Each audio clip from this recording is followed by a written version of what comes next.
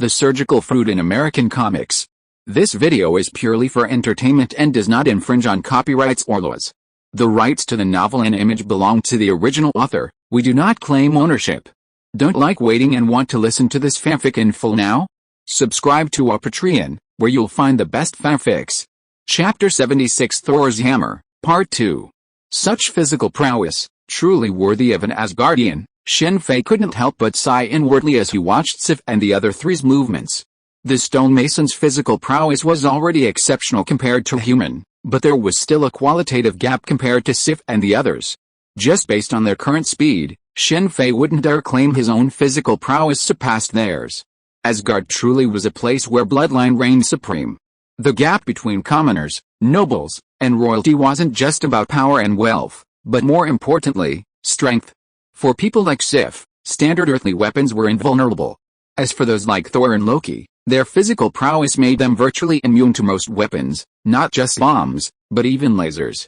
Swords slashed, axes chopped, and the four surrounded the destroyer and unleashed a fierce attack.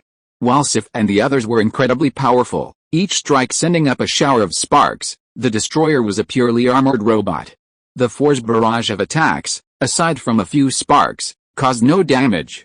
"Tony, are you free now?" Shen Fei was silent for a moment, then immediately picked up the phone and called Stark. "What's up?" "I'm practicing." Through the phone screen, Shen Fei could see Stark practicing hitting a punching bag. "Here's an alien robot, interested," Shen Fei said, turning the phone towards Sif and the others fighting, allowing Stark to clearly see the destroyer. "You're there, turn on the location, I'll be right there." Upon seeing the destroyer, Stark immediately stopped practicing and walked towards the laboratory, commanding as he walked, "Jarvis, turn on the monitoring satellite." "Yes, sir." "The target is New Mexico." Jarvis moved swiftly, quickly locating Shen Fei's location, who had already activated a location device, and viewing the situation there through satellite imagery. The satellite showed the destroyer emitting a destructive beam, destroying cars and houses nearby. "Alien robot," Stark said, already donning his Iron Man armor, and flying towards New Mexico.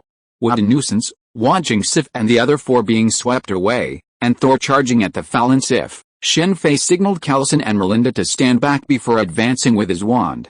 Blazing, a ball of flame shot out from his wand, quickly surrounding the destroyer. Sadly, the blaze seemed to have no effect on the destroyer. "Leaf flame." Shen Fei pointed his wand at the destroyer, and the red flames on its body instantly transformed into a roaring dragon head. Truly powerful. Seeing that leaf flame couldn't stop the destroyer's advance, Shen Fei immediately sheathed the flame and waved his wand. Obstacle after obstacle, obstacle after obstacle, several obstacles formed a series of transparent barriers in front of the destroyer. Snap! The next moment, the first barrier was shattered by the destroyer's punch. Perhaps sensing the obstacle ahead, or perhaps realizing that the enemy was Shen Fei, the destroyer's visor flushed red again, and then a red beam shot towards Shen Fei. Apparent, when the destroyer fired a beam, Shen Fei immediately appeared and moved behind the destroyer. Powerful blast. The fire spell had no damage, and the obstacles were too numerous to stop it. Shen Fei could only try the blasting spell. Powerful blast, powerful blast. Several powerful blasting spells in a row pushed the destroyer back several steps, but that was all it did. It didn't cause any damage to the destroyer. Both the magic defense and the physical defense are very high. It's worthy of being a weapon made by Odin. When the destroyer fired another beam, Shen Fei appeared again and came behind it. Room. The hemispherical transparent space immediately wrapped up the destroyer. Then Shen Fei took out the saber he carried with him in his left hand and swung it hard. Naturally, nothing happened. Callison and others on the side looked at Shen Fei waving the saber at such a distance from the destroyer with puzzled expressions. It really doesn't work, Shen Fei thought to himself, and disapparated again, this time directly to the outermost perimeter. Because the destroyer's beams were now firing in all directions, its head rotated 360 degrees. If Shen Fei had moved behind it again, he might have been hit. Shen Fei had noticed because the destroyer's head had turned slightly before attacking. Combined with the 90-degree rotations seen when Sif and the others had previously attacked the destroyer, it was clear that the destroyer's front and back were identical. "I'm at my wit's end," Shen Fei said helplessly, approaching Callison and Melinda, hands spread out. "Don't you have any more powerful magic?" Callison said hurriedly. I've already used my most powerful spell, and it was completely ineffective." As Shen Fei spoke, his phone rang. He picked it up, and it was indeed Stark. "I'll be right there. Hold him off for now." Stark had already watched the previous battle from the satellite. For the glory of Asgard, Sif and the others, now recovered, rushed forward again, but unfortunately, they retreated just as quickly as they had rushed. The destroyer seems to be getting more agile. Has Loki found the secret to controlling him? When the destroyer first appeared, its movements were very slow. Hold on a little longer. If Thor doesn't recover, I'll just take Stark and the others and leave. Thinking this, Shen Fei once again stood in front of the destroyer. Because this time, he needed to buy time, he didn't use offensive spells, but instead used a transfiguration spell. As he wielded the spell, the collapsing signs, wooden planks, and mailboxes transformed into eagles of various sizes, swooping down on the destroyer. Just when Shen Fei could buy some time, the eagles suddenly changed their expressions. The destroyer ignored them and rushed directly to his side. Bang! With a resounding, powerful force, a resounding crack, sent Shen Fei flying into the air. He flew nearly 100 meters before falling heavily to the ground. Looking for death, the moment Shen Fei was knocked back, Loki, perched on the throne of Asgard, sneered. "Damn, that hurts." Feeling numbness on the right side of his body and a dislocated bone, Shen Fei immediately used the power of the surgery fruit to reset his bones. "Thank goodness I used armor before the fight, otherwise I'd be seriously injured." Shen Fei, barely able to squat, gazed at the destroyer in the distance with a wry smile. Despite his preconceived notions, he had underestimated the destroyer's power. As the destroyer, who had accompanied Odin in his conquests of the Nine Realms for so many years, a renowned destroyer, even without Odin's control, was far from being a simple opponent. Without Thor and the Ancient One's intervention, Earth might not have been able to defeat the destroyer. Armor, in Harry's world, was a protective spell, similar to the barrier spell, creating a transparent wall in front of the body. The armor protection that Shen Fei used was a modification he made himself. He turned the transparent wall into an armor and put it on his body. The spells in Harry's world that he learned in school were just the basics. If he wanted to make better use of the spells, he had to rely on himself to extend them. The armor protection spell, if used by an aura, would turn the body into a sphere that surrounded it and could defend against external attacks. A powerful aura could even use it to defend against attacks from obscurials. Still alive, Shen Fei was still alive, which made Loki very angry. So he controlled the destroyer again, preparing for the next attack to kill Shen Fei. Boom boom boom. At this moment, several micro-missiles suddenly appeared next to the destroyer, followed by a series of explosions. Stark arrived at this time. "You look bad," Stark said with a smile, floating not far from Shen Fei. "Be careful, he's not that easy to deal with," Shen Fei said, rising to his feet. Having taken a direct hit from the destroyer, even Sif and the others wouldn't have been able to stand up.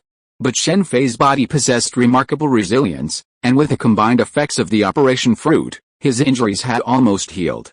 "He's not easy to deal with," Stark was about to say, but when the smoke from the explosion cleared, revealing the unscathed destroyer, his mouth dropped open. Having seen the destroyer's immense power from the satellite, Stark's attack was unwavering. Though small, the missiles were incredibly powerful. A single micro-missile could easily destroy Earth's most advanced and fortified tanks. Even his own iron armor might not be able to withstand a single micro-missile attack. "Jarvis," Stark called out immediately. "The target is enshrouded in a strange energy, making it undetectable." More, at that moment, the iron armor unleashed a barrage of nearly 20 micro-missiles. Fortunately, the iron armor had been enchanted with the invisible extension spell, otherwise it wouldn't have been able to carry so many weapons. Boom boom boom. Another series of explosions, but the destroyer was naturally unscathed. "This is impossible," Stark couldn't help but scream. As a former arms magnate, Stark knew very well the power of these micro-missiles. "Be careful, there's a high energy concentration ahead." After being reminded by Jarvis, Stark immediately controlled the armor to fly to the side. At this time, a powerful energy beam just passed by Stark's iron armor. "Sir, the enemy is too powerful. It is recommended to retreat and notify the army to use strategic weapons." Jarvis's voice sounded in the iron armor. "I know," although Stark said he knew, he drove the iron armor towards the destroyer. Since long-range attacks didn't work, then close combat would be enough. This guy, Stark's sudden action scared Shen Fei. Unfortunately, even though Stark had recently practiced martial arts, his opponent was a robot, immune to pain. After he landed a few punches on the destroyer sent Stark flying with one blow, its visor immediately flaring red. The next moment, it launched a volley of energy beams at Stark. Fortunately, the flying Stark suddenly dodged upwards mid-flight, dodging the energy beam. But then, the destroyer immediately launched a barrage of energy beams at the soaring Stark. "You can fire continuously." "A powerful blast," Shen Fei exclaimed. Using his wand to disrupt the attack, dealing no damage, merely disrupting it. "Damn it! Where's the army? Why haven't they deployed yet?" Fury, watching the entire situation from satellite at S.H.I.E.L.D headquarters in the Trident, angrily slammed the table. "They're still deploying," Hill said from the side. Enough. Just as the destroyer launched another massive attack, knocking Stark from the sky, Thor finally jumped out. "Rejuvenate, heal quickly." Shen Fei ignored Thor's leaping form and instead walked over to the falling Stark. He had Jarvis open his visor and begin treating him. Fortunately, he had cast a spell to slow Stark's fall, so his injuries weren't too serious. However, his iron suit was severely damaged and couldn't fly. Bang! Just as Shen Fei was helping Stark escape from the iron suit, a loud bang was heard. Thor had been struck down by the destroyer. Loki really doesn't want to kill Thor. Although Loki had tricked Thor many times, he certainly had no intention of killing him. After allowing the destroyer to strike Thor back, the destroyer immediately turned and left. Boom! Just as the destroyer had taken a few steps, a massive flash of lightning suddenly streaked across the sky, and then the entire sky changed, with a blanket of dark clouds instantly filling it. What's going on? Where's the signal? Meanwhile, Fury, watching the scene via satellite, saw the image suddenly disappear. Jarvis, Stark had also lost contact with Jarvis. "He's finally here." The sudden change in the sky told Shen Fei that Thor's strength must have returned. Sure enough, a dark figure flew over from a distance. Thor, who had been knocked unconscious, suddenly stood up and caught the flying figure. It was none other than Mjolnir. As he grasped Thor's hammer, Thor's form immediately transformed. Black armor instantly enveloped him, and a red cape fluttered behind him without a breeze. Is this space magic, or nanotechnology? Shen Fei pondered the appearance of Thor's armor and the weaponry that Loki transformed into. Nanotechnology hadn't been invented on Earth yet, but it had long existed in the universe. With Asgard's technology, nanotechnology wasn't surprising. Bang! The destroyer, who Sif, Shen Fei, and Stark hadn't been able to defeat despite their best efforts, was instantly hurled back nearly 100 meters by Thor's hammer. The difference was clear at a glance. Thor's restored strength delighted Sif and the others, while Jane Foster's eyes sparkled. How did Captain actually fight Thor? Was that shield so powerful, or was it the power of Captain's conviction? Shen Fei wasn't surprised by the power displayed by Thor. While the Asgardians weren't true gods, the title of Proteus wasn't an exaggeration. It was a shame that Stark's shield wasn't made of real adamantium. The true Captain's shield should be in Captain's hands. As the destroyer stood up again, Thor, clutching Mjolnir, took flight. He soared above the destroyer, twirling it continuously. A strange vortex of storms enveloped him and the destroyer. Crack! Then, a blinding flash of lightning descended from the sky. Everyone closed their eyes, and when they opened them, they were shocked to find that the destroyer's body had been shattered. Forget it, Odin is still alive, so let's not take the risk. When Thor was dealing with the destroyer, Shen Fei looked at Thor's blood on the ground in the distance. After hesitating for a while, he resolutely gave up the idea of collecting Thor's blood. Chapter 77 Thor's Hammer, and Heimdall. Shen Fei sighed softly, then glanced up at the sky. The reason Shen Fei gave up Thor's blood wasn't just Thor's. It was also the guardian deity of Asgard, the gatekeeper of the Rainbow Bridge, who could see through the 9 realms. Being able to see through the 9 realms with just his eyes was a power worthy of a god, and with such power, Shen Fei had no way of avoiding it at the moment. As expected, a childhood sweetheart is better than a gift from heaven. Watching Jane Foster rush over and embrace Thor after he destroyed the destroyer, Shen Fei couldn't help but shake his head, glancing at Sif, whose expression was somewhat gloomy. Thankfully, Thor wasn't just someone who had no humanity for the opposite sex. After a brief hug, he walked over to Sif and the others, smiling and hugging them one by one. Congratulations, Shen Fei said, smiling as Thor finished talking to Sif and the others. Thank you very much for this, but you have to return Jane's things to her. Don't worry, I'll return them to her shortly, Shen Fei agreed. I'll be back soon. After seeing Shen Fei agree to his terms, Thor immediately turned to Jane Foster and said with a smile, then walked aside with Sif and the others, holding up his hammer and shouting, Heimdall. This experience of losing divine power has made Thor undergo a similar transformation to Stark back then. Although he is not yet a qualified king, Thor has already changed in this direction. Boom.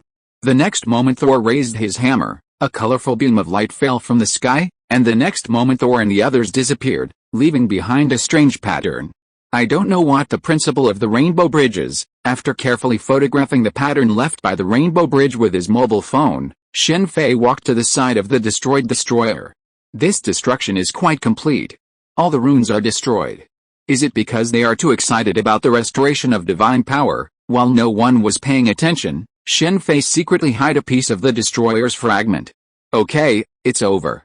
You can clean up the mess now, Shen Fei shouted as he watched Stark, Coulson, and the others curiously gathered around the image left by the Rainbow Bridge.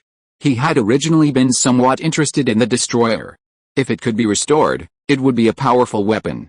Unfortunately, Thor had destroyed it so thoroughly that, aside from the materials used to construct the destroyer's armor, it was no longer of much use. As for a complete restoration, it would likely require Odin's intervention. Of course, even a destroyed destroyer wasn't without uses.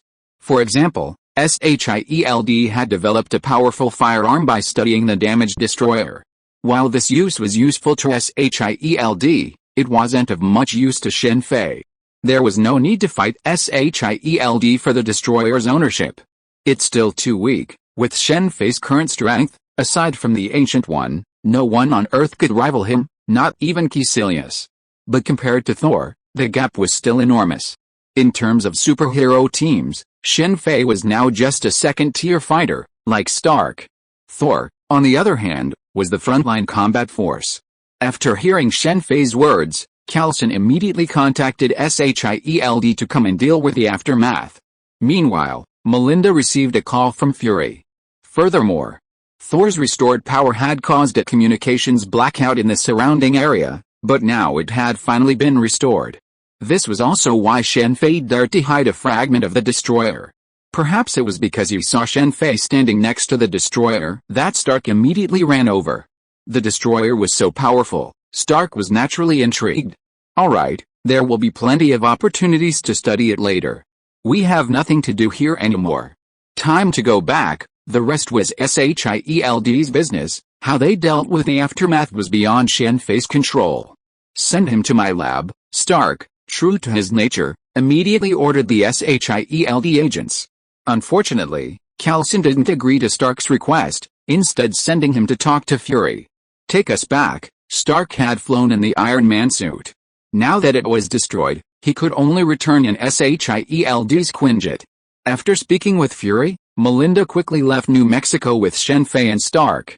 However, the two didn't return directly to their home, but instead went to Washington, D.C. Fury wanted to see them, and Stark wanted to see Fury, the destroyer, and Stark wanted to study him immediately. Asgard, Thor, are you kidding? After calling Pepper to reassure her he was safe, Stark began to inquire about what had happened. Upon hearing Shen Fei's answer, Stark nearly jumped. Although Stark had witnessed Thor's power firsthand, he was still in disbelief upon learning that he was Thor, the god of thunder, and that the Asgard of Norse mythology actually existed. I'm not kidding. Asgard rules over the 9 realms, Shen Fei said, giving Stark a brief overview of the 9 realms. So they're aliens, Stark said after a long silence after listening to Shen Fei's introduction. In a way, that's true. For Stark, the alien theory was more palatable than the Proteus theory. Send it to my lab first, Stark told Fury bluntly after arriving at the Trident, Fury's office. So you agree, Fury said calmly. I need to think about it for a while. Okay, I'll let you study it first, but I want to share your findings, and you only have 3 months. After considering it, Fury offered his terms. While S.H.I.E.L.D had many scientists, none were quite like Stark.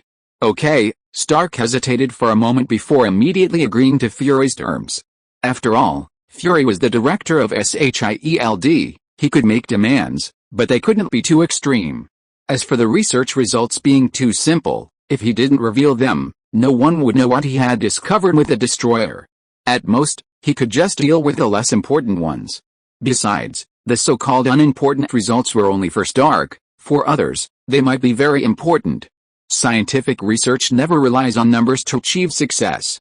After agreeing on terms with Stark, Fury turned his gaze to Shen Fei, who sat nearby, and said, "I'd like to ask, is this the only way Asgardians fight?" As Fury spoke, he displayed footage of Sif and the others battling the destroyer on the large screen in front of him. Although Fury didn't say it, Shen Fei understood what he meant. He was asking if Asgardians used cold weapons. In modern society, cold weapons have been completely eliminated from warfare. With the exception of figures like Hawkeye, everyone in modern society uses guns. If Asgardians fought exclusively with cold weapons, it would be good news for Earth. Of course. The abilities of Thor and the Destroyer were another matter. More or less. This is their custom. To die on the battlefield is the highest honor for Asgardians. Shen Fei nodded, acknowledging Fury's assumption. Shen Fei stood up and prepared to leave. Thor had already met him. As for S.H.I.E.L.D., how the 5 major powers wanted to interact with Asgard, it was none of his business. Unfortunately, he wanted to leave, but Fury and Stark didn't want him to leave just like that. They still had many questions about Asgard. Don't ask me so many questions. I've never been to Asgard. All I know is what I've read in books. Faced with a two people's barrage of questions, Shen Fei was speechless. This was reality, after all, not a movie. Spider-Man wasn't the chatterbox Stark had been pampering him with. Similarly, he couldn't say what would happen to Asgard. Furthermore, even if Asgard was destroyed by Hela's appearance, the Asgardians wouldn't necessarily return to Earth. Thor might return, but the people of Asgard wouldn't. After all, the 9 realms were so vast, and there were plenty of planets suitable for Asgardians to survive. As for the possibility of them eventually fleeing to America on Earth, renting a place, and hanging a sign claiming to be the new Asgard, the chances of that happening were extremely slim. This concerns the relationship between Earth and Asgard. You're from Earth, after all, aren't you worried? Fury said earnestly, noticing Shen Fei's reluctance to speak. Worried? What are you worried about? Shen Fei suddenly laughed, staring at Fury. You're worried about Asgard going to war with Earth. You're overthinking it. Do you know the Rainbow Bridge? Before Fury could reply, Shen Fei continued, the Rainbow Bridge is not only a highway for Asgardians to enter and exit the 9 realms, it's also a planet-destroying weapon. At full power, it could slice Earth in half like a cake in about an hour. Shen Fei spoke as a golden magic circle shone in his hand. A phantom planet appeared before the 3 of them, and a beam of energy passed through it, splitting the planet in 2. This scene froze Fury and Stark. So Earth had been targeted by a planet-destroying weapon.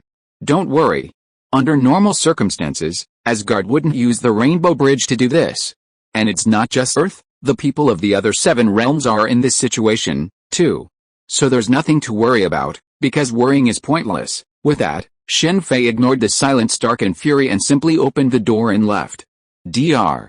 Eric, I've asked you to come here to help research an object, in an unknown underground base. Fury led Dr. Eric to a tempered glass case.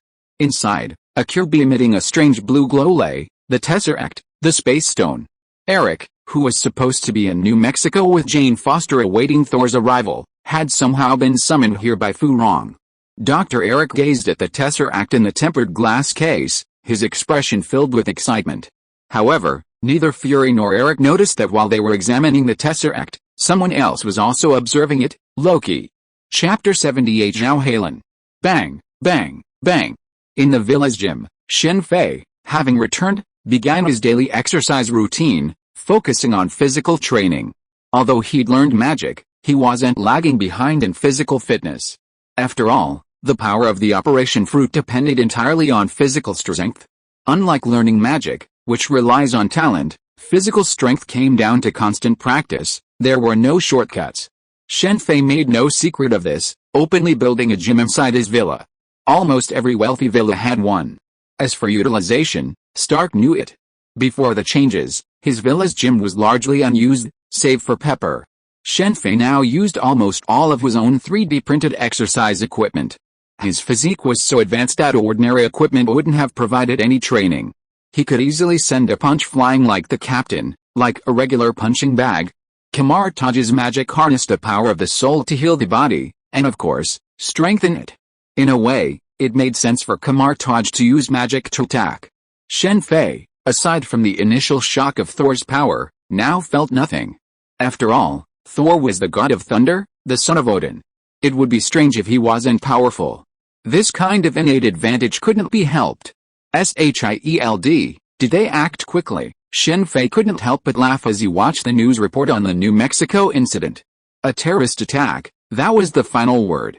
There was absolutely no information about Asgard or the Destroyer in the news. After all, only Shen Fei and S.H.I.E.L.D knew Thor was Asgardian. As for the Destroyer, everyone who encountered it died. Those who had seen it before and survived could only say it was a robot, an Iron Man. With the emergence of Stark, Iron Man, and the official appearance of Iron Patriot, coupled with a previous attack on the Stark Industries Expo, even if this was exposed, it wouldn't matter. 2 consecutive terrorist attacks, with the Stark Industries Expo also being attributed to terrorists, prompted some Americans to immediately intensify their crackdown on terrorism. They're mixed up, right? The anti-Stark alliance. The news didn't seem to concern Shen Fei, but Red Queen's surveillance revealed something interesting. Following Obadiah Stane's unexpected death, most of his subordinates had been fired by Stark Enterprises, and many were imprisoned. Stark might have shown some leniency towards Obadiah Stane, but he wasn't so kind to these people. It was obvious who had created Ironmonger. So Mysterio contacted some of them. Those who could serve as Obadiah Stane's subordinates were quite capable, often holding at least a doctorate. One of them was Stark Enterprises-led researcher in drone manufacturing, possessing extensive expertise in drone manufacturing. Mysterio's drone was made by him. Stark Enterprises had a deep foundation, so they could ignore these individuals. But for Shen Fei, their research was very useful. Mysterio had even used his holographic imaging system to give Spider-Man a good beating. It seems the holographic imaging system isn't completely finished yet. You better keep working hard. When it's done, I'll give you a great gift. You can go see Mephisto. The holographic imaging system Mysterio later used could be directly mounted on drones, making it far more advanced than what Stark and Shen Fei were currently using.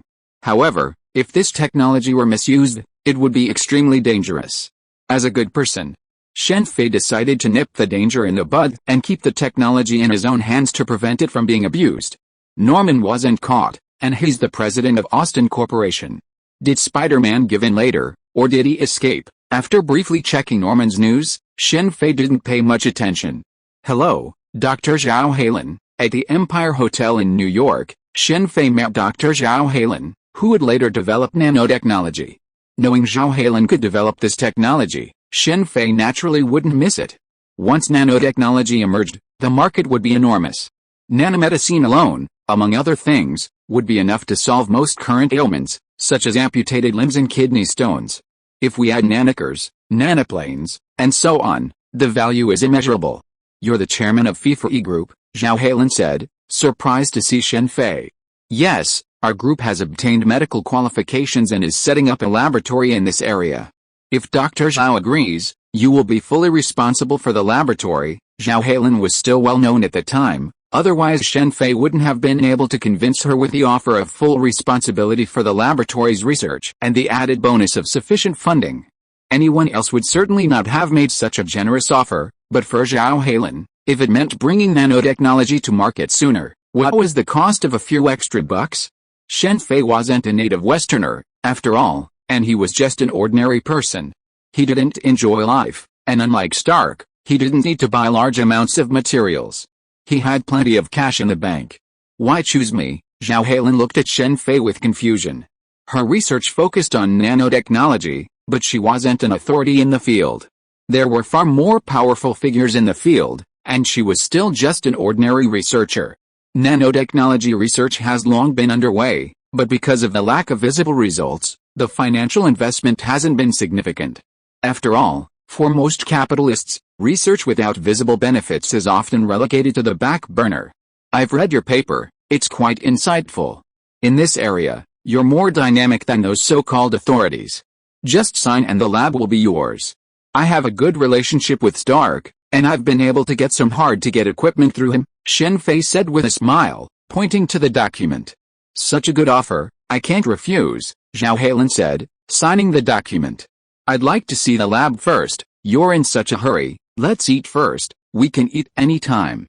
I can't wait, okay, soon. Shen Fei and Zhao Halen arrived at the headquarters building on Staten Island. Stark had originally wanted Shen Fei to buy a building not far from Stark's, bringing the two companies closer together. However, Shen Fei immediately refused. Just kidding. To avoid being caught up in the Battle of New York, he hadn't even bought a mansion in Manhattan. How could he possibly place his company headquarters near Stark Corporation? Would that make him a target for the Tyrants? If it were just a target, it wouldn't matter. But if something happened to Dr. Zhao Halen, wouldn't Nanodetch be finished? Okay, I'll leave this to you. If you need anything, talk to him. After introducing a secretary to Zhao Halen, Shen Fei left. Because Pepper was busy with Stark Corporation, Shen Fei was the only one present at FIFA Group. After all, it was his own company, and he couldn't afford to be invisible all the time. Chapter 79, Stark recovers. An old satellite. Looking at the casually dressed Ada on the other side of the video, Shen Fei couldn't help but ponder. The technological advancements in the Marvel Universe were far faster than those in his previous world. Analog signals had barely been used for a few years when digital signals appeared and quickly spread across the globe, rendering them obsolete. Honestly, an analog satellite is significantly more expensive than the latest digital satellites these days. After all, building it from scratch is not only expensive, but also time-consuming. But an old satellite is a different story. Not only would the price be much lower, but the products would be delivered quickly. Satellites have a very low failure rate. If it weren't for the need to retest these old satellites, he'd have the finished products by now. Okay, after some consideration, Shen Fei agreed. Even if it was an old satellite, it could still last for decades. Perhaps by then, digital satellites from Harry's world would have been available. Stark is truly a capitalist. Looking at the arc reactor, manufactured and sold by the Stark Group, Shen Fei suddenly smiled. While its design was identical to the arc reactor that powered the Iron Man suit, its energy supply was reduced to 1/10. Several models of the arc reactor were marketed, differing only in the amount of energy contained within. As for arc reactors built with new elements, none existed on the market. The price of palladium has indeed risen quite a bit, even more expensive than gold. It's a perfect opportunity to make a killing. Since the palladium-powered arc reactor had been invented, why wouldn't Stark stockpile it in advance? While Stark Group had already acquired a significant amount due to its large-scale arc reactor, this time the purchase was even greater. Following suit, Shen Fei also bought a significant amount. After all, palladium isn't a controlled substance like uranium, and he capitalized on the opportunity to make a killing. For Shen Fei, palladium wasn't a big deal. On Marvel Earth, he could only profit from the trend, while the bulk of the profits went to the conglomerates. But with a vast universe at his disposal, obtaining palladium was easy. In Harry's world, palladium was unrivaled, not to mention the other worlds. You want to go to the Wizarding World? Inside Stark's New York villa, Shen Fei was stunned upon hearing Stark's request. Not bad, Stark nodded vigorously. That might be difficult, Shen Fei said after a moment's silence. The Ministry of Magic International strictly forbids anyone else from entering. Shen Fei was deeply frustrated. He had never expected Stark to make such a request upon entering. It was true that man's plans were always uncertain. Is there no other way?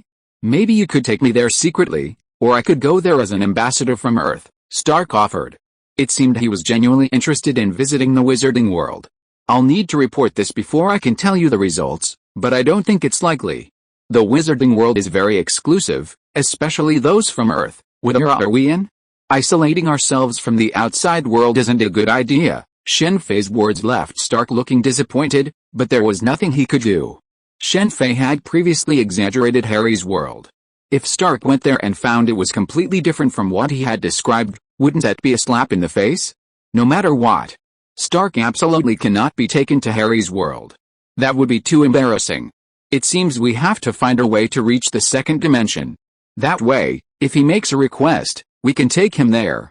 However, whether it's actually possible to take people through that dimension still requires testing. Shen Fei currently doesn't know whether normal humans can survive in the quantum realm, in that dimensional space. He can survive there because he's a magician of Kamar-Taj, but Stark isn't. Okay, let's not talk about that for now. I'm here to completely eliminate the bomb fragments in your body, really." As soon as Shen Fei finished speaking, Stark excitedly stood up. To others, Stark looked cool with an arc reactor on his chest, but only Stark knew the pain. Not to mention issues like bathing, even intimacy was out of the question. After returning from the Middle East, Stark stopped having affairs and later officially became a boyfriend and girlfriend with Pepper. However, Pepper had always resisted Stark's advances due to concerns about his health. "What do I need to prepare?" "Nothing. Just take off all your clothes. Just keep your underwear on, here," Stark said in disbelief. "Here's fine, I've never been naked in front of a man before." Stark hesitated. "You're not a beautiful woman. Do you think I want to see you naked? Hurry up. Oh, and remember to shut down Jarvis," Shen Fei urged. "Shut down Jarvis?" Stark looked at Shen Fei in confusion. "Yes, it's a unique magic. I don't want to expose it to anyone else. Just keep it to yourself." Although Stark's Jarvis firewall was very powerful, Shen Fei still asked Stark to shut it down just in case. "Okay," Stark said, shutting down Jarvis and hesitantly removing his clothes. "Nice figure, isn't it?" Shen Fei said, pulling out a scalpel. "Isn't it magic?" Stark looked at the scalpel in Shen Fei's hand, not a magic wand, with a look of confusion on his face. It must be said that Stark still trusted his friend very much and didn't even think that Shen Fei would take advantage of this moment to hurt him. "It's magic, room," Shen Fei said, swiftly slashing forward with the scalpel. Stark's body was instantly dismembered, his head and limbs scattered in the air, and his torso was split into 3 sections. "What is this?" Stark's head, which had fallen to the ground, cried out upon seeing this. The purple man had been terrified by the sight, but Stark merely screamed, a sign of exceptional mental fortitude. "Can you be quieter? Don't interrupt me while I'm working," Shen Fei said, holding the scalpel in front of his eyes. A cold light flashed across the blade. "Room, scan." Shen Fei immediately spotted dozens of tiny bomb fragments trapped in Stark's chest by the arc reactor. The Operation Fruit's ability was similar to that of an operating room, so of course it had a scanning function. Shen Fei then waved his left hand and grasped them. The bombs flew from Stark's body into his own. As a precaution, Shen Fei used the scan function again, scanning Stark's entire body. Only after confirming that all the bomb fragments had disappeared did he retract the power. The bomb fragments were incredibly tiny. Relying on the power of the Operation Fruit without scanning wasn't impossible, but that would require Shen Fei to slowly search piece by piece, which would be much slower.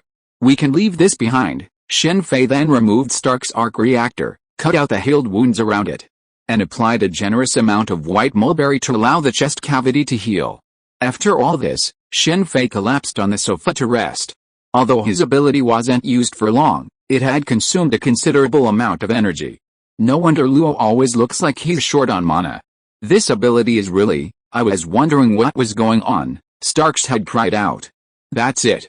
Wait until the wounds are fully healed." Stark currently felt no pain, but once he reassembled Stark's body, he would. "Can you please lift my head?" Stark's limbs fell to the ground in 4 directions, his head also. "Room, baton." Shen Fei nodded, summoned Stark's head, and placed it on the table in front of him. "This is amazing, amazing, I'm still alive in this state. Quick, bring my legs over so I can see them." Stark was indeed completely different from the purple man. "Wait a minute, I'm very tired. My current strength can only barely activate this." Shen Fei waved his hand and took another deep breath, of course, pretending. "Thank you for your hard work this time." "You're welcome. It's amazing, but it's also ridiculous." Stark repeatedly felt the reassembled body, left and right. Before Stark fully recovered, he had deliberately left one of his legs alone. After careful examination, he could see the blood flowing inside, but it seemed as if a mysterious force was preventing the blood from spurting out. "Don't ask me, I know nothing." Shen Fei looked at Stark again and waved his hand. How could he possibly know how the Opera Fruit's power was activated? "I'll be back now. You can study it slowly. By the way, your wound has just healed. Don't do any strenuous exercise. Be careful of ruptures. You need at least 7 days of rest. I'll tell Pepper about this." Shen Fei then picked up the phone and informed her of Stark's recovery, asking her to supervise him. The only person who could keep Stark under control was Pepper. "How long can this leg last?" Stark asked, holding up his left leg. If you want to study this, find an animal next time, not your own leg. I'm tired, so I'm going back to rest. Shen Fei activated the room and forcibly reattached Stark's leg. In theory, a limb severed by the opera fruit could persist and be combined with other limbs, much like a swordsman with a split upper and lower body. But this is the Marvel world, with its vast array of advanced technology and infinity stones, and Shen Fei was genuinely worried that Stark might damage his leg. You, Stark said, looking at the reattached leg, but he realized Shen Fei had already left. An animal. Chapter 80, Basilisk, Part 1. Even Stark, the technological gap between the two sides is too vast. There's nothing he can do. At night, Shen Fei, hooded and head-bowed, walked the streets of Hell's Kitchen, thinking about Stark's research and shaking his head. After treating Stark, Stark became interested in the power of the Opnono and obtained some animals for experimentation, but the results were disappointing. The same was true of Stark's research on the Destroyer. After all, it was Asgardian technology, and it wasn't easily developed there. This was completely different from Howard's acquisition of the arc reactor from the Tesseract, or Dr. Hank's acquisition of the PIM particles from the Tesseract.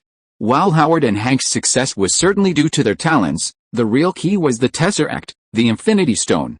The reason Marvel Earth has so many mutants, like the Hulk, Captain Marvel, and even the Inhumans, as well as countless advanced technologies, is because the Infinity Stones are on Earth. Without the Infinity Stones, these feats would be impossible. The Kree had experimented with Inhumans on numerous planets, but to no avail. Yet, they succeeded on Earth. It wasn't because the Earthlings were some kind of divinely gifted creature, exceptional, but rather because Earth possessed two Infinity Stones. If there had been only one, it wouldn't have been a problem, but there were two. The Infinity Stones are incredibly powerful, but they also present numerous challenges. Otherwise, Odin wouldn't have placed the Space Stone on Earth. Would Asgard have been much better off with it? Furthermore, after Asgard acquired a Reality Stone, it wasn't placed there, but with a collector. Shen Fei didn't know Odin's motives, but it showed that he was deeply wary of the Infinity Stones. Even the Ancient One couldn't match Odin's knowledge of the Infinity Stones, otherwise he wouldn't have allowed two Infinity Stones to appear on Earth. However, this wasn't the Ancient One's fault. After all, she focused most of her energy on defending against invasions from dimensional monsters. She spent most of her life on Earth or in other dimensional worlds, rarely visiting the real Marvel Universe. Come to think of it, Thanos' destruction of the Infinity Stones was actually a good thing for the world. While the Infinity Stones were indestructible, Thanos' so-called destruction merely transformed them into invisible forms, such as quantum states. One day, the Infinity Stones would be reborn. However, this rebirth wouldn't happen for 1,000,000 years. In free America, shootings happen every day. That saying is truly true. Shen Fei hadn't walked far in Hell's Kitchen when he heard gunshots, accompanied by screams and curses.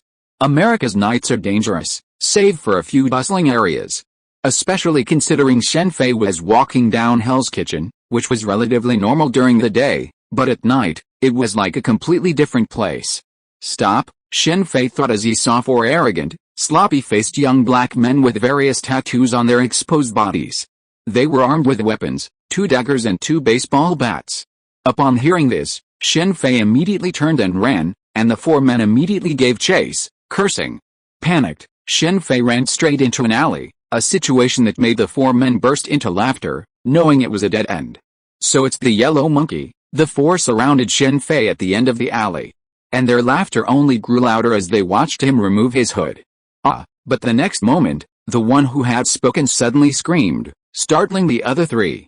Looking over, they saw their companion covering his eyes with his hands, blood oozing from them. The dagger in his hand had fallen into Shen Fei's hand. Asshole! One of the burly black men immediately raised his baseball bat and smashed it against Shen Fei's head. But the next moment, he screamed, and the bat fell to the ground, along with a hand. The man clutched his wrist, where his right hand had been removed, and screamed in pain. The remaining 2 men, terrified by the scene, dropped their weapons, screamed, and turned to run backwards. The next moment, their bodies flew upward, slamming hard against the wall. They screamed in pain and fainted. 4 of you, that's enough. Seeing the man without an eye still screaming, Shen Fei immediately kicked him unconscious. He then glared coldly at the man with the wrist missing. The man, still screaming, met Shen Fei's cold gaze and quickly shut his mouth. The sweat dripping from his face suggested he was enduring the excruciating pain. Shen Fei then appeared beside him and knocked him unconscious. He then drew his wand and cast a slingshot spell, sending the two unconscious black men flying towards him. Then, he stacked the four men together. Blazing, after casting a flaming spell, he apparated away. You're lucky to have met me. The quantum realm, the dimensional space, even the Starks have never experienced this. In the villa's basement, after throwing the four men aside, Shen Fei began his move. First, he staunchly stopped the bleeding of the two injured men, then grabbed the Ant-Man suit and donned it on one of them. Shen Fei hadn't gone to Hell's Kitchen out of idleness or to play some superhero. He'd been there looking for test subjects, and these four had just happened to run into him. He now had the satellites he needed, 3 analog satellites and 1 digital satellite. While they were a bit worn, they were more than enough for Harry's world. He'd also gathered all the items he'd collected. Because of Stark's suggestion, and considering the possibility of bringing people in and out in the future, Shen Fei had gone to Hell's Kitchen for safety reasons. The 4 test subjects were being tested in 4 different areas. The first was to determine if an average person could survive in quantum space. His hypothesis was that ordinary people definitely couldn't, and that the Wasp, Ant-Man, and the others were able to survive in quantum space because of Pym particles. But speculation was speculation, and it needed to be tested. After all, this was a matter of human life, and no carelessness was allowed. Of course, these weren't the lives of these scoundrels. Shen Fei wouldn't agree to randomly experiment on anyone, but he didn't mind these evildoers. He was doing this to the people, a task he hadn't considered before returning from Harry's world. Otherwise, he could have started testing then. We also need to test the power of the Operation Fruit and see how it reacts in the quantum realm and dimensional space, Shen Fei said as he used the Operation Fruit to slice one of the people into pieces. Shen Fei could have returned to Harry's world long ago. With a passage between the two sides already open, traveling back and forth wouldn't waste any time. However, he wasn't Harry's world's savior. So he didn't need to be so busy. Traveling back and forth would consume Pym particles. Even though he was rich now, before he traveled through time, a tube of Pym particles would cost him a lifetime. He wanted to change Harry's world, but this change should not affect his own growth. He also wanted to make Harry's world a logistics base. After all, the materials for the arc reactor and the Pym particles were much easier to collect in Harry's world than in Marvel's. This time is really interesting. Speaking of which, how is time converted between 2 different dimensions? After appearing in the magic city of Harry's world, Shen Fei couldn't help but frown when he saw the current time. He had spent quite a bit of time in the Marvel world this time. He had originally thought that a lot of time had passed in Harry's world, but from the date, he found that the difference in time between the two was not that big. Is it time synchronization, or is there some other reason? Forget it, I'll go back in a few days to check on those 4 guys first. It seems that if I want to freely enter and exit different dimensions, I need to keep making money. Only then can I have enough Pym particles to use. His way of going out was much more expensive than Stark's private jet.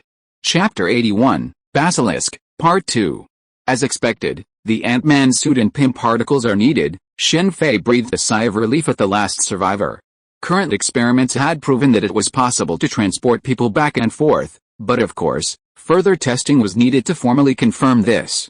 Through his experiments, Shen Fei discovered that the power of the Operation Fruit lost its effect in the dimensional space, affecting both living and inanimate objects. This didn't surprise Shen Fei too much. The only thing that prevented him from confirming this was whether it was due to his own lack of strength or the energy within the quantum realm. He didn't know. Perhaps he could wait until he was stronger before confirming this. After that, Shen Fei killed a black man and used the dimensional space to destroy the body. He then prepared to proceed with his earlier plan. He wanted to kill him because he was staying here for a while and didn't want to bother with him. As for the experimental personnel, this world had no shortage of people who deserved to die.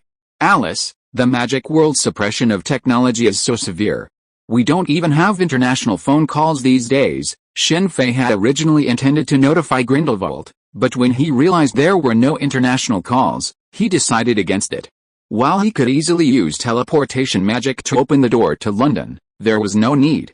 Things were different now. Even if he faced Grindelwald or Dumbledore and couldn't defeat them, he could simply run away. He decided to use this opportunity to start two companies. One was a tech company, which facilitated mobile phone access and facilitated the purchase of large amounts of resources. The other was a gaming company, partly a personal hobby for Shen Fei, and partly a strategic plan for the future. The proliferation of anime and manga and the rapid advancement of technology meant that the emergence of the magical world didn't cause significant disruption. Just like the Marvel Universe, with its superheroes, aliens, and protists, the emergence of these creatures was largely unsettling, with only a few people affected. Others, at most, only mentioned them in casual conversation, viewing them as a spectacle. Initially, Shen Fei had planned to launch a board game. This world and this era were considered a golden age for board games. Due to the underdeveloped technology, people weren't as constantly busy as in Shen Fei's previous world. Coupled with the lack of entertainment, the emergence of board games greatly enriched the entertainment industry in this world. During this time, Shen Fei even created several board games based on the game's rules, including those set in the Three Kingdoms, Sui and Tang dynasties, Journey to the West, and even The Dream of the Red Chamber. Of course, strictly speaking, these weren't Shen Fei's creations, but Red Queen's. Shen Fei merely came up with the idea, which Red Queen then ran through the computer. In Harry's world, the Chinese wizarding community isn't as stubborn as its Western counterpart. In other words, America in this world isn't known for its technology, but for its magic, and it aspires to surpass the established wizarding world. The entire wizarding world is roughly divided into 7 continents, though this is theoretical. Places like Africa and Antarctica are just filler. Africa, the wizarding world's desert region, is also where obscurials are most likely to be spawned. Fortunately, most of the obscurials that spawn obscurials don't live past 10 years old, otherwise Africa would have been destroyed. Obscurials are incredibly powerful magical creatures. While their attacks are limited, their magical power is immense. Grindelwald had to go through immense pains to trick Credence, a man over 10 years old who had spawned an obscurial. It's no secret that the Dumbledore bloodline is incredibly powerful. Other obscurials rarely live past 10, but Credence has surpassed that limit. This world needs a CEO, too. After finally registering his company, Shen Fei began searching through headhunters for a management position. The title of CEO didn't exist in this world yet. Shen Fei started the company simply to gain resources, but he didn't want to waste so much time on it. He didn't even feel like he had enough time for training and study, let alone running a company. Just look at when Stark had ever managed a company properly. He finally had the chance to travel to the Marvel Universe and gain the ability to travel across dimensions from the Ancient One, making himself stronger. That was his priority. In the vast universe, perhaps he had a chance to become a true god. Of course, that was too far off. He had to take things one step at a time. After spending a fortune, Shen Fei quickly found a suitable CEO. A woman in her 30s, she had previously served as the general manager of a foreign company. However, due to poor performance, the company began to downsize and exit the Chinese market, leading to her dismissal. After deciding on a candidate, Shen Fei quickly handed over a wide range of responsibilities to her. Besides the gaming company, there was also the food and beverage company. The food products primarily consisted of snacks, like potato chips, while the beverages were simpler. In Marvel Comics, his company's beverages were catching up to Pepsi and Coca-Cola, 2 of which had yet to be released in China. As for the tech company, he would have to take control of it for the time being. After recruiting some researchers, he began work. Shen Fei's excuse for his absence was simple: he was in seclusion conducting research, and then he was negotiating with the government. After all, launching a satellite wasn't easy, but Shen Fei believed the government wouldn't refuse. It was a mobile phone, even the magical world needed it. Unfortunately, although Shen Fei had mastered a similar magic called Form of Archaon, which allowed him to create physical clones, its duration was too short, allowing it to be used only in combat. Otherwise, he could have summoned a physical clone to stand in the way. If he were powerful enough, perhaps he could have used this magic to create a long-lasting clone. Shen Fei had mastered many of Doctor Strange's magics. In fact, Kamar-Taj's magicians weren't just skilled in blades, that was a technique reserved for lower-level mages. The more he encountered Kamar-Taj's magic, the more Shen Fei doubted the Ancient One was truly dead. After all, if it were him, after handing the title of Sorcerer Supreme to Doctor Strange, he could have easily wandered off to another dimension. Energy Whip, Form of Archaon, Satorak's crimson necklace, Bossart's thunder, Vishanti's sacred sword, all these powerful spells, yet the Ancient One didn't use them during his battle with Caecilius, instead resorting to melee combat. It made no sense. Done. After arranging everything at Shen Fei's residence in London, he arrived directly through a portal and met Grindelwald. Almost done. We'll see results soon. Shen Fei had previously left a message for Grindelwald and the others, explaining that he was away researching technology and asking Grindelwald to teach his students according to the information he provided. Upon receiving Shen Fei's affirmative response, Grindelwald seemed excited. Grindelwald was incredibly intelligent and understood the changes the advent of mobile phones would bring to the world, changes that the wizarding world couldn't prevent unless it wanted to go to war with the ordinary world. You've become the Muggle studies teacher. Shen Fei was stunned after speaking with Grindelwald. He hadn't expected this. He had assumed Dumbledore and Grindelwald would give the information to his professors. Grindelwald had even gone so far as to hide his identity and live among ordinary people for a considerable period of time, simply to experience ordinary life, in order to better teach his students. It's true that when people pursue their ideals, their potential is limitless. That's fine. Oh, and I brought a lot of good stuff this time. Shen Fei took out the board games, along with some snacks like chips and chocolate bars. P.S. Some people are comparing the performance of the Operation Fruit in One Piece to the protagonist. Could you please clarify the level of One Piece before making any comments? Pirates are a world of physical skills, and their physical fitness is very high. If you're listening to this novel on a channel other than Fanfic World, it means they downloaded and uploaded it without effort. We cordially invite you to visit our channel, Mundo Fanfic Novelis. There you'll find the original version of this story, and you can explore many other novels of various genres. We're waiting for you to immerse yourself in a world of incredible novels. Chapter 82, Basilisk, Part 2. Slytherin's Chamber of Secrets has appeared. While eating snacks with Grindelwald, Shen Fei heard from him about recent events at Hogwarts. The Chamber of Secrets incident had caused widespread panic, especially among Muggle-born wizards. Some had even suggested leaving the school. The pure-blood wizards, however, were not worried. After all, the legend of the Chamber of Secrets was only applicable to Muggle wizards. Grindelwald had already suspected that a basilisk might be hiding in the Chamber of Secrets. He had considered targeting a basilisk in the past, as it was incredibly powerful in the wizarding world, in some ways comparable to an obscurus. However, Grindelwald gave up on the idea because it was too difficult to control and had obvious weaknesses. However, even though he gave up, he had done a lot of research beforehand. When it came to understanding the basilisk, Grindelwald surpassed Dumbledore in terms of knowledge, even knowing how to train one. The basilisk, hatched from an egg laid by a 7-year-old rooster during Sirius's peak, is a creature known as the basilisk. Its gaze is a dangerous weapon, instantly killing any creature it meets. Of course, this is only theoretical. Even powerful wizards like Dumbledore and Grindelwald would be immune to the basilisk's eyes. Furthermore, some magical creatures, such as the phoenix and some dragons, are immune to its sight. Furthermore, it is vulnerable to the crowing of roosters, as it is hatched from a mutated rooster egg. The Ministry of Magic has long since outlawed the cultivation of basilisks, citing their perceived danger. They can only be controlled by Parseltongue, and even the incubator would be attacked. Therefore, even dark wizards generally avoid cultivating basilisks, considering it a thankless task. The creation of a basilisk requires the right time, place, and people, and only a fool would attempt to cultivate one if it cannot be controlled. Parseltongue's bad reputation in the wizarding world stems primarily from this. Basilisks are bred by Parseltongues, and once Harry's ability to speak Parseltongue was revealed, he was immediately treated differently at the academy. While Grindelwald suspected the existence of a basilisk within Hogwarts, he had yet to find Striling's Chamber of Secrets. The castle housing Hogwarts holds many secrets, some unknown even to Dumbledore. Each of the 4 founders of Hogwarts left behind numerous artifacts within the school. Hagrid had been taken into custody by the Ministry of Magic because of the chamber's opening. He had been a suspect the previous time the chamber was opened. It's a bit ridiculous. The heir of Slytherin should be pure blood, but Hagrid is a half-blood, a mix of giant and human. Malfoy, driven by his desire to undermine Dumbledore, threw out all logic, and those idiots at the Ministry of Magic actually believe him.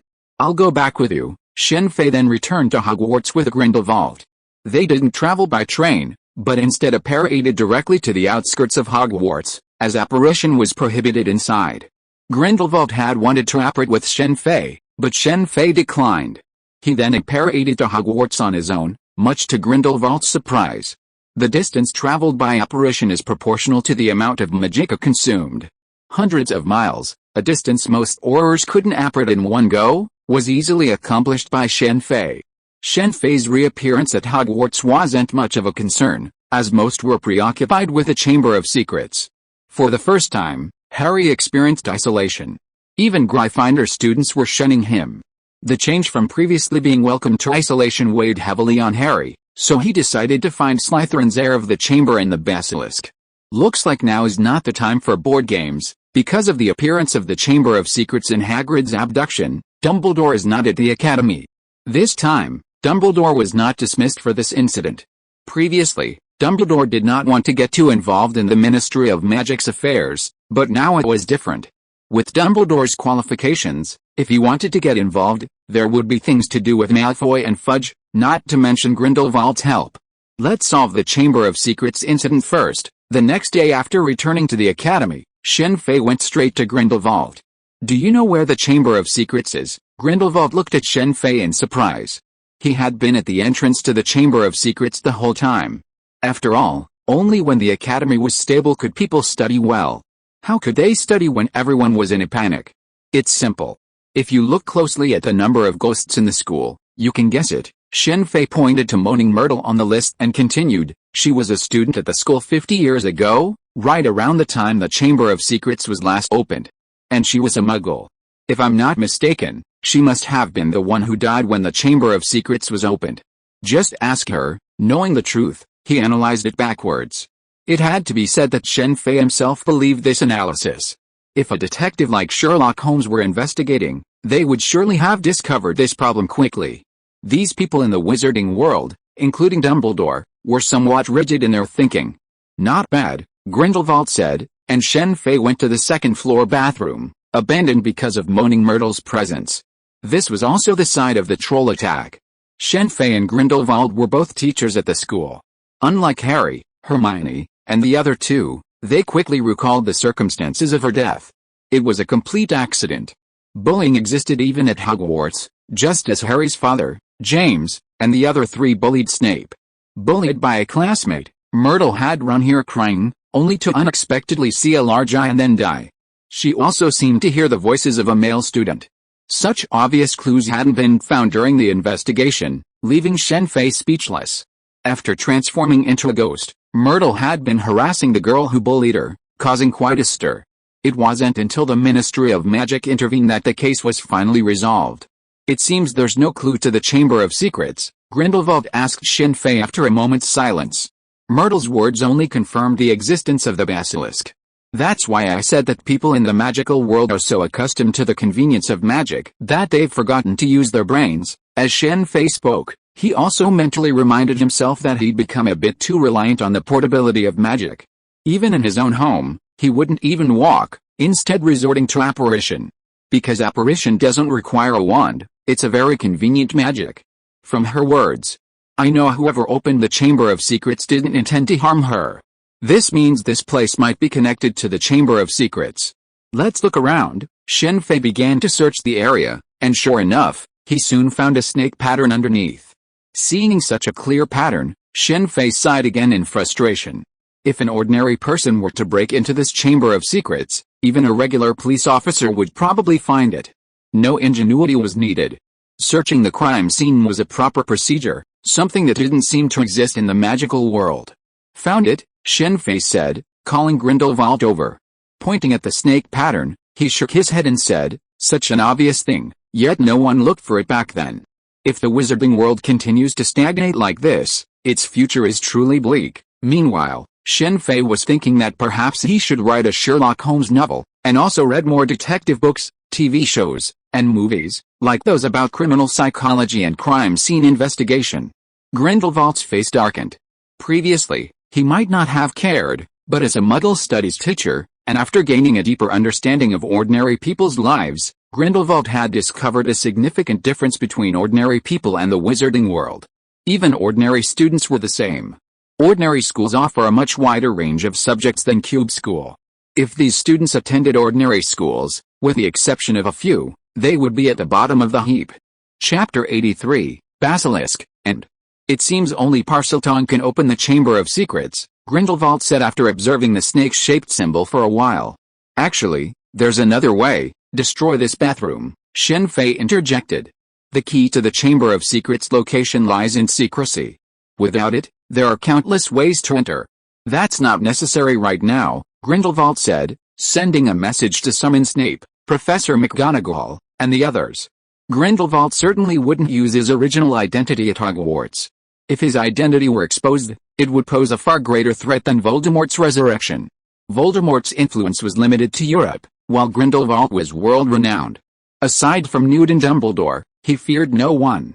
In terms of strength, Nit certainly couldn't defeat Grindelwald, but after all, Nit possessed numerous magical creatures.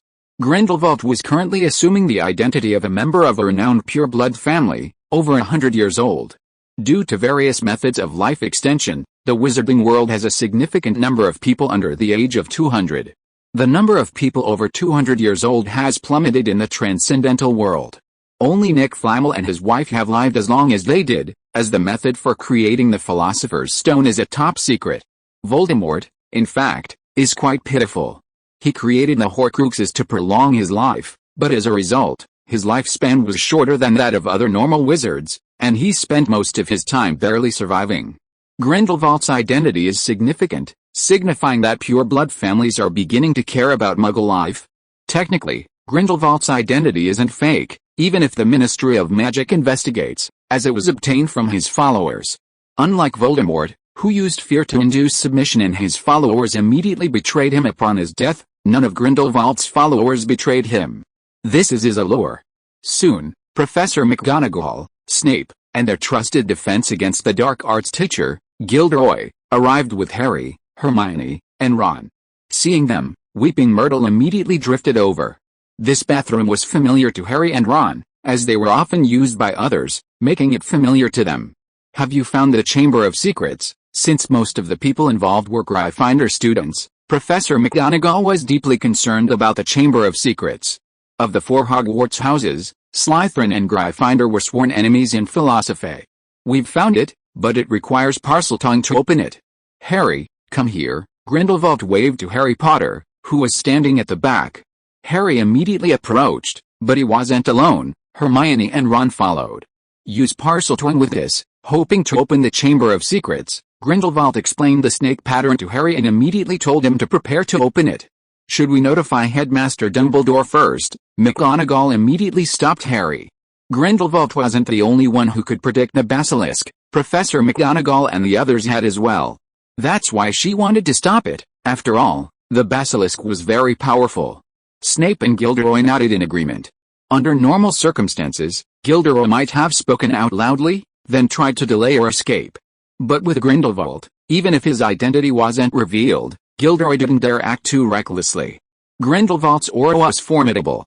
The reason Gilderoy, despite his lack of talent, was appointed defense against the dark arts professor wasn't because Dumbledore didn't notice his flaws, but because the curse of Hogwarts' defense against the dark arts teachers was well known. He was merely a temporary replacement, as Hogwarts didn't prioritize defense against the dark arts. Strictly speaking, of all the defense against the dark arts teachers at Hogwarts, only Lupin the Werewolf and Barty the Moody Impersonator were effective. The others' advice was completely useless. Little Barty probably had no idea how much trouble his dedicated teaching had caused Voldemort. There's no need for that. It's just a mere basilisk. Leave it to me. Grindelwald ignored McGonagall's words and motioned Harry to begin immediately. Grindelwald's words were true. While the basilisk was powerful, it stood no chance against Grindelwald. His fiend fire would have made it too easy to kill it. At Harry's Parseltongue, the washstand immediately began to split open, revealing an underground passage. Seeing this passage, Harry tried to jump down, but Shen Fei, standing nearby, was quick to grab him by the collar and throw him aside. You seem more impulsive than before. Shen Fei quickly averted his gaze as he watched Harry collapse. With him around, Harry was no longer needed to intervene.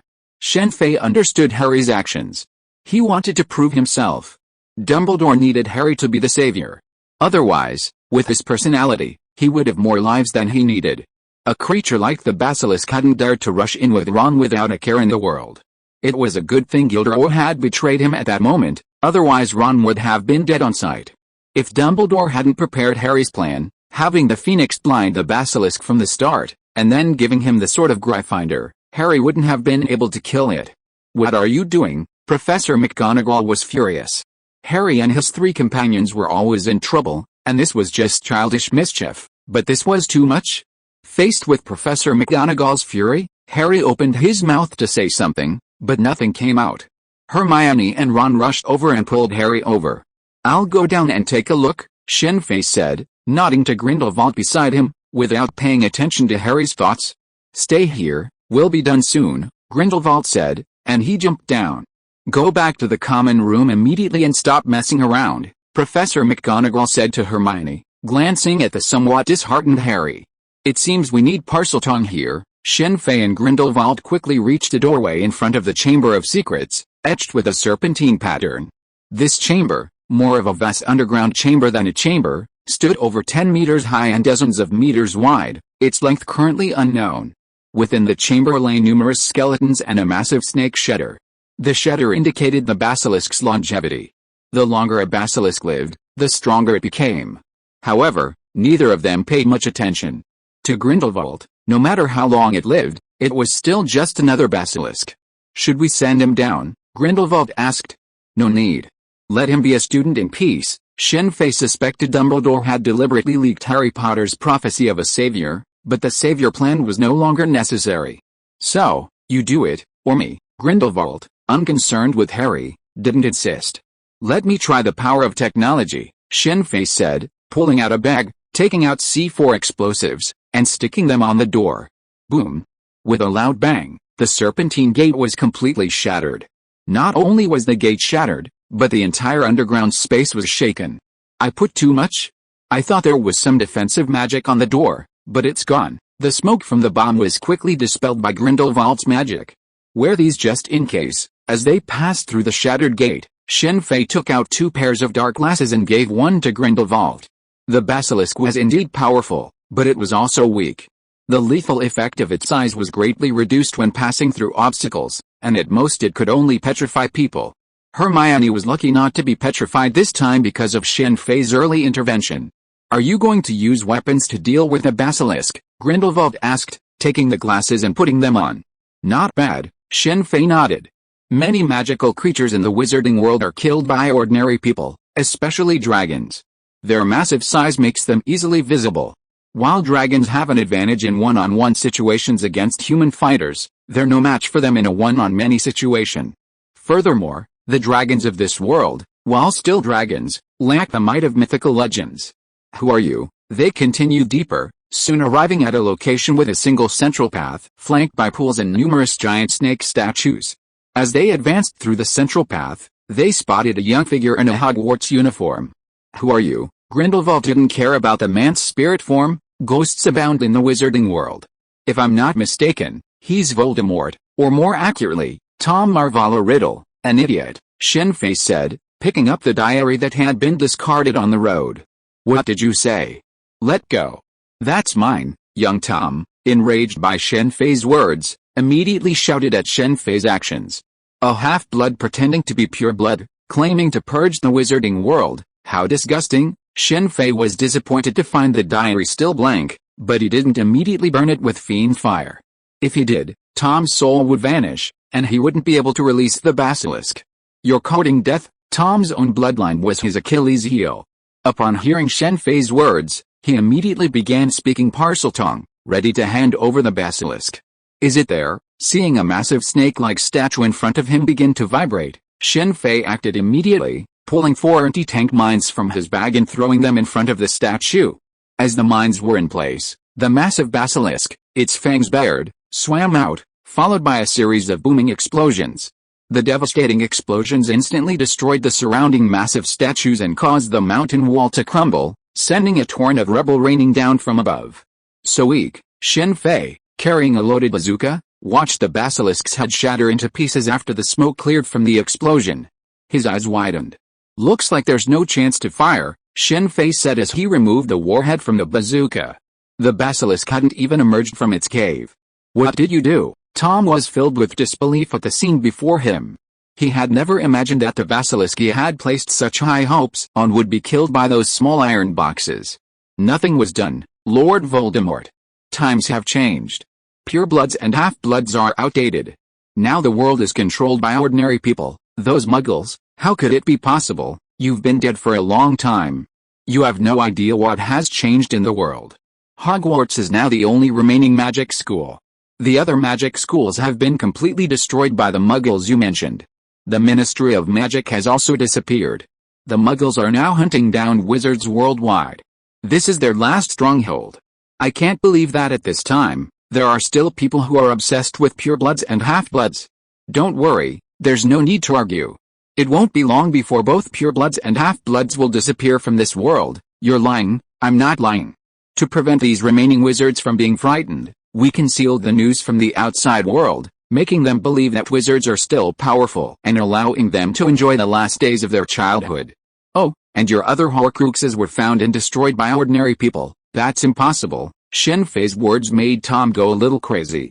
Grindelwald, watching this scene from the side, shook his head helplessly. Shen Fei was trying to trick Tom. Even the Dark Lord Grindelwald was well versed in Horcruxes, and Shen Fei had learned a great deal about them from him, which was why he dared to play Voldemort so hard. The soul within a Horcrux is isolated from the outside world, and so is the aura of the Horcrux. Even the original Horcrux wouldn't know its location unless it held it in its own hands. Only after the original Horcrux was completely dead would the Horcrux activate and begin its resurrection plan. Tom's appearance here was completely unexpected, as Voldemort wasn't completely dead yet. Malfoy initially intended to use the diary to sow chaos at Hogwarts, unaware it was one of Voldemort's Horcruxes. Otherwise, why would he have voluntarily handed over such a valuable item when it would have been too late to hide it? It was also Voldemort's unexpected death that prevented him from properly hiding the diary Horcrux. Malfoy only suspected it contained some dark magic left behind by Voldemort, but he didn't know what it was. Chapter 84, Dragon Slaying, Part 1. "Alright, stop playing around and finish him off," Grindelwald said, looking at Voldemort, who was still struggling with Shen Fei's words. "Alright," Shen Fei said, picking up his wand and preparing to use fiend fire to burn the diary. But then, as if remembering something, he dropped his wand and walked over to the basilisk, which was now buried under rubble. Pointing his wand forward, he used Restore to Send to remove the rubble from the basilisk's body. Then, donning his left glove, he broke off one of its fangs. "What are you trying to do?" "Stop it," Tom, who had also witnessed Shen Fei's actions, shouted, trying to stop him. Unfortunately, he was only a spirit, unable to affect Shen Fei at all. He could only watch helplessly as Shen Fei stabbed the diary with his fang. As the fang pierced the diary, Tom cried out in pain, and his spirit was completely annihilated. At this point, Tom wasn't the Tom who had been resurrected using Ginny's body. Although still a spirit, Tom had already become partially physical, allowing him to pick up Harry's discarded wand. Shen Fei used the fangs instead of fiend fire to destroy the diary. Partly to test their effectiveness, he wanted to see how effective they were. Another reason was Toby, the house elf. If he completely destroyed the diary, Toby's escape from the Malfoy household would be difficult. Shen Fei had a fondness for the home elf who had died saving Harry. If the diary was still there, perhaps he could imitate Harry's tactics and free the house elf. After Tom vanished, Shen Fei and Grindelwald inspected the Chamber of Secrets and then moved the basilisk's body to the center path. They then began dissecting the basilisk. The flesh, teeth, blood, gallbladder, and even the venom were all valuable ingredients and medicines, the gallbladder being especially valuable. This was a 1,000-year-old basilisk, perhaps the only one left in the wizarding world. Of course, it was a basilisk, so it couldn't be cooked using standard methods. Shen Fei's initiative to hunt a basilisk wasn't just to solve the problem, but also to obtain the materials from its body. After completely dismembering the basilisk, the two left the Chamber of Secrets and returned to the bathroom, where Professor McGonagall, Snape, and the others waited anxiously. "It's done," Grindelwald quickly recounted the situation, mentioning only the basilisk and not Voldemort's resurrection. Upon hearing this news, Professor McGonagall and Snape breathed a sigh of relief. Though Snape, the head of Slytherin, was usually reserved and aloof towards his students, he truly cared deeply about their safety. It was just that his warmth was hidden from the ordinary. Professor McGonagall immediately turned and left. She needed to break the news to the panicked students, lest some of them leave the school out of fear. Although Slytherin's founders were utterly pure blood, they didn't necessarily want to exterminate all half-bloods. The Chamber of Secrets was primarily intended to intimidate Muggle wizards, deterring them from entering the school. This would ensure that Hogwarts was populated entirely by purebloods, much like Durmstrang College. Upon receiving Professor McGonagall's announcement, most of the students cheered, though the Slytherin students were displeased. Professor McGonagall also clarified Harry's situation. The question of who opened the Chamber of Secrets was no longer relevant. As the basilisk had been slain and the chamber had been exposed, there would be no more Slytherin heirs. However, while the basilisk had been dealt with, the chamber still faced numerous challenges. Therefore, the bathrooms were temporarily off-limits. This wasn't a problem for most students, as Myrtle's presence had kept them away. Even Harry and his companions used it as a secret spot and avoided using it. After all, no one wanted to be watched by a ghost, even a female one. Using the bathroom at Hogwarts was a challenging task, as there were so many ghosts and Peeves, and anyone could easily cause trouble. Dumbledore quickly returned from outside, and upon learning that the Chamber of Secrets had been solved, he too breathed a sigh of relief. All the previous Hogwarts headmasters, save the Slytherin headmasters, had attempted to solve the chamber, but ultimately failed because they hadn't found it. His class finally solved it. Upon hearing that Slytherin's Chamber of Secrets had been solved, there was a stir among the portraits of past headmasters in the headmaster's office. The Slytherin headmasters were somewhat displeased, but the other headmasters were delighted. Given the significant disparity in numbers, the Slytherin headmasters had no choice but to accept the outcome. Too bad these aren't souls, Shen Fei muttered to himself as he watched the conversations between the past headmasters. On the surface, these portraits appeared to possess minds of their own, capable of conversation, as if they were souls with their own minds. In reality, this was magic. These portraits were created by specialized wizards before the death of each headmaster. As powerful wizards, they were highly aware of their own life force and could sense when they were about to die. These portraits are incredibly powerful. They can freely enter and exit other frames. Of course, these must be magical frames, ordinary frames won't work. By entering and exiting other frames, they can quickly transmit messages. Ron's father survived Voldemort's attack thanks to the messages transmitted by the portraits. Over a certain distance, the transmission speed is no slower than a cell phone. Get out of the way. Just as Dumbledore was holding the poison-tainted diary, Malfoy's angry voice echoed outside, and he burst in. That's pretty fast, Fudge, Shen Fei thought to himself as Malfoy rushed in with an angry look on his face. He arrived just as the Chamber of Secrets was discovered and resolved, followed by the house elf Toby. Shen Fei immediately guessed where he got his information, the Minister for Magic.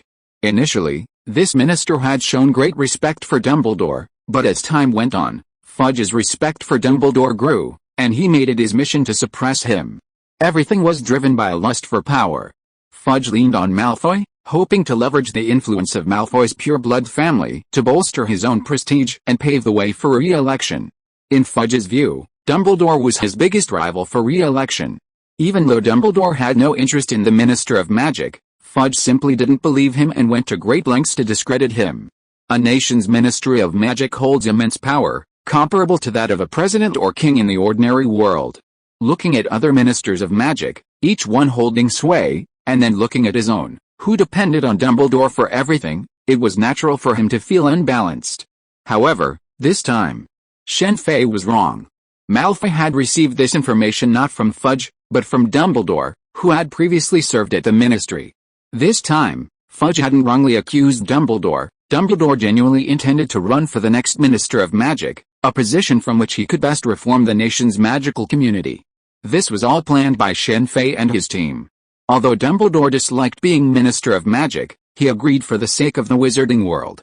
"Do you know who this belongs to?" Dumbledore asked, pointing to the diary on the table before Malfoy could speak. "I don't know." Malfoy's eyes flickered when he saw the diary, but then he regained his composure. The Dumbledore now was so different from the one he knew before that Malfoy certainly wouldn't admit it was his. "The Chamber of Secrets has been discovered. I'll invite the Ministry of Magic and others to discuss how to deal with it. Do you have anything else to say?" Dumbledore said to Malfoy with a smile. HMPH, Malfoy, who had stormed in angrily earlier, was now speechless.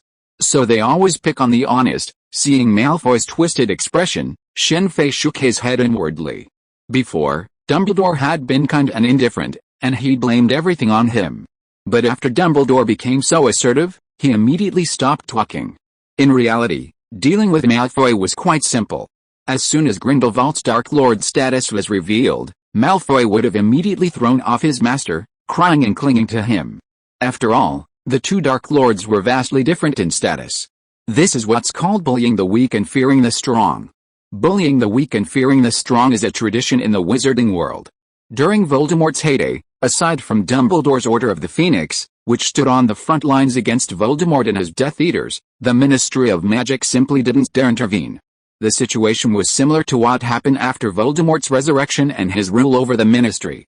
But after Voldemort's death, the Ministry of Magic immediately jumped in and claimed the Order's credit. If it weren't for Harry, and the possibility that Voldemort hadn't been completely killed, the Ministry might have taken all the credit for killing Voldemort. How could the Ministry of Magic be unaware of the existence of Horcruxes? They simply kept it a secret. The Ministry then sent those Death Eaters without connections to Azkaban, while those with connections were released for various reasons. Now let's look at Grindelwald's followers. Even after Grindelwald was captured, no one dared to target his followers, let alone put them on trial. This is because the Death Eaters were led by Voldemort, and after Voldemort's death, they were scattered and easy to deal with. However, Grindelwald's followers were different. They were very united.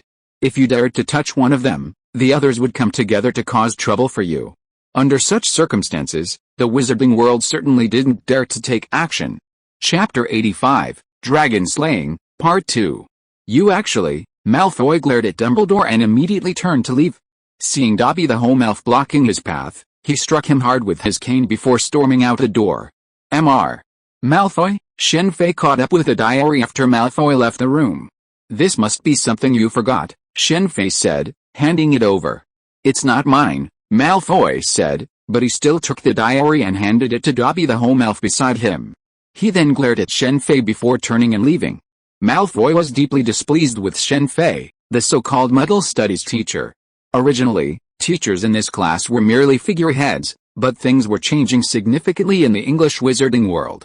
This was all thanks to Grindelwald. Before leaving, Shen Fei had given Grindelwald a lot of advice, one of which concerned the issue of the wizarding world's newspapers. The Daily Prophet, as it was officially owned by the Ministry of Magic, was currently in a difficult position to take action. However, the wizarding world isn't limited to the Daily Prophet. There are also magazines like the Quibbler. Originally, it wouldn't have been difficult for Grindelwald to launch a new media outlet. However, with the Quibbler already in existence, there was no need to look far for alternatives. Furthermore, the Quibbler was already struggling due to its often unconventional content. Grindelwald's intervention saved the magazine, and he subsequently expanded it to focus on reporting on changes in the ordinary world, entertainment, and serialized novels. While it still can't compare to the Daily Prophet, it's far more successful than before. After all, with so many people in the wizarding world, there's always someone who appreciates these things. Besides this, Gilderoy, the current defense against the dark arts professor at Hogwarts, could also be exploited. Although Gilderoy is a con man whose stories are all stolen from others through magic, he has become a best-selling novelist in the wizarding world. Even Louise and Hermione are fans of his books, making it a perfect opportunity to promote his ideas. Open it and take a look. Dobby took the diary, glanced at Shen Fei, and prepared to follow Malfoy out. However, Shen Fei immediately reminded him to open the diary. Dobby opened it and spotted a sock inside, his expression agitated. What are you doing? Malfoy took a few steps, then stopped when he realized the house elf behind him hadn't caught up. My master gave me clothes. Dobby is free, Dobby said, holding up the thin sock from the diary. Compared to Harry's removal of his own socks and placing them in the diary, Shen Fei's approach was safer. Harry's socks were too thick, and if Malfoy hadn't been paying attention, he wouldn't have saved Dobby, but would have harmed him. However, Shen Fei's socks were incredibly thin. Not to mention the diary was stained. Even if it were a normal diary, a careless mistake could have easily missed it. Even if the diary belonged to Voldemort, Malfoy wouldn't have taken a dirty diary himself. Giving it to Dobby the elf was a sure thing.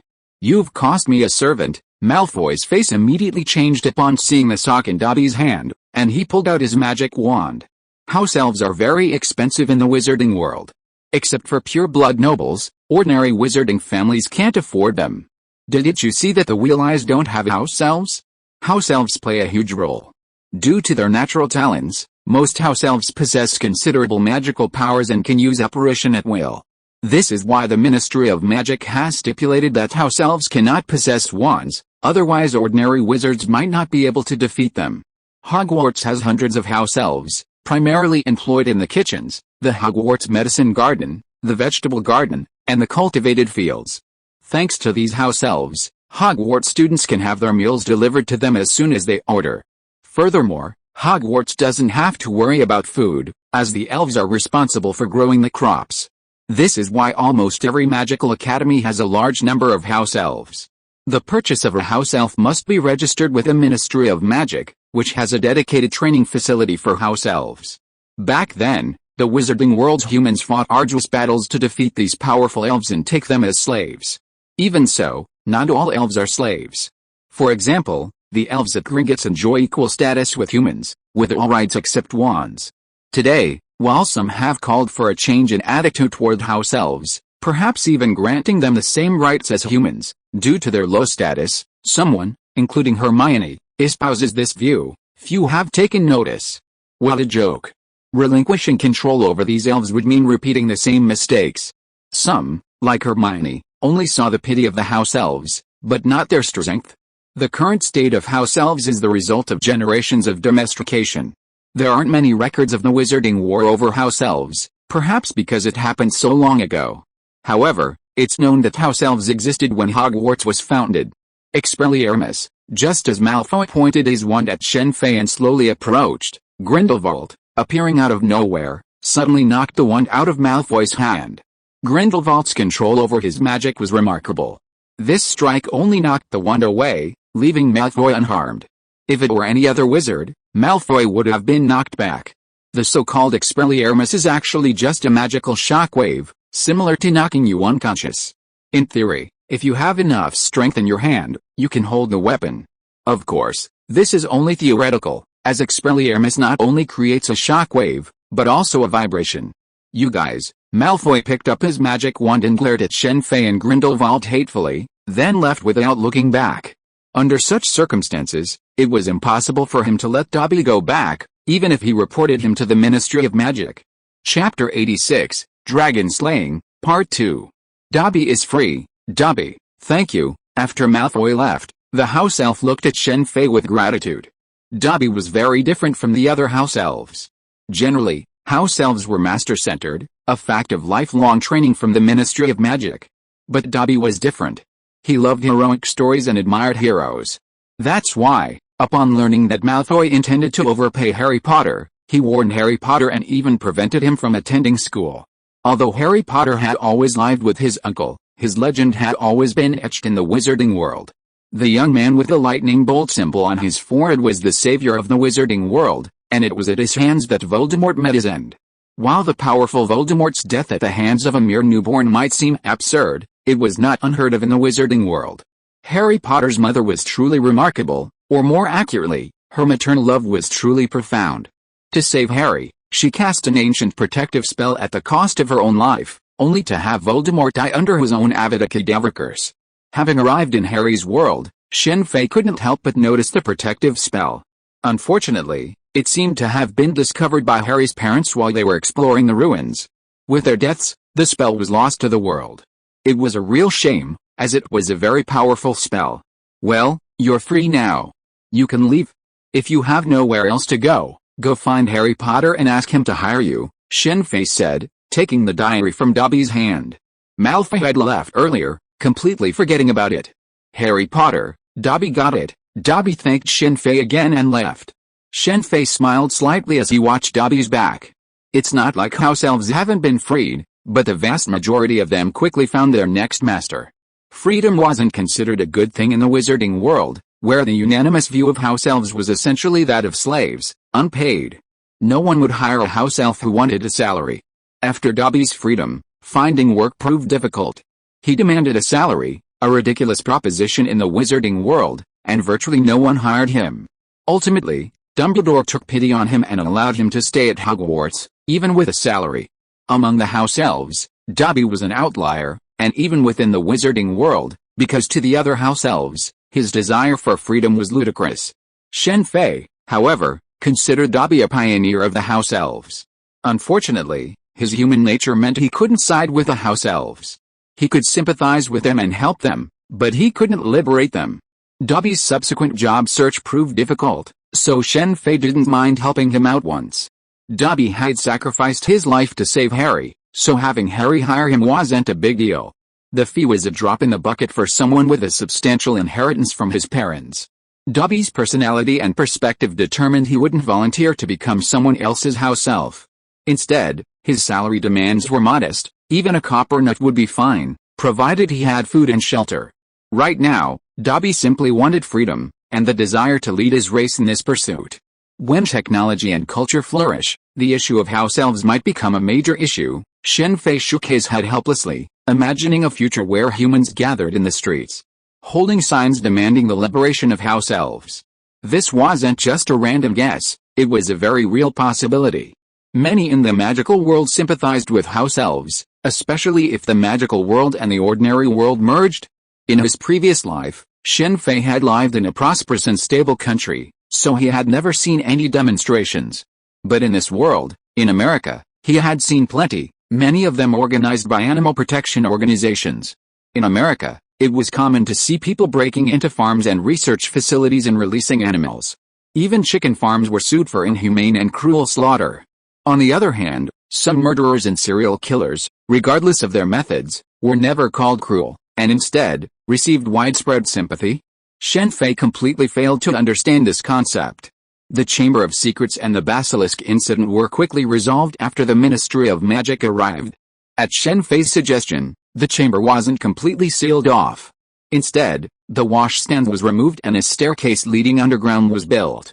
The chamber was also thoroughly renovated, with the bones, snake statues, and the giant human-faced statue removed.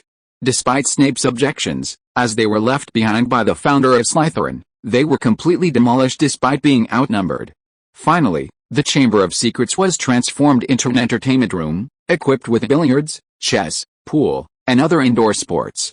Of course, the most important of these was board games. These were produced by Shen Fei's company in England.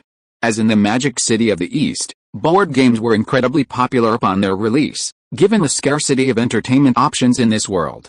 Of course, the board games played at Hogwarts were certainly different from those sold to the general public. The board games sold to the general public centered around the Knights of the Round Table and the Holy Grail, focusing on their stories.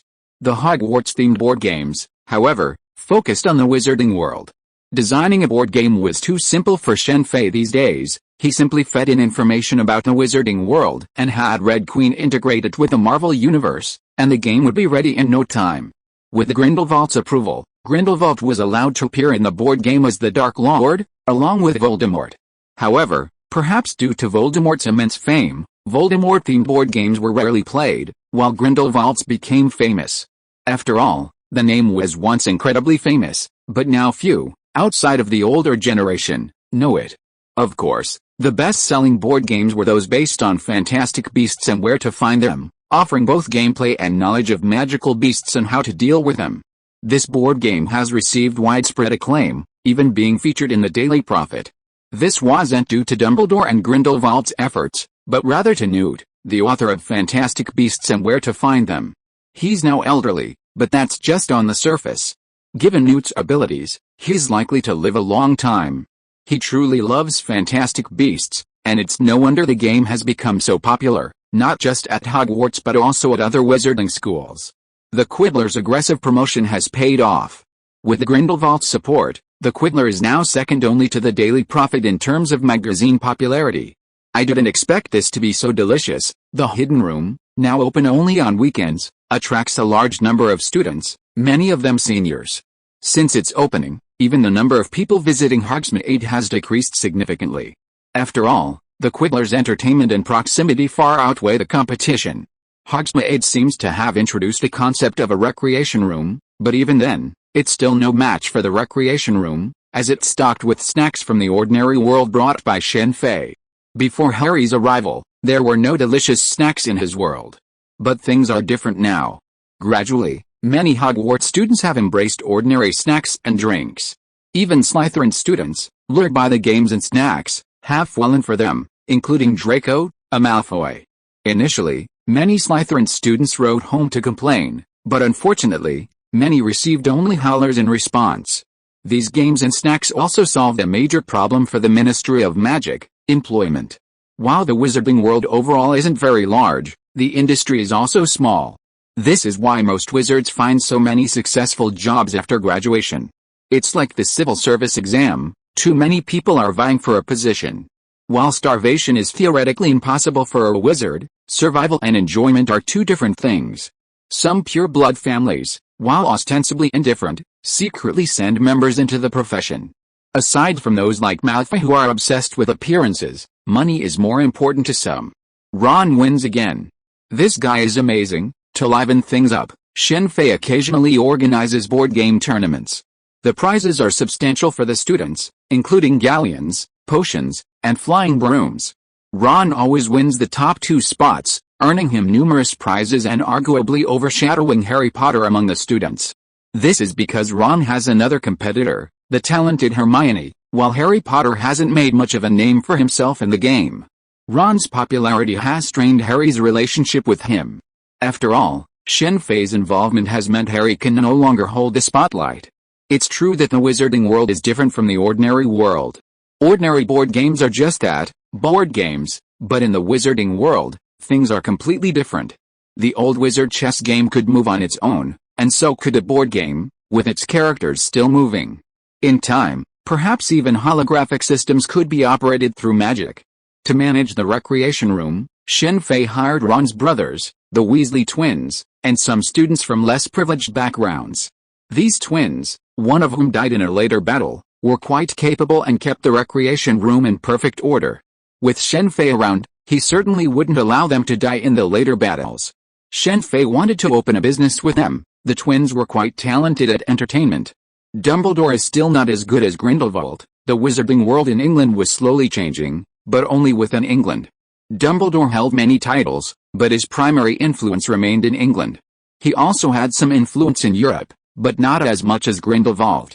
Dumbledore was not only inferior to Grindelwald in influence, but also in overall perspective and decisiveness. Although Dumbledore had decided to act, he hesitated when dealing with the Ministry of Magic. Unlike Grindelwald, he directly ordered his followers to take action. Germany was also undergoing changes similar to those at Hogwarts, and the pace was much greater than at Hogwarts.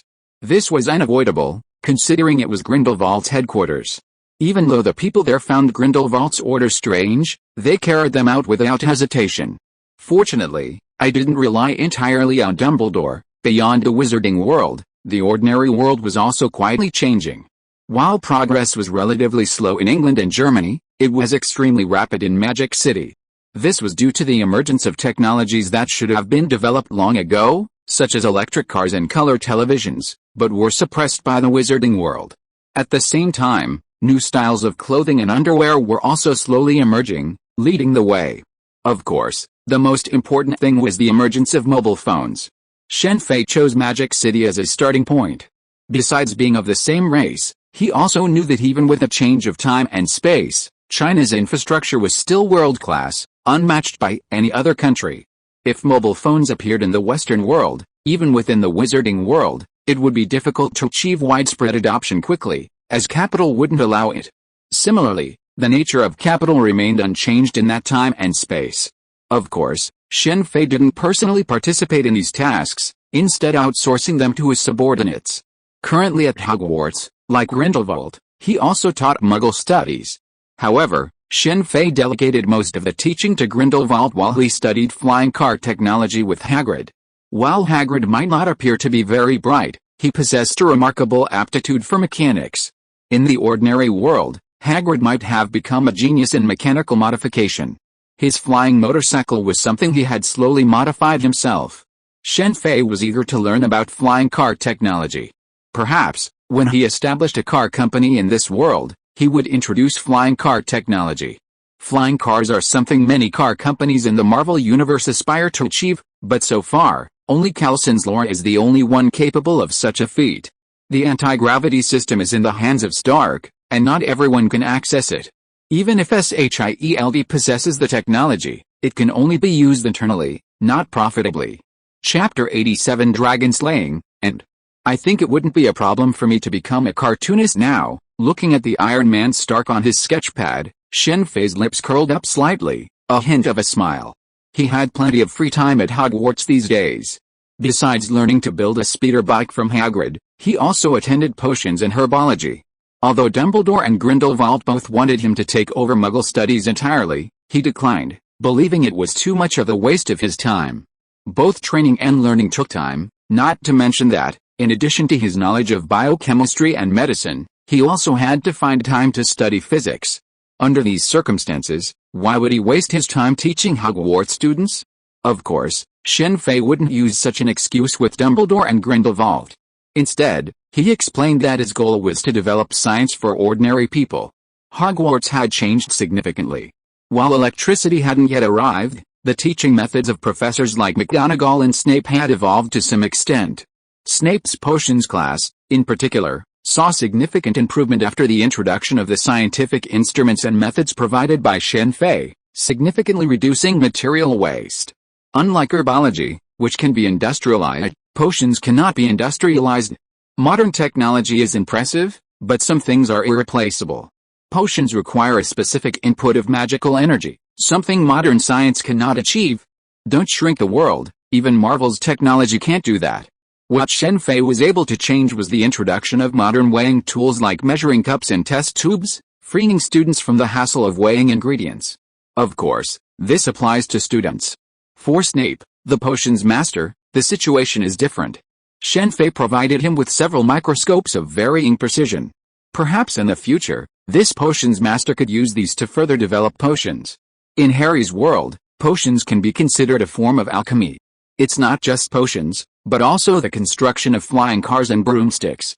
In the grasslands west of Hogwarts, Shen Fei sighed softly as he observed the giant eagle he had conjured through transfiguration, over 2 meters in size. Among Harry Potter's spells, transfiguration is undoubtedly the most powerful in terms of growth. This spell, when mastered to its extreme, allows for permanent transformation, resulting in the Philosopher's Stone. Unfortunately, achieving this level of transformation requires a tremendous amount of magical power. With Shen Fei's current magical power, he couldn't even achieve a permanent transformation of even a millimeter. Scientifically speaking, permanent transformation involves rearranging the atoms within an object to create a new object, much like transforming charcoal into diamond, or even gold. He couldn't do it, but the Philosopher's Stone could easily do the same. No wonder so many wizards in the magical world coveted it or wanted to refine it themselves. After learning more about the stone, even though Shen Fei knew it wasn't a good thing, he felt a certain intrigue. It was only now that Nick Flamel was dead and the stone had been destroyed that Shen Fei might have actually sought it out and studied it. Kamar-Taj's power stems from the dimensional space, which, in a sense, can be considered soul energy, but it's still incomparable to the energy contained within a real human soul. The Soul Stone. Kamar-Taj's magical power isn't true soul energy, but the energy within the Soul Stone must be. Shen Fei knew where the Soul Stone was, but even if he knew, it wouldn't have helped. After all, he wasn't Thanos, some tyrant who wouldn't be so ruthless as to absorb his loved ones in exchange for the Soul Stone. No wonder Caecilius relied on Dormammu's power. Human growth has its limits. By now, Shen Fei's strength was considered formidable. His soul strengthened his body, and his body fed back to him. He could easily defeat Voldemort single-handedly using magic. However, just as an athlete's strength reaches a certain point, no matter how much training, it's difficult to improve further. Shen Fei had almost reached that point. Of course, because the soul energy from the dimensional space constantly strengthened his body, his strength was also improving, but this progress was very slow. Looks like I need to open up other dimensions as soon as possible. Maybe I can find some cultivation methods, Shen Fei muttered to himself. Technically speaking, Shen Fei's current strength was already quite impressive. After all, he was still very young. Look at those powerful individuals, they all took decades, even centuries, to achieve their current strength. Without the accumulation of time, even if one gained Dormammu's power, one couldn't instantly become immensely powerful. Caecilius, despite being incredibly powerful after gaining Dormammu's power, still nearly lost when fighting Doctor Strange. Shen Fei knew this, but time waited for no one, and neither did Thanos. To defeat Thanos, one had to increase their strength quickly. Marvel and Harry's worlds couldn't rapidly increase their strength right now, but other worlds might. However, before heading to the next dimension, Shen Fei had one more thing to do, a visit to Gringotts. Gringotts is a bank controlled by goblins. There are many Gringotts in the wizarding world, all run by goblins. While they share the same name and race, they aren't a unified organization, each operates independently. Just like the ministries of magic in various countries, while there is an international confederation of ministries of magic, this confederation cannot control the ministries of magic of various countries. Of course, this so-called inability to control is actually determined by strength, just like the United Nations in the ordinary world, controlled by a few powerful figures. The goblins of Gringotts look very similar to house elves, with pointed ears and the same impressive magical powers, but they are a different species. Goblins are a very greedy race, willing to sell everything for money. The wizarding world fought a great war with them in the past, which led to the current peace. Strictly speaking, although the wizarding world looks down on the Muggle world, it is also they who have prevented many dangers and disasters from the ordinary world. House elves, goblins, giants, centaurs, werewolves, vampires, and even dragons are all extremely threatening to ordinary people. It is precisely because of the wizarding world's struggle that these dangers have been eliminated. House elves have been enslaved, goblins are now on equal footing with the wizarding world. Giants are now few and far between, as are centaurs. As for werewolves and vampires, they're even more timid and afraid to show up. Even the Alliance of National Ministries of Magic is still seeking their capture. Even dragons can't fly freely anymore. Aurors from various ministries of magic monitor their habitats. And there are strange creatures like dementors. The wizarding world is extremely dangerous, some dangers difficult to address with technology, and the wizarding world has suffered many casualties over the years. Banks are crucial institutions for a nation and a government, yet they're controlled by goblins. Shen Fei finds this strange. Perhaps it's the arrogance of wizards. However, with the passage of time and the advancement of technology, the wizarding world will eventually realize the importance of banks. When that happens, a conflict between goblins and humans may well arise. But none of this concerned Shen Fei. While he also wanted to change Harry's world, he wouldn't be the vanguard. Such matters were better left to Dumbledore, Grindelwald, or the Harry Potter Golden Trio. He was interested in Gringotts for 2, or perhaps 3, reasons. The first was the Horcruxes. Hufflepuff's cup, as far as he knew, was still in the vault of Bellatrix Lestrange, a Death Eater. The Ministry of Magic, or rather, the higher-ups in England's Ministry of Magic, were truly disrespectful. A Death Eater like Bella, whose property was stored in Gringotts, was completely uncared for. In some ways, Gringotts was the equivalent of a Swiss bank in this world. No one could touch anything stored there, no matter how grievous the crime. Of course, if the person died, the items would become the bank's. Shen Fei wasn't going to take his time with Voldemort's 7 Horcruxes, but rather planned to collect them first. Dumbledore was also searching for the most powerful of them all, Marvolo Gaunt's ring. The ring wasn't powerful, but its gemstone was the Resurrection Stone, one of the Deathly Hallows. Even with Dumbledore's power, destroying the ring would have resulted in severe backlash, jeopardizing his lifespan. This, in turn, led to Dumbledore's subsequent plan for his own death. However, with Grindelwald now in his corner, and the Elder Wand, also one of the Deathly Hallows, Dumbledore would undoubtedly be spared such a backlash. The second reason, of course, was money. Gringotts was a vast storehouse of gold. While goblins were greedy, they were also very strict about secrecy, so many people stored their belongings there. Didn't you see Dumbledore even store the Philosopher's Stone there? Of course, this so-called strictness was relative. Didn't you see Griffuck later sell Gringotts for the Sword of Gryffindor? He then quietly infiltrated Gringotts with Harry and the others.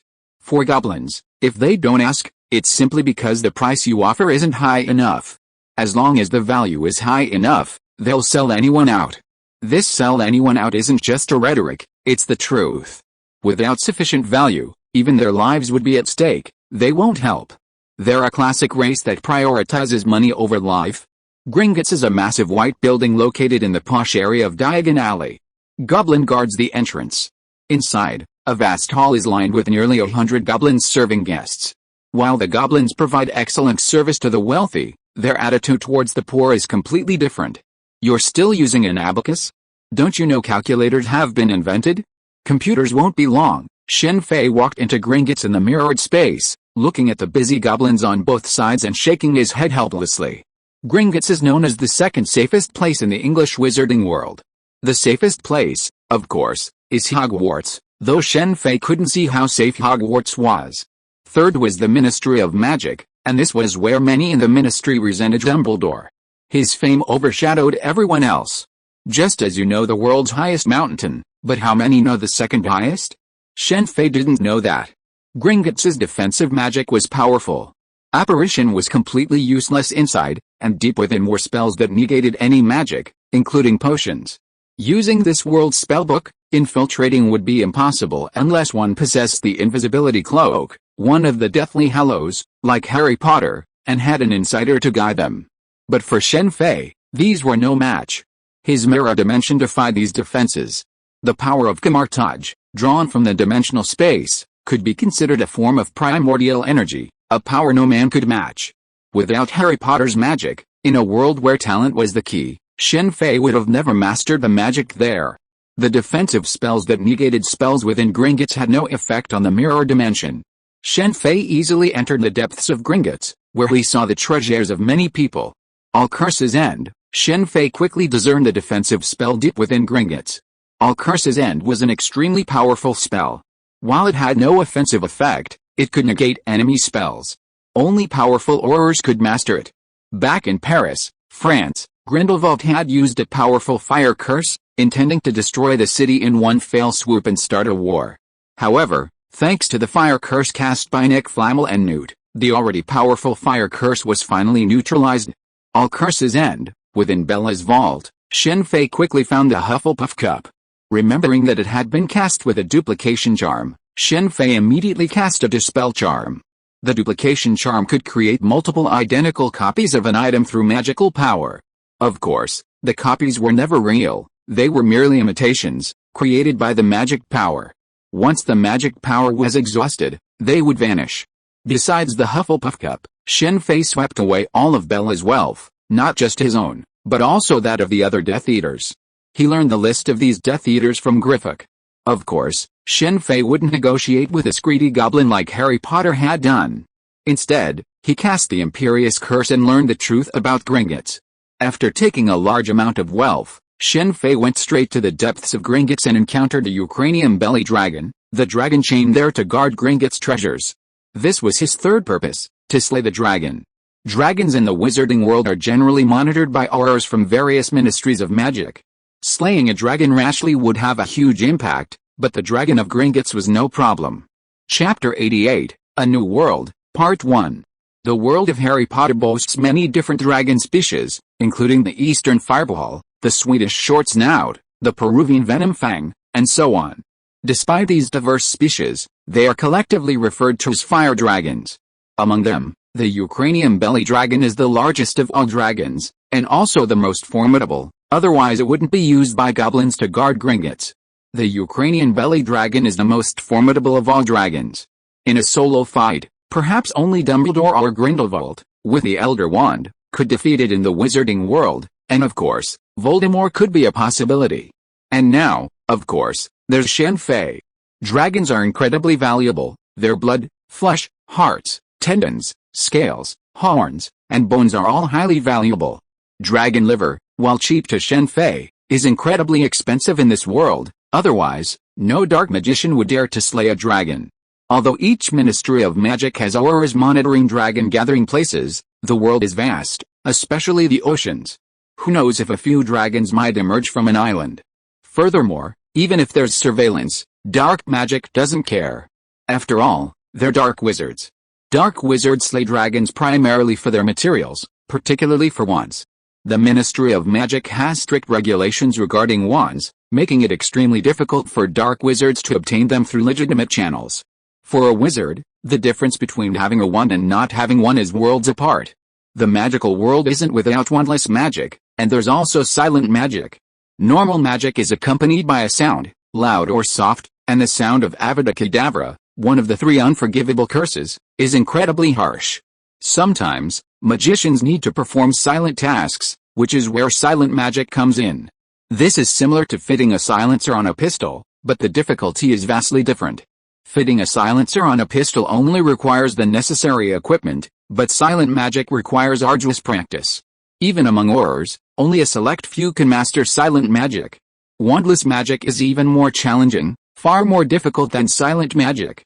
Mastering it requires masters like Dumbledore and Grindelwald.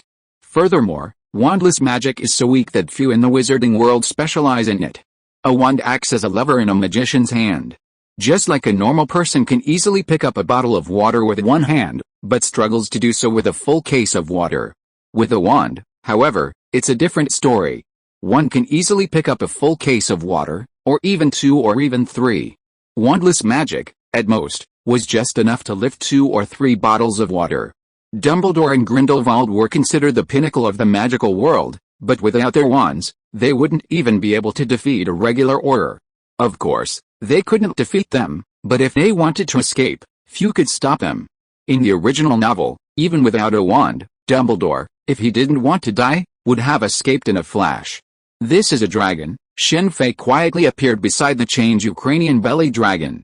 Looking at the nearly 20-meter tall grey dragon, he shook his head slightly. The dragons in the Harry Potter world, while dragons, were nothing more than giant winged lizards in Shen Fei's eyes. These dragons weren't as powerful as the legends said. This was the main reason Shen Fei dared to come. If it were a true mythical dragon, he certainly wouldn't dare to attack it. The same goes for the phoenix. Phoenix. The Dumbledore family seems to have always had a phoenix by their side, capable of rising from the ashes. Dumbledore's phoenix can achieve this, but in other respects, it's still far from the true phoenix of legend. Of course, this is just Shen Fei's opinion. In this world, the power of the Phoenix and Dragon clan is still highly respected. All curses end, strength release, powerful blast. After observing the chains binding the Ukrainian belly dragon, Shen Fei immediately cast 3 spells in succession, directly at the chains and pillars on one side. Roar. As these 3 spells were cast, the Ukrainian belly dragon seemed to sense the loss of its chains and roared loudly. Its huge wings fanned out in both directions, and its tail lashed the building behind it with all its might. The goblin, suddenly attacked, fled in panic, terrified. Gringotts claimed to have hired Ukrainian belly dragons to guard their treasure, but in reality, they had enslaved them. This wasn't the fault of the goblins at Gringotts. Shen Fei described this world's dragons as giant lizards primarily because they weren't very intelligent and couldn't speak. In the wizarding world, only one person has ever collaborated with dragons, Newt, the author of Fantastic Beasts and Where to Find Them. Even Newt pulled out all the stops in that collaboration. The Ukrainian belly dragon's escape immediately triggered the alarm at Gringotts. Confused about what was happening, many goblins rushed over. Seeing the freed Ukrainian belly dragon, they attempted to flee, but it was too late. While dragons aren't particularly intelligent, they do have some intelligence. They recognized the goblins as their enslavers. With a roar of rage, they opened their massive maw, and flames erupted. As their heads spun, they instantly reduced the surrounding goblins to charcoal. As expected of the dragon, this dragon's breath is incredibly hot. It instantly reduced the goblin to charcoal. This temperature was far greater than a sorcerer's blazing flames. Blazing flames would at most incinerate a person, but reducing them completely to charcoal, both internally and externally, was difficult to achieve. As the Ukrainian belly dragon prepared to unleash its breath, Shen Fei had already taken refuge on the building above it, simultaneously throwing the captured goblin, Griffic, outward. This would effectively destroy the body and, secondly, shift the blame to the goblin's inner circle. How did the Ukrainian belly dragon escape? Griffic colluding with the enemy from within. After unleashing its breath, the Ukrainian belly dragon spread its wings and soared upward. Gringotts' underground vault was a vast underground space, so even a dragon could soar high within it. Along the way, the Ukrainian belly dragon crashed through numerous railroad tracks and mountain pillars before finally reaching the top, crashing through the rock wall above and bursting out of Gringotts' underground chambers. Of all dragons, the Ukrainian belly dragon is the most powerful, capable of lifting an entire cargo ship. Ever since one Ukrainian belly dragon did so, this species has come under scrutiny. While this wouldn't have been a problem in the past, in modern times, with a number of ships sailing the seas 1,000 times greater than before, exposing dragons to the Muggle world without close scrutiny could be a serious problem, potentially exposing the wizarding world. Boom! The Ukrainian belly dragon's massive body loomed above the white gringotts. Its enormous eyes darted around, and with a roar, it flapped its wings and soared upward. What's that? A dragon? The sudden noise immediately alerted the wizards conducting business at Gringotts and those walking the nearby streets to the massive dragon's presence. The Ukrainian belly dragon's movement caused a significant amount of rubble to fall from the ceiling of Gringotts' main hall, especially those still conducting business there. Fortunately, the individuals handling business were all wizards, and most of them carried wands, so there were no casualties. Even so, they immediately fled Gringotts. That was a dragon. Shen Fei looked down on dragons in this world, but in this world, dragons were considered top creatures for most wizards. Not only those in Gringotts, but also some wizards nearby immediately fled. Fortunately, the dragon quickly flew away, and peace slowly returned to Diagon Alley. Not long after, a dozen Ministry of Magic aurors apparated directly into Diagon Alley and quickly headed towards Gringotts. The Ministry of Magic wouldn't ignore the presence of a giant dragon in Diagon Alley. That was their job. Gringotts' Goblin Elder also showed up, and a joint investigation ensued, though this no longer concerned Shen Fei. Does this count as a dragon rider? Shen Fei, perched atop the Ukrainian belly dragon, observed the rapidly moving scenery with a hint of excitement. As the Ukrainian belly dragon took flight, he lay on its back and used the disillusionment charm to conceal himself. The Wheel-Eyes flying car's cloaking system was actually a disillusionment charm. The Ukrainian belly dragon seemed to have noticed Shen Fei on its back and began performing various difficult flying maneuvers, increasing its speed in an attempt to throw Shen Fei off. However, Shen Fei was in no position to throw him off. Quickly imprisoned, as the Ukrainian belly dragon attempted to throw Shen Fei off, Shen Fei responded, casting a spell on its left wing. Several ropes quickly entangled the wing. Although it quickly broke free, the dragon's speed was reduced. Although Shen Fei somewhat despised the dragons of this world, it did not diminish their strength. He had several methods to deal with the Ukrainian belly dragon. For example, now that he was on its back, he could easily kill the dragon with grenades, landmines, or C4 weapons, but this would inevitably cause significant damage. Shen Fei wanted to take down the dragon without injury, a feat impossible even for Dumbledore and Grindelwald combined. But Shen Fei was a man of many talents. He possessed not only magical and modern methods, but also a hidden weapon, the power of the Operation Fruit. However, to use the Operation Fruit's power, he had to stop the dragon. The Operation Fruit's circle was fixed and didn't move with the user. At his current speed, the dragon could be blown away the moment he activated it. This was the drawback of the Operation Fruit. Unless the fight was fixed in one place, the power had to be constantly activated, draining his stamina. This was why Luo always felt weak. As the dragon's speed slowed, Shen Fei immediately sheathed his wand and formed hand seals. The space before him suddenly shone like glass, opening outward. This was the mirror dimension, and the Ukrainian belly dragon flew into it. While Shen Fei could handle the dragon from outside, he felt more confident in the mirror dimension. Room, slaughterhouse. The next moment, a golden sword appeared in Shen Fei's hand. Unleashing the power of the Operation Fruit, the sword instantly decapitated the Ukrainian belly dragon. No magical defense. I was so well prepared. Shen Fei then separated the dragon's body and wings. Due to the properties of the Operation Fruit, the dragon survived, but with its body severed, it could only roar. Sorry, Shen Fei said, standing in front of the dragon's head. A golden blade of light appeared in his hand, and the gamma knife of the fruit in his hand stabbed into the dragon's head. The gamma knife was an attack that could damage internal organs and muscles, leaving no visible damage. The Operation Fruit wasn't incapable of killing, simply unactivate the circle, or make it disappear during the attack. This is still easy. A faint smile crossed Shen Fei's face as he looked at the Ukrainian belly dragon, which was now lifeless. If a magical attack had been used, the two sides would likely have fought for a long time. Dragon scales were highly resistant to magic. Of course, Shen Fei had other means, such as the iron armor, micro-missiles, Gatling guns, and bazookas. These could inflict significant damage on the Ukrainian belly dragon, but they would undoubtedly leave the dragon's body severely damaged. Here, he had a complete dragon carcass. This way, the dragon's flesh and blood wouldn't be wasted, which was his primary purpose in killing the dragon. Dragon meat, a being with a powerful vitality. Not only dragon meat, but also dragon blood, also contains a vast amount of energy. I don't know how a dragon bloodbath would work, but it's a bit wasteful. But even if it was a waste, Shen Fei was ready to try it. Legend has it that dragon bloodbaths can enhance physical fitness. If the dragon blood ran out, he could just slay another dragon.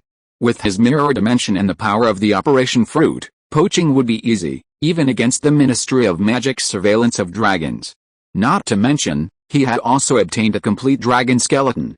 Displaying it in his villa would enhance his prestige infinitely, and Stark would be absolutely envious. Stark had previously mocked his villa for having no valuable artworks at all. It wasn't that Shen Fei didn't want to buy any, but he really had no talent for appreciating art, and buying them would be a waste. If you're listening to this novel on a channel other than Fanfic World, it means they downloaded and uploaded it without effort. We cordially invite you to visit our channel, Mundo Fanfic Novelis. There you'll find the original version of this story, and you can explore many other novels of various genres. We're waiting for you to immerse yourself in a world of incredible novels. Chapter 89, New World, Part 2. Is it a big deal? The escape of the Ukrainian belly dragon from Gringotts caused a major stir in the wizarding world. The Daily Prophet reported on the incident for several days, and Minister of Magic Fudge issued a statement in the newspaper, claiming it was merely an accident and that dragon attacks on humans were unlikely. Dragon attacks on humans were common when humans were weaker, but in modern society, such incidents have become rare. This is because some places, even the Ministry of Magic, cannot afford to take action, especially in magical deserts. Africa, for example, is a magical desert and home to the most obscurus. It is also the most chaotic region of the world, a haven for criminals, dark wizards, bounty hunters, and gold diggers. This is because Africa is home to the most magical creatures, some of which are extinct elsewhere. Take the Thunderbird, for example. It is a rare and powerful creature comparable to the phoenix. If it weren't for the Thunderbird in New York, the wizarding world would have long been exposed to the public. Summoning wind and rain is the Thunderbird's ability. Combined with its unique venom, it can cast a forgetfulness spell on an entire city. This is the power of these magical creatures. Such power is naturally priceless. Even beyond their abilities, the sheer spectacle alone is enough to draw many to risk their lives. Besides Africa, the Amazon rainforest is another region rich in magical creatures. With the continued expansion of humanity, magical creatures are forced to retreat to this pristine forest. Because of human expansion, especially among extreme adventurers, who venture into dangerous places, newspapers in the ordinary world often report the sightings of strange creatures. Fortunately, the Ministry of Magic maintains a strong suppression mechanism, so even if some magical creatures are discovered, they are at most treated as if they were previously unknown to humans. However, this presents a significant risk for extreme adventurers, especially wizards, werewolves, vampires, centaurs, giants, and other creatures. Unlike Kamar-Taj, where wizards rescue those climbing the Himalayas, wizards in this world have no desire to rescue those adventuring. The Ministry's magicians hated these people the most. Their presence kept them incredibly busy, often requiring them to run around and cast memory charms on them. Of course, Fudge claimed it was an accident, but secretly, many Ministry warriors were investigating. Don't forget, this world has magic that can reveal traces. Although Shen Fei had used the myriad spells to erase the traces, some traces simply couldn't be erased. If nothing else, the Ministry could at least identify the involvement of magicians based on the traces. Attacking Gringotts was a serious crime, just like raiding a bank in the ordinary world. If Gringotts were to fail, the chain reaction it would trigger would be something the Ministry couldn't afford. Just like a run on a bank, Gringotts was now facing a similar situation. Fortunately, Gringotts had been operating for so many years and was well funded, which was why it didn't cause a major disturbance. This was also due to Shen Fei not stealing a large amount of money. Griffith knew a lot about the treasure troves, like Harry's, which contained a vast amount of gold coins. Of course, Shen Fei wouldn't touch Harry's coins. I wish I'd left a Death Eater's mark, but judging by Fudge's current behavior, even if I had, he'd probably have covered it up, Shen Fei quickly stopped caring about how the goblins at Gringotts and the Ministry of Magic would handle the news of the infiltrator. They had no chance of tracking him down, even if they tried to track down the dragon. We got a few wands. We're really lucky this time. As expected of the Death Eater's hoard, it contained not only gold coins but also potions, herbs, and wands, but now they were all gone. Fudge hadn't leaked the Gringotts secrets further, probably because he was worried that the victims were Death Eaters.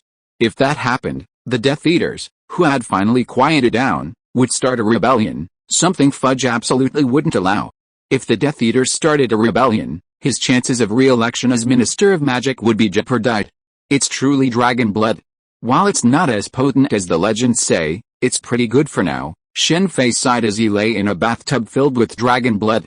Dragon blood certainly has more uses than just bathing. That would be a waste. It can also be made into dragon blood wine, which has immense health benefits.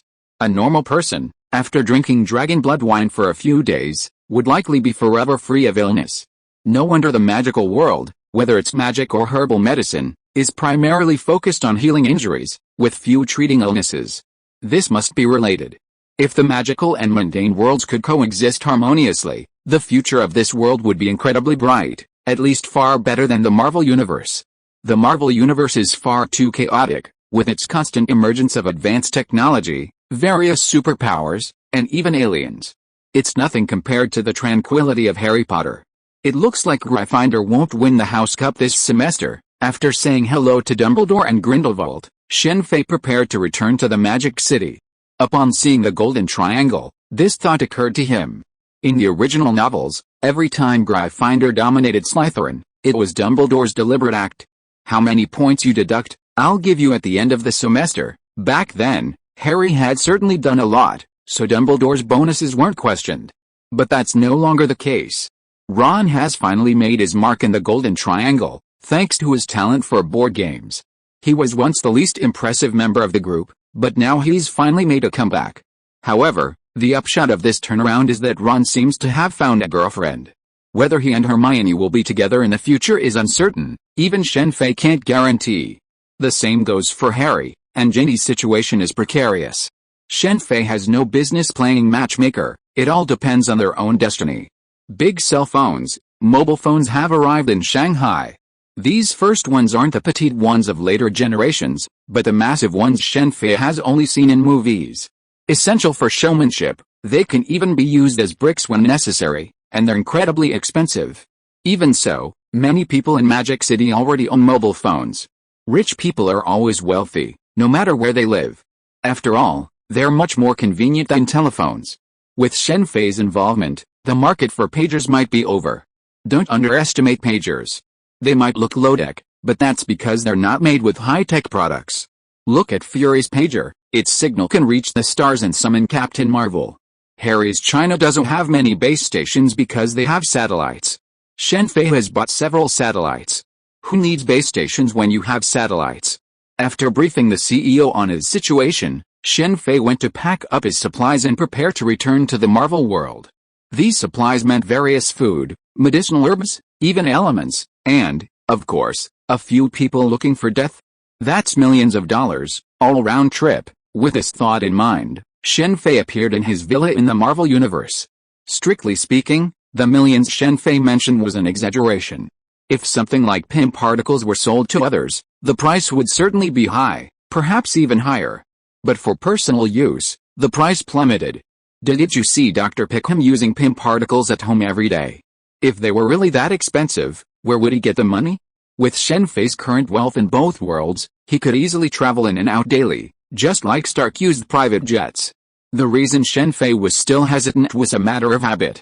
After all, he was just an ordinary person, not used to being a member of the upper class, a wealthy person. Shen Fei was very different from those nouveau riche who, after having so much money, wanted to be covered in gold. Sure enough, the two timelines have balanced. Time is truly a strange thing. Looking at the time turner in his hand, Shen Fei's head ached, but then his thoughts about time stopped. He had obtained this time turner from Grindelwald. Harry Potter's magical proficiency may seem low, but his mastery of space and time is exceptional, particularly with a time turner. While no wizard could use time-related magic, they were able to create one. More importantly, There were quite a few of these in Harry's world. Most were used by geniuses like Hermione for training. Dumbledore, Grindelwald, and even Voldemort seemed to have used them. So far, the Time Turner's greatest use has been for learning. Any attempt to alter history would have unforeseen consequences, which is likely the main reason why neither Dumbledore, Grindelwald, nor Voldemort used the Time Turner to alter events. Dumbledore's greatest regret was his sister's death, but even then, he had no intention of using the Time Turner to revive her. Similarly, Grindelwald had no intention of using the Time Turner to change the outcome. As for Voldemort, it's clear from his appearance that he didn't use the Time Turner to resurrect himself. Shen Fei's theory is that it would trigger a parallel dimension, and the so-called change would simply be a change within that dimension. Of course, this is just Shen Fei's speculation. He doesn't know if it's true. We found the blood orchid. Thank you for your hard work. Do you want me to pick you up? After finishing his work and completing his experiments, Shen Fei contacted Ada Wang. While he was away, Ada Wang had contacted him, and Red Queen had recorded this information. Knowing that Ada Wang had grown up and obtained the blood orchid, she felt a surge of excitement. No thanks, I'm in New York now, Ada Wang said, hanging up the phone and quickly arriving at Shen Fei's villa. It's as good as the stairway to the sun. Upon seeing the vibrant red blood orchid Ada handed him, Shen Fei immediately used the Operation Fruit to analyze it before setting it aside. Research could be done anytime, but since Ada Wang was visiting so rarely, he certainly wouldn't be running experiments now. This time, Ada Wang had not only obtained the blood orchid, but had also located and marked its location, meaning Shen Fei could always visit it whenever he wanted. While there were numerous enormous pythons there, and Ada would have been extremely cautious in the past, she was different now. With her current strength, those pythons proved no threat to her. Her formidable physique meant she could wield even more powerful weapons. By the way, it's a rare visit from you, and I've got something special this time. After a moment's silence, Shen Fei made some arrangements and then led Ada to the bathroom. What are you planning on doing? Do you want to bathe with me? King Ada looked at Shen Fei with a half smile, gazing at the bathroom ahead. With King Ada's wisdom, he could easily guess what Shen Fei was thinking. Don't let your imagination run wild.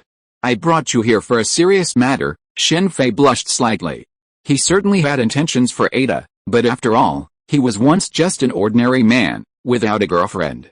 When it came to pursuing women, he was miles behind Stark. Stark often teased him with this, even jokingly threatening to teach him a lesson. Serious matters, King Ada smiled teasingly. Of course it's something serious. Shen Fei coughed softly and walked into the bathroom. The bathroom was enormous, almost the size of a bathhouse, a luxury enjoyed by the wealthy.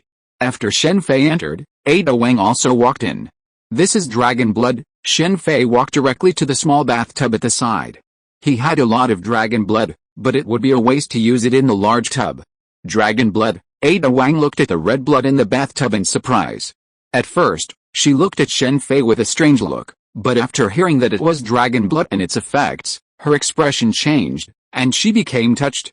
Yes, this is something you'd never guess to get your hands on, since it's so precious. Why don't we all come together? Ada Wang said, removing her red coat and top, revealing her red underwear underneath. No need. This stuff is best absorbed by one person. To avoid wasting it, it's best to stay in here all night, Shen Fei said, and hurriedly turned and left. Seeing Shen Fei's somewhat panicked back, Ada couldn't help but smile.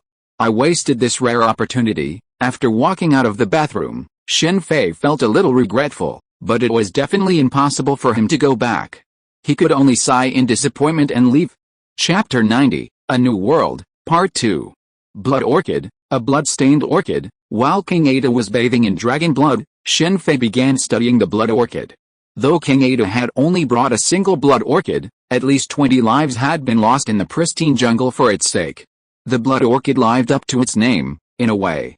Shen Fei also learned that the blood orchid's native habitat wasn't the Amazon, but the tropical rainforest of Borneo. He'd completely misplaced the location. Fortunately, Ada hadn't limited her search to the Amazon, otherwise her search would have been in vain. It contains powerful life energy. If consumed directly by humans, the vitality would be so potent it could be considered highly toxic. After examining the blood orchid, Shen Fei began examining the piece of python flesh that Ada had brought. King Ada's approach reassured Shen Fei. It was as if he knew he'd need python flesh for comparison and had brought it along too. It seems we can't just give this thing away.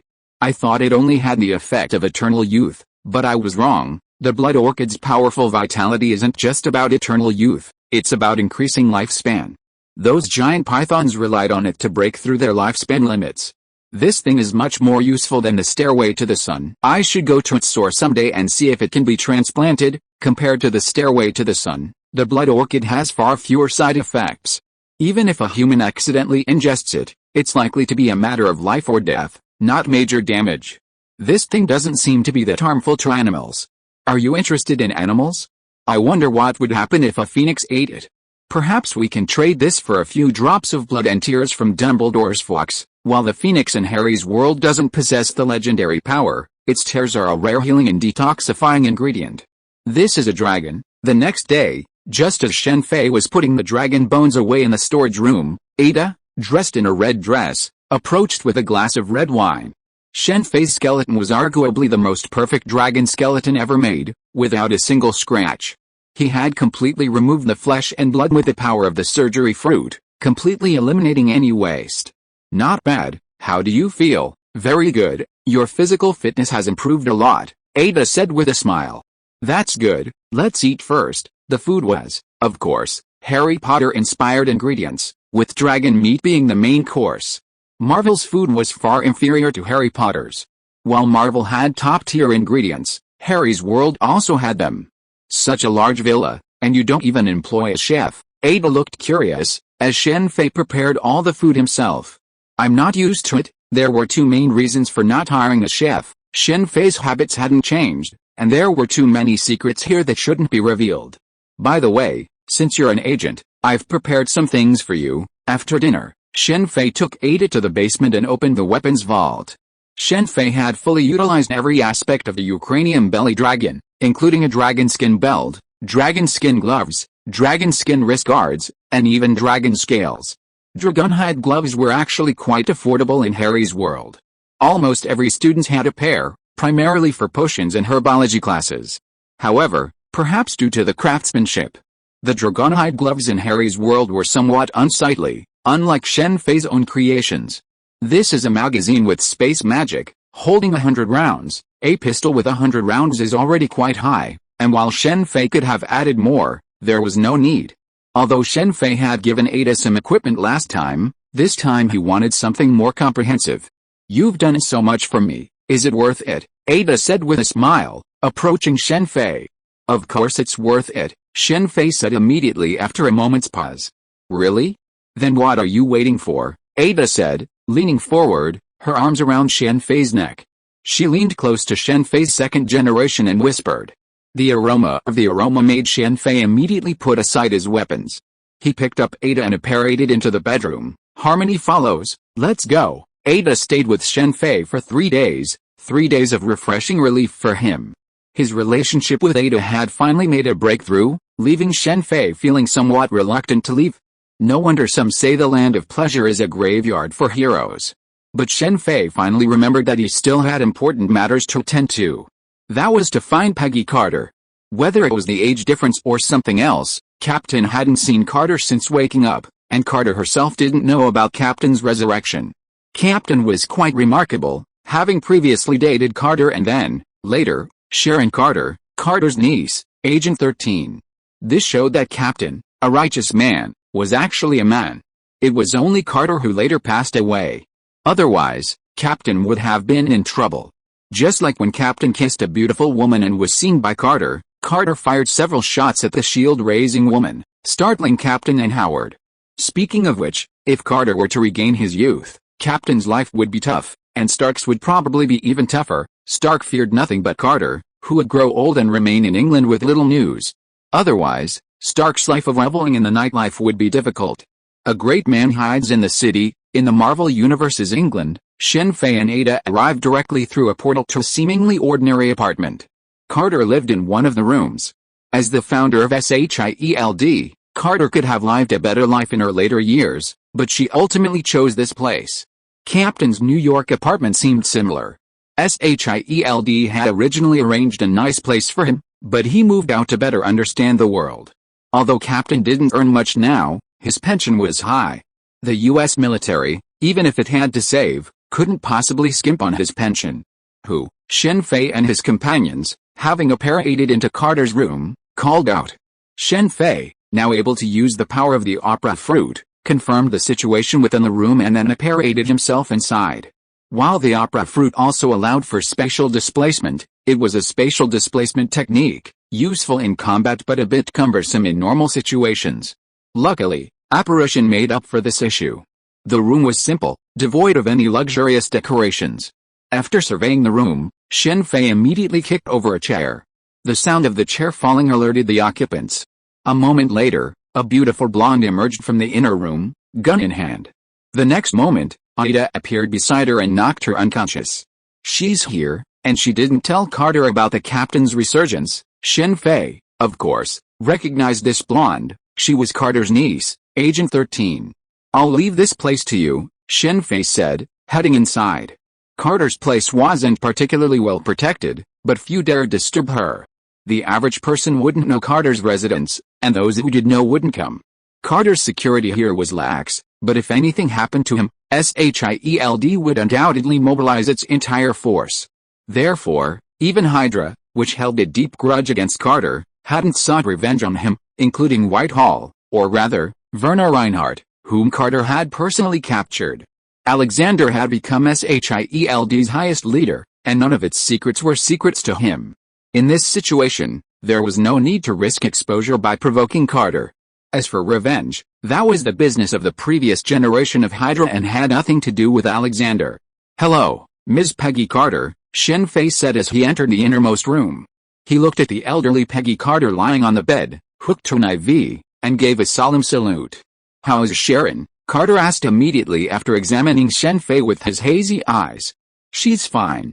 We just let her rest for a while to keep her out of the way," Shen Fei said with a smile, then pulled over a chair and sat down. "I come with good intentions. Is it okay to put away your weapons, Ms. Carter?" Shen Fei said calmly, glancing at Carter's arms beneath the covers. Being a secret agent is, frankly, a tough job. Even at her age, lying in bed and unable to move, Carter still held a weapon, not aimed at Shen Fei, but at herself. It looked like she was ready to commit suicide if things went wrong. "Good intentions, I don't see any of that," Carter said, but her left hand still pulled out the covers, revealing a pocket pistol, the kind most women would use. Though the gun was out, it was still pointed at herself. Carter had no choice but to do this. If it were just Shen Fei, she would definitely be pointing it at him, but now it was clear that Shen Fei wasn't alone. "I came here with information I want to share, but I'm afraid you might get too excited, so it's best to put away your weapons." If Carter were told the captain was alive now, what if she got so excited that she pulled the trigger? That would be a real problem. Intelligence, Carter looked at Shen Fei in surprise. Pistol flying over, taking this opportunity, Shen Fei took out his wand with his left hand and summoned Carter's pistol with a flying spell. Fortunately, Carter was old and frail, so he didn't have to use much force to hold the pistol, so it was easy to summon the gun. "What is this?" The pistol flew into Shen Fei's hand, making Carter stunned for a moment. "I am a magician, but now is not the time to talk about this, Ms. Carter. You should prepare yourself first and don't get too excited." Shen Fei paused and continued after seeing that Carter's face had returned to calm. "We found the captain." "What?" As soon as Shen Fei finished speaking, Carter's expression immediately became excited. Her chest kept heaving, her hands trembling more violently than before, and her breathing became rapid. Her trembling left hand wanted to grab the medicine on the bedside, where there were many medicines. "I already told you not to get excited." Seeing Carter's agitation, Shen Fei immediately produced a syringe and injected it directly into Carter's now shrunken right arm. As the drug was injected, Carter's breathing finally returned to normal. "Is this true? I see. I was wondering why Sharon had been acting strange lately." Carter was initially skeptical, but as she muttered to herself, she became convinced. "I need to go see him. We can't let them desecrate his body." Carter was well aware of the significance of the captain's corpse in this day and age. Even if the captain had achieved extraordinary feats, those who knew him would have countless excuses to do something to him, claiming it was for the sake of humanity's overall evolution. In fact, some actions had already been taken. During the captain's coma, An unknown amount of blood had been drawn. If it weren't for the widespread attention paid to the captain, a serious incident would have exposed many secrets, and Alexander and the others might have killed him.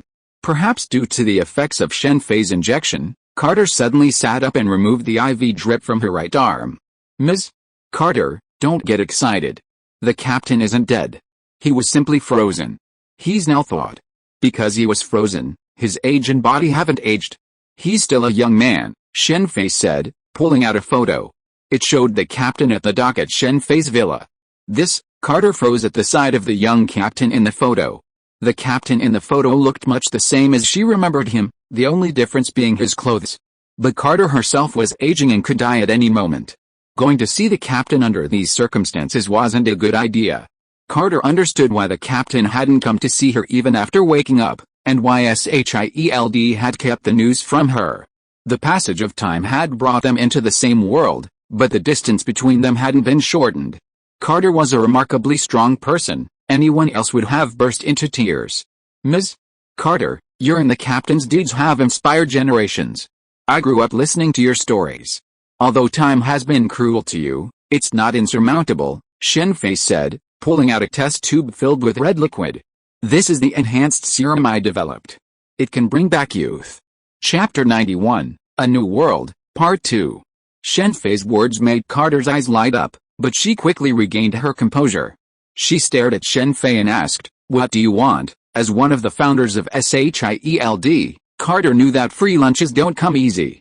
While being able to revisit her youth and rekindle her relationship with Captain was a blessing, she didn't believe Shen Fei was helping her for no reason. Nothing. Shen Fei ignored Carter's caution. As a former agent, it would be strange if Carter didn't have that much vigilance. Captain and I are friends, and I have a good relationship with Stark, too. You can find out by looking it up. My only request is that you don't tell anyone about my visit today. Shen Fei handed Carter the test tube, motioning for her to drink it. After a moment's silence, Carter took it and drank it all in one gulp. Shen Fei then immediately took the test tube from Carter.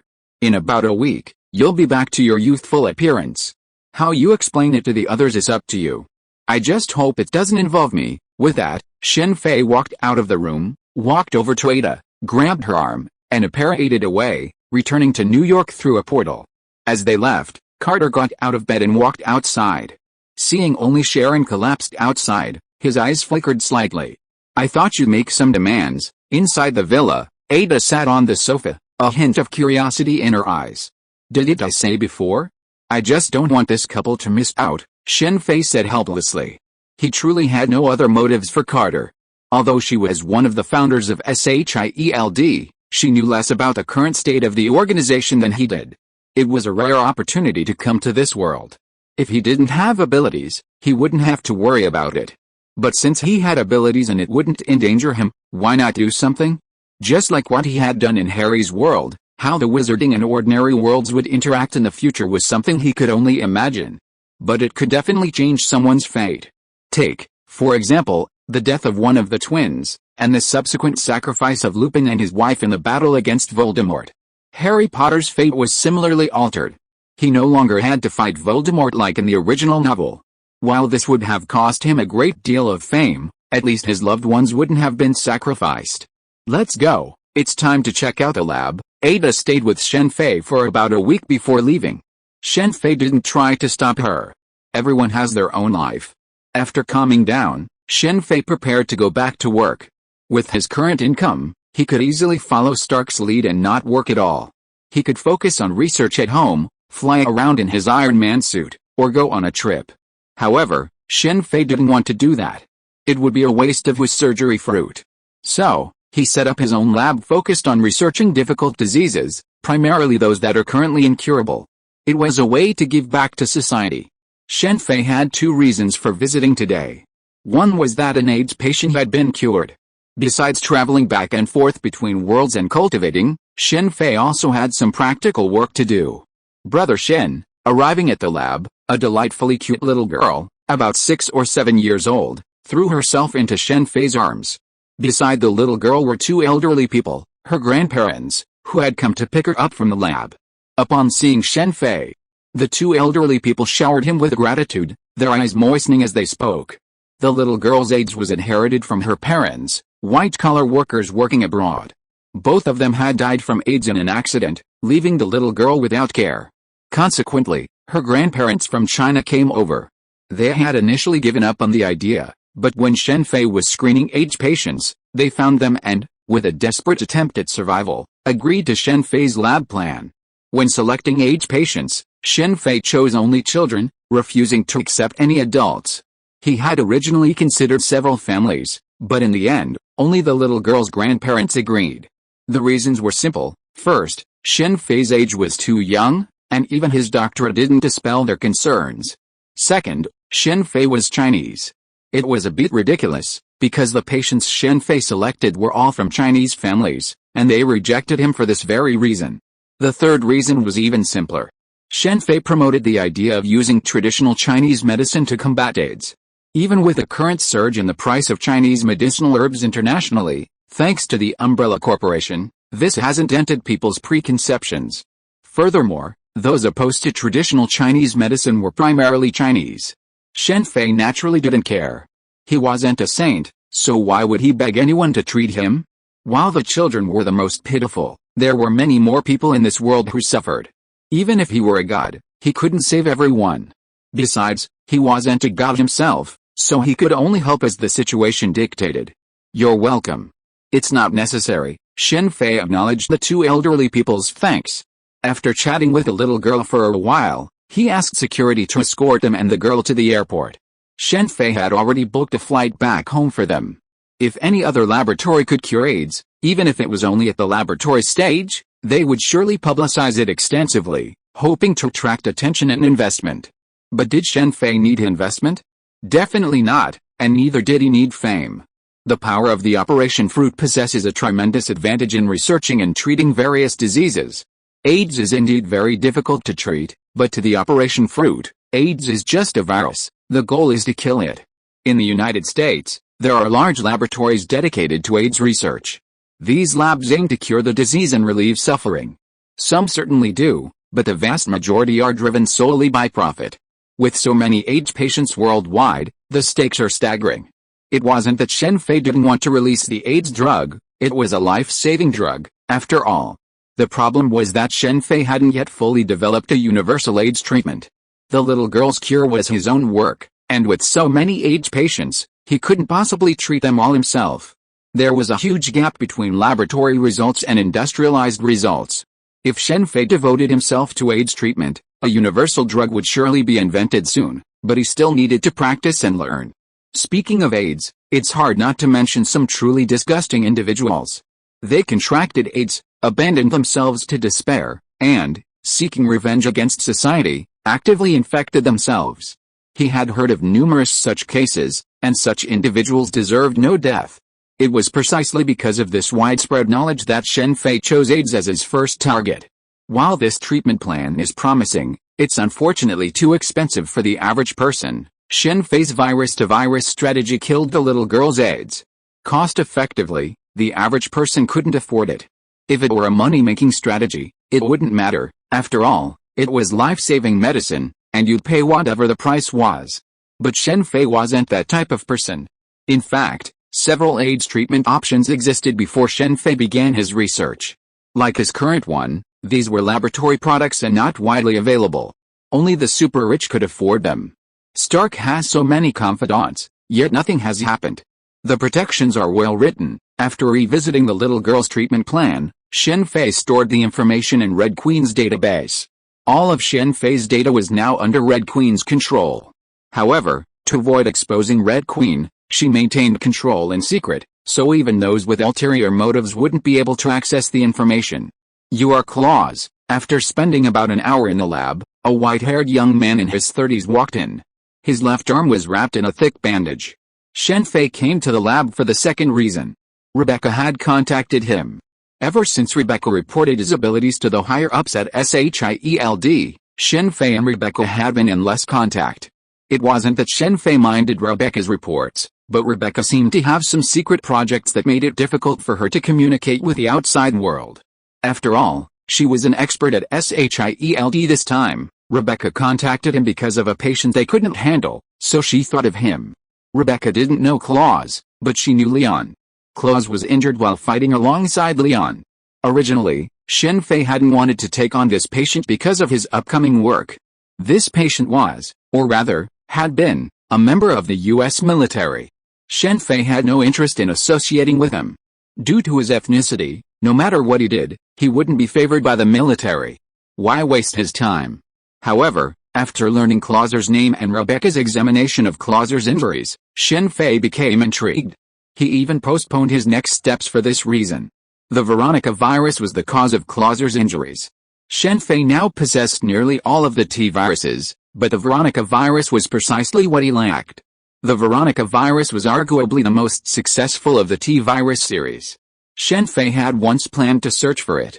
According to his memory, the Veronica virus should be in Antarctica, but Antarctica was too vast to have specific coordinates. Furthermore, Shen Fei's strength at the time was not as strong as it is now, so he had no choice but to give up.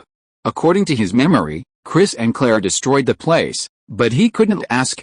Now, it had come to him. He knew Clauser. Apparently, it was this injury that led to his discharge from the military. He then sought treatment for his arm, but when that failed, he joined Wesker, using a virus to strengthen himself. He then battled Leon in Biohazard IV, ultimately being defeated by Leon. Clauser's luck was unfortunate. His virus-enhanced body was incredibly powerful, but unfortunately, he encountered Li Sanguang. "I heard there's help here," Clauser said, looking utterly haggard. He was a man who believed in the supremacy of strength, similar to the abomination who fought the Hulk. However, with Wesker's untimely death, he had no one to turn to, let alone receive the virus's enhancements. If Clauser's body hadn't been damaged, the military wouldn't have allowed him to retire. Even if he had, there would have been plenty of recruits, like Hydra. However, with his left arm missing, Hydra wouldn't have been interested in recruiting him. Many of Hydra's operatives were retired military personnel for various reasons. The later Centipede members were all military personnel, and all very capable individuals. "I need to take a look." "Remove the bandages," Shen Fei gasped as he watched Clauser's unbandaged left arm. It was now unrecognizable, covered in bulging, necrotic flesh, resembling a zombie in some ways. She didn't become infected and turned into a zombie. The Veronica virus is truly remarkable. It's a shame for Alexia Ashford, she has such an unreliable brother. Alexia Ashford, a prodigy, was a sensation back then, surpassing even Stark. She graduated from college at 10 and went on to work for Umbrella. But little has been heard since. Some newspapers later claimed she had exhausted her potential and faded into obscurity. Unbeknownst to these people, she was already developing the Veronica virus. It's a shame they couldn't extract it. After examining Clauser's arm, Shen Fei sighed in disappointment, but he wasn't too surprised. If she could still extract the Veronica virus from Clauser's arm, he'd probably be dead. Things like cell blood cannot be preserved permanently. If they are not properly preserved, their properties will be completely destroyed after a few days, just like food will spoil if left for a long time. "How is it?" Claus was nervous as he watched Shen Fei walk out of the laboratory. He had been disappointed too many times during this period. "I don't have any way now. I need the virus that hurt your arm to study it," Shen Fei stated his request. Alexia Ashford may be dead, so the only person who still has the Veronica virus is probably Manuela, the daughter of the drug lord. "I can only alleviate your symptoms now," Shen Fei said as he gave Claus an injection in his left arm. "I understand." Claus felt the pain in his arm begin to subside and nodded vigorously. "Contact me after you get the virus." Chapter 92, New World, End. "I wonder if this guy can get the Veronica virus," Shen Fei muttered to herself as she watched Clauser leave. Clauser had revealed that Manuela had been rescued by him and Leon, and had fallen into the hands of the U.S. military. As for where exactly she was, Clauser couldn't know. He was just a special forces soldier, after all. He was only able to find Shen Fei thanks to Leon, otherwise, there would be no place to treat her arm. Clauser wanted Manuela's blood, but he couldn't do it on his own. However, there was a solution. He could go to Leon. Given Leon's friendliness, he'd probably ask for some blood from Manuela after learning of this. An ordinary agent wouldn't be able to do that, as Manuela was so important to the military that even if Clauser died, they wouldn't hand over her blood. It's like if a regular S.H.I.E.L.D. agent needed Captain's blood to save him. Captain would definitely agree, but Fury wouldn't. Their values were completely different. However, Leon is no ordinary agent. He reports directly to the president, and his last name is Kennedy, making him a member of the Kennedy family. Of course, Leon likely doesn't know about the family, as this is information known only to a select few, such as the heads of the families. Shen Fei can treat the wound on Claus's arm, but that would eliminate the excuse for Claus to seek blood from Manuela. Manuela is a key military target, after all. Even if Shen Fei wants to obtain her blood, he must first find her. Blindly searching for her wouldn't allow Claus to act easily. Even if he possesses the artificial intelligence Red Queen, it doesn't mean he can freely hack into every network in the world. Don't assume the government is incompetent online just because hackers occasionally break into official U.S. government networks, such as the FBI. In reality, these compromised areas are unimportant. Truly important areas are difficult to infiltrate, even with artificial intelligence. Even with such powerful hackers, we haven't seen anyone break into a bank and transfer money out. Furthermore, even if they could infiltrate, the chances of being discovered were extremely high, and Shen Fei didn't want to take that risk. Leon's luck with women is quite strong, but it's a pity he can't be Ada's tool this time. Because of Shen Fei's intervention, Leon never met Ada, but he'd met plenty of others besides her. Manuela was a very beautiful woman, and both Leon and Claus had feelings for her, but Claus naturally lost to Leon. Leon was far more popular with women than Chris, but Chris also had one advantage over Leon. He always had Jill by his side, in stark contrast to Leon's frequent changes. Perhaps it was because he hadn't met Ada that Leon was so fickle now, or perhaps it was because of this that Claire, Leon's former love interest, hadn't sparked anything, becoming just friends. Of course, it was more likely Chris's fist that kept Leon from attacking Claire. Regarding the biovirus incident, although Shen Fei eliminated the source, the sun stairs, significantly reducing the number of viruses on the market, it hasn't completely eradicated them. This is especially true of the Ouroboros virus, a parasitic virus already prevalent in this world. It seems that even without Wesker, some things still happened. Tri-Union Corporation still interfered with the virus's creation, and recently, it nearly caused another Raccoon City tragedy. Hardwell, a small city roughly the same size as Raccoon City, is home to the renowned S.H.I.E.L.D. Pharmaceuticals. S.H.I.E.L.D. specializes in researching a T-virus vaccine and has achieved significant success, even producing one, with the support of a counselor.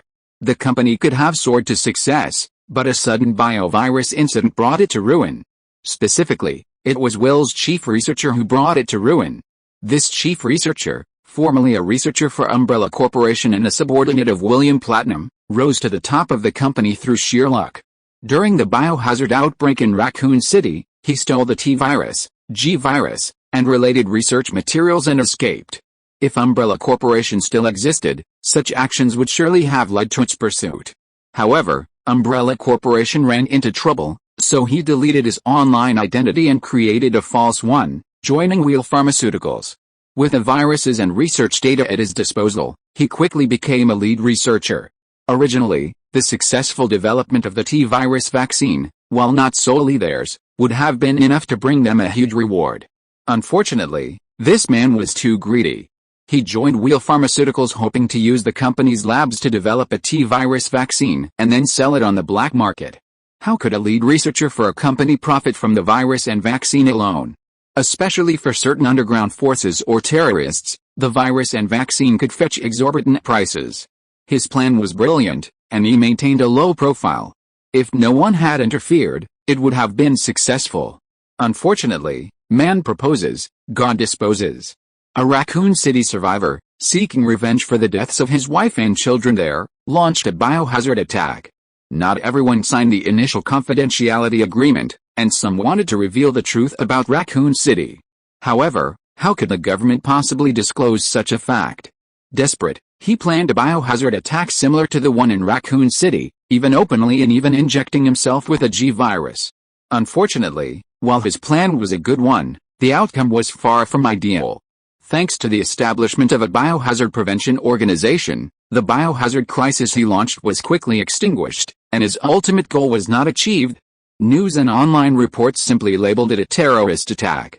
The military even used this opportunity to garner votes.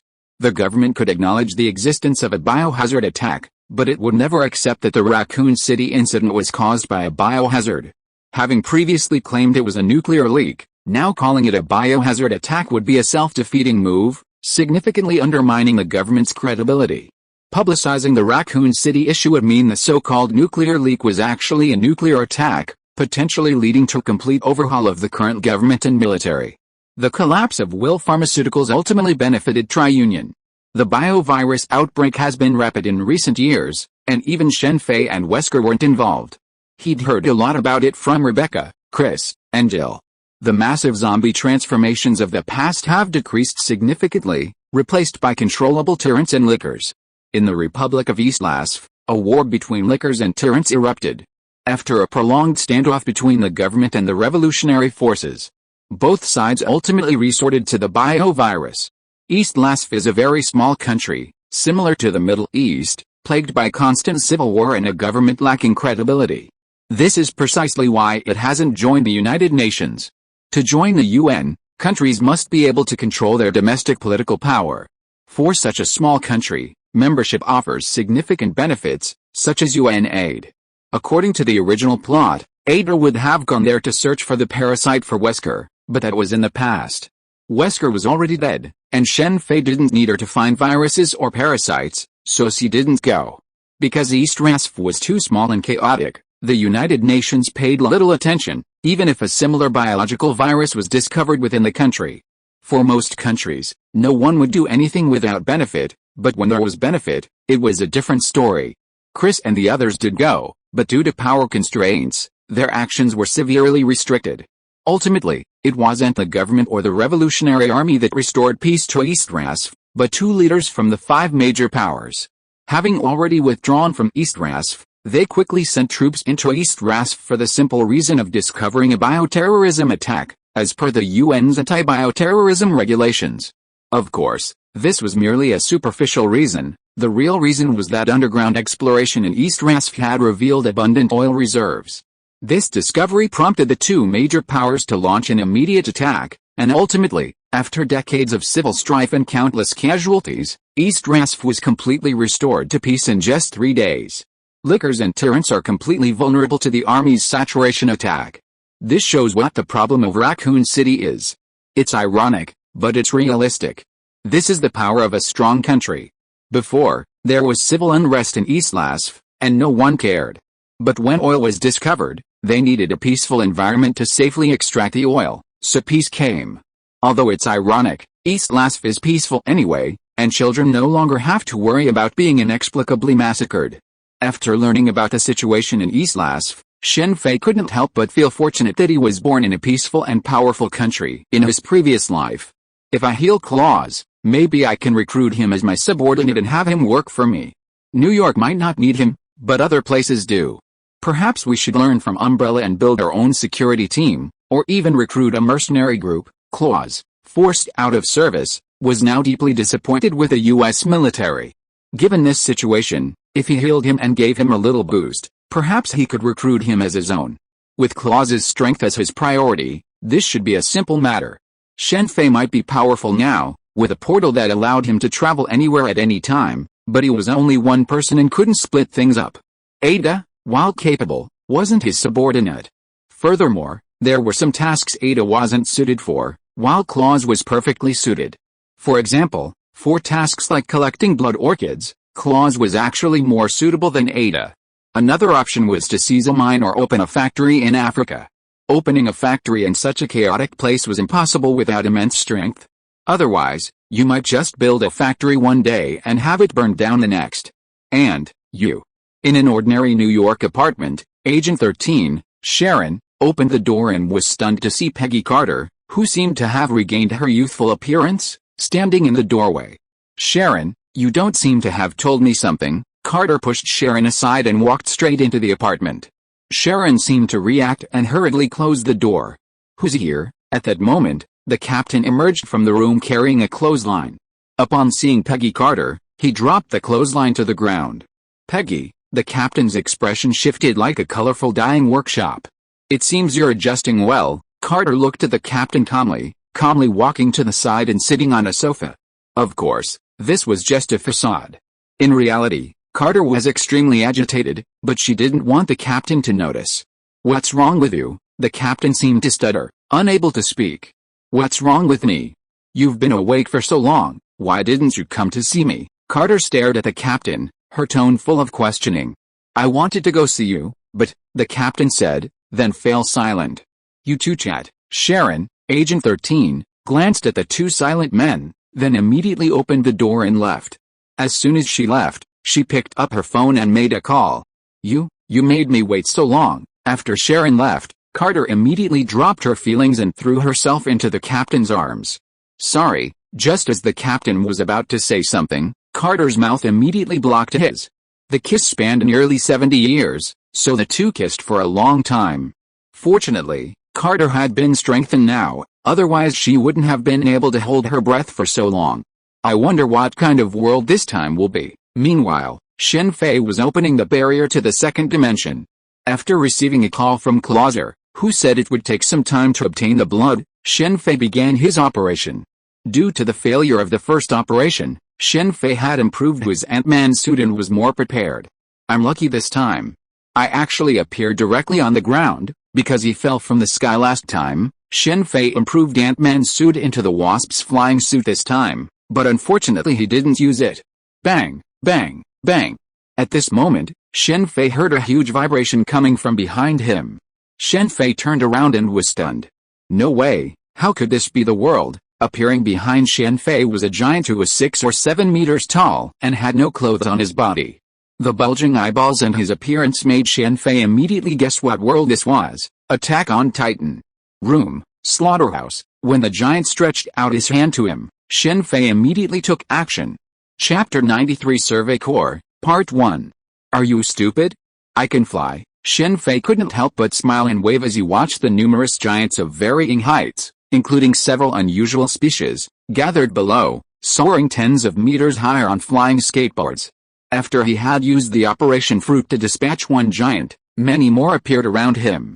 Because there were so many, Shen Fei used the Operation Fruit's ability to swap places with one, then took off his flying skateboard and soared into the sky.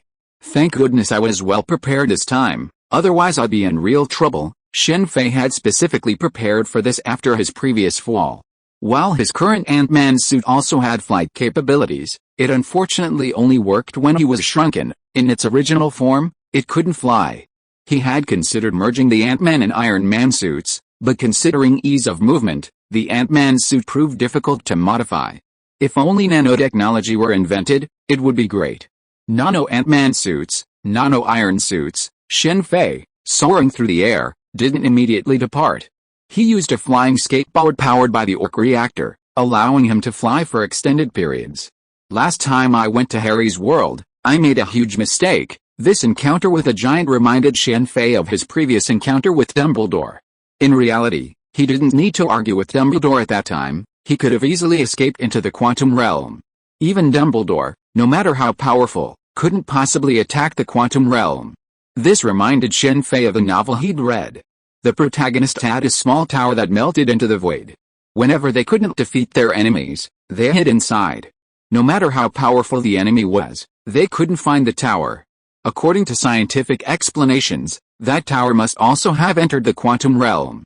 For Ant-Man like Scott, entering the quantum realm is impossible. The reason is simple, they have no way out. To do so, they'd need a specialized quantum portal. But for Shen Fei, that didn't require a specialized quantum portal, he could simply teleport out. Fortunately, Harry's world is doing well now. Although things didn't go smoothly at first, it was thanks to his contact with Dumbledore and Grindelwald that he learned a lot about spells from them. Of course, this was mainly thanks to Grindelwald. He really didn't learn anything from Dumbledore. What bad luck. Why did this world have to be this? It seems like this world doesn't have what I need. Shen Fei said this, and sat down on his skateboard with a depressed look on his face. Although he could also use a flying broom to fly, the reason he used a flying skateboard was because it didn't require his own magic power and was more durable than a flying broom. For Shen Fei, his travels through the worlds were partly out of curiosity, just like some people enjoy traveling to different places. He did the same, except that the places he visited were different. As the saying goes, the world is so big, I want to go out and see it. The Marvel world certainly has many places to visit, and with his current financial resources, he could easily go anywhere. However, because he's busy becoming stronger, he doesn't have much time to explore. Perhaps he will when he becomes stronger enough. This was the main reason he traveled through worlds, to become stronger. While he was technologically advanced, he was still too weak personally. Unlike Stark, who valued the power of technology, Shen Fei prioritized personal strength. It wasn't that technology wasn't powerful enough, but rather that he wanted to live longer, and personal strength was clearly more reliable than technology. For Shen Fei, technology was for self-protection. Technology and personal cultivation went hand in hand, in a sense cultivating both inner and outer life. Furthermore, to some extent, the two were equally connected. The macroscopic dimensional space and the microscopic quantum space were interconnected, a fact he had proven through his own experience. If Shen Fei were to publish his experiences as a paper, he would be begged to receive the Nobel Prize, or more likely, be dismissed as a lunatic. Shen Fei knew the world of giants. Besides serving as a base for practicing Kamar-Taj's magic, it held nothing he needed. The potion to transform him into a giant was completely useless to him, not to mention the significant shortening of his lifespan. Even if it didn't, he wouldn't care. The 9 giants were already a bit outdated in this world, let alone against him. If he wanted to, a 1-on-9 fight wouldn't be a problem, and that's without using any technological weapons. The fierce fire curse alone could wipe out all 9. If technology was used, even any modern society with normal technology, let alone the Marvel Universe, could easily defeat the 9 giants. They could even defeat the colossal titans like those in the walls, and nuke everything. This world might be a good place for the magical community to move to, Shen Fei thought suddenly. From what he knew of the giant world, technology had only just reached the air, and with only airships, magicians could easily defeat anything there. That could be a backup option, Shen Fei thought, standing up. He glanced at the giants below, who were slowly dispersing. After a moment's deliberation, a wand appeared in his left hand, and the flying board began to descend. Blazing flames, Shen Fei immediately targeted the anomalous creatures. It seems ordinary fire spells won't work. Watching the giant engulfed in flames, seemingly unperceived and continuing forward, Shen Fei pondered for a moment, immediately realizing his mistake. Giants don't feel pain, and considering their size, ordinary flames would take far too long to completely consume a giant, unless he could manipulate the flames to specifically target the back of the giant's neck. Ordinary flames proved ineffective, so Shen Fei immediately used fiery flame. The fiery flame instantly incinerated a vast portion of the giants, including the one he had previously chopped into pieces with the operation fruit. However, Shen Fei didn't eliminate all the giants at once. He still left behind one anomalous creature, and it was clear that anomalous creatures were different from ordinary giants. This one actually leaped into the air and attempted to attack Shen Fei. He left this one behind because he wanted to investigate the giant's condition. Although the world of giants seemed to have no effect on him, he couldn't leave now that he had arrived. Strictly speaking, he was also somewhat curious about how the Titans came into being. Unfortunately, their origins hadn't been explained before he'd traveled to the Marvel Universe. There was also the question of the lifespan of the pure Titans. While intelligent Titans have short lifespans, pure Titans seem to live forever, as if they could simply remain alive. Slaughterhouse. Although his opponent was a freak Titan, and its movements were swift, Shen Fei, possessing the surgery fruit, dismembered it in a flash. This doesn't seem like the right place for research. After dismembering the freak Titan, Shen Fei surveyed the surrounding wilderness and used magic to trap the fragmented freak Titans together. Then, using his flying skateboard, he flew towards a vast forest he'd spotted through the telescope. What a strange structure. It doesn't look like flesh, but rather some other substance, similar to soil or sand. Could this be why the Titans disintegrate when they're killed? From the top of one of the forest's thickest and tallest trees, Shen Fei used magic to create a simple platform and began studying the Titan structure. An empty shell. After checking with instruments and surgical fruits, Shen Fei came to the conclusion, it seems that the pure giant is no good. I must find an intelligent giant, or directly find the giant spinal fluid syringe. Also, these things are too much like plant viruses. Could it be that the origin of the giants is plants? Isn't this the same as the stairway to the sun and the blood orchid, except that this one is more powerful? Because Shen Fei has been studying the stairway to the sun and the blood orchid, Shen Fei discovered from this strange species that its cells are too much like plants, and the human part is very scarce. It's mainly plants, and there are also strange materials like the sky-defying giant or sand. Since Shen Fei has not studied geology, he is not very sure about this aspect. If the Titans originated from a plant virus, that's a bit too much. And it seems that only Aaron's people can become Titans, while people from other countries can't become Titans, even with spinal fluid injections. It seems that to fully understand this, we must find the intelligent Titan. I don't know what time period it is now, and whether Aaron's hometown has been destroyed. After a rough examination, Shen Fei clasped his hands together, and a golden sword appeared in his right hand. He then slashed at the back of the pure Titan's neck, killing it. The back of the pure Titan's neck was devoid of a human body, rather, it was the pure Titan's true form, completely fused with a Titan. This is strange. Shen Fei's face changed as he watched the Titan's body, accompanied by a large amount of water vapor. Instead of turning to ash and merging into this world, it's like it vanished into thin air, entering another dimension. Interesting, as the Titan's body disappeared, Shen Fei had been observing the changes with the operation fruit. It's like souls have entered a dimensional space, but these giants seem to have lost their souls. Kamar-Taj's magic is incredibly advanced in its understanding of souls and dimensional space. With Shen Fei's current abilities, if he exerts his full strength, he could even achieve the same feat as the Ancient One, knocking souls out of their bodies. It stands to reason that he could see souls if he so desired. It could be said that Shen Fei was now like some child born with the power of yin and yang, able to see things invisible to normal humans. Of course, Shen Fei wouldn't normally do this. No one likes to see such things. Fortunately, in the Marvel Universe, souls, save for a few with particularly deep obsessions, are mostly absorbed into hell upon death. The same is true in Harry's world. But because it's a magical world, some souls can remain for a long time, but the vast majority are unable to interfere with the real world, only allowing for minor interventions under rare circumstances. For example, the souls of Harry's parents constantly follow him around. Under normal circumstances, Harry can't see them, but only during his battle with Voldemort, when the flashback spell allows him to see them. In the magical system of Kamar-Taj, every world possesses a soul dimension, specifically designed to absorb deceased souls. However, due to differences in space, some souls in these dimensions possess consciousness, much like the Marvel Universe's hell and heaven. However, very few souls are able to reach heaven. Unlike hell, heaven only accepts the souls of those with exceptionally pure souls. This is a special soul dimension. Most soul dimensions are incapable of maintaining consciousness. Upon death, a person becomes nothing more than soul energy. However, this is not always the case. There are exceptions.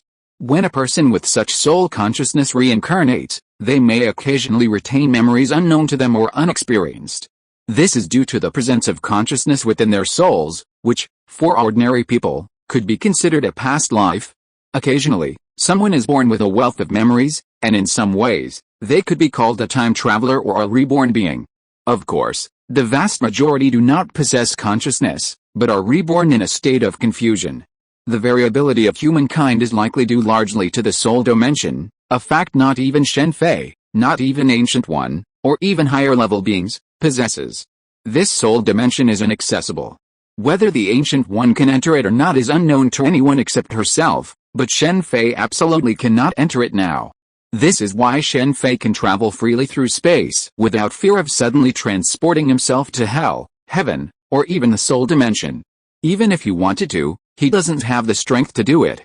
Forget it, I'll think about it later. It's better to get the dimension ready first, so that I can be invincible, Shen Fei thought to himself, glancing at the few giants lingering below, unwilling to leave, before gazing at the endless forest around him.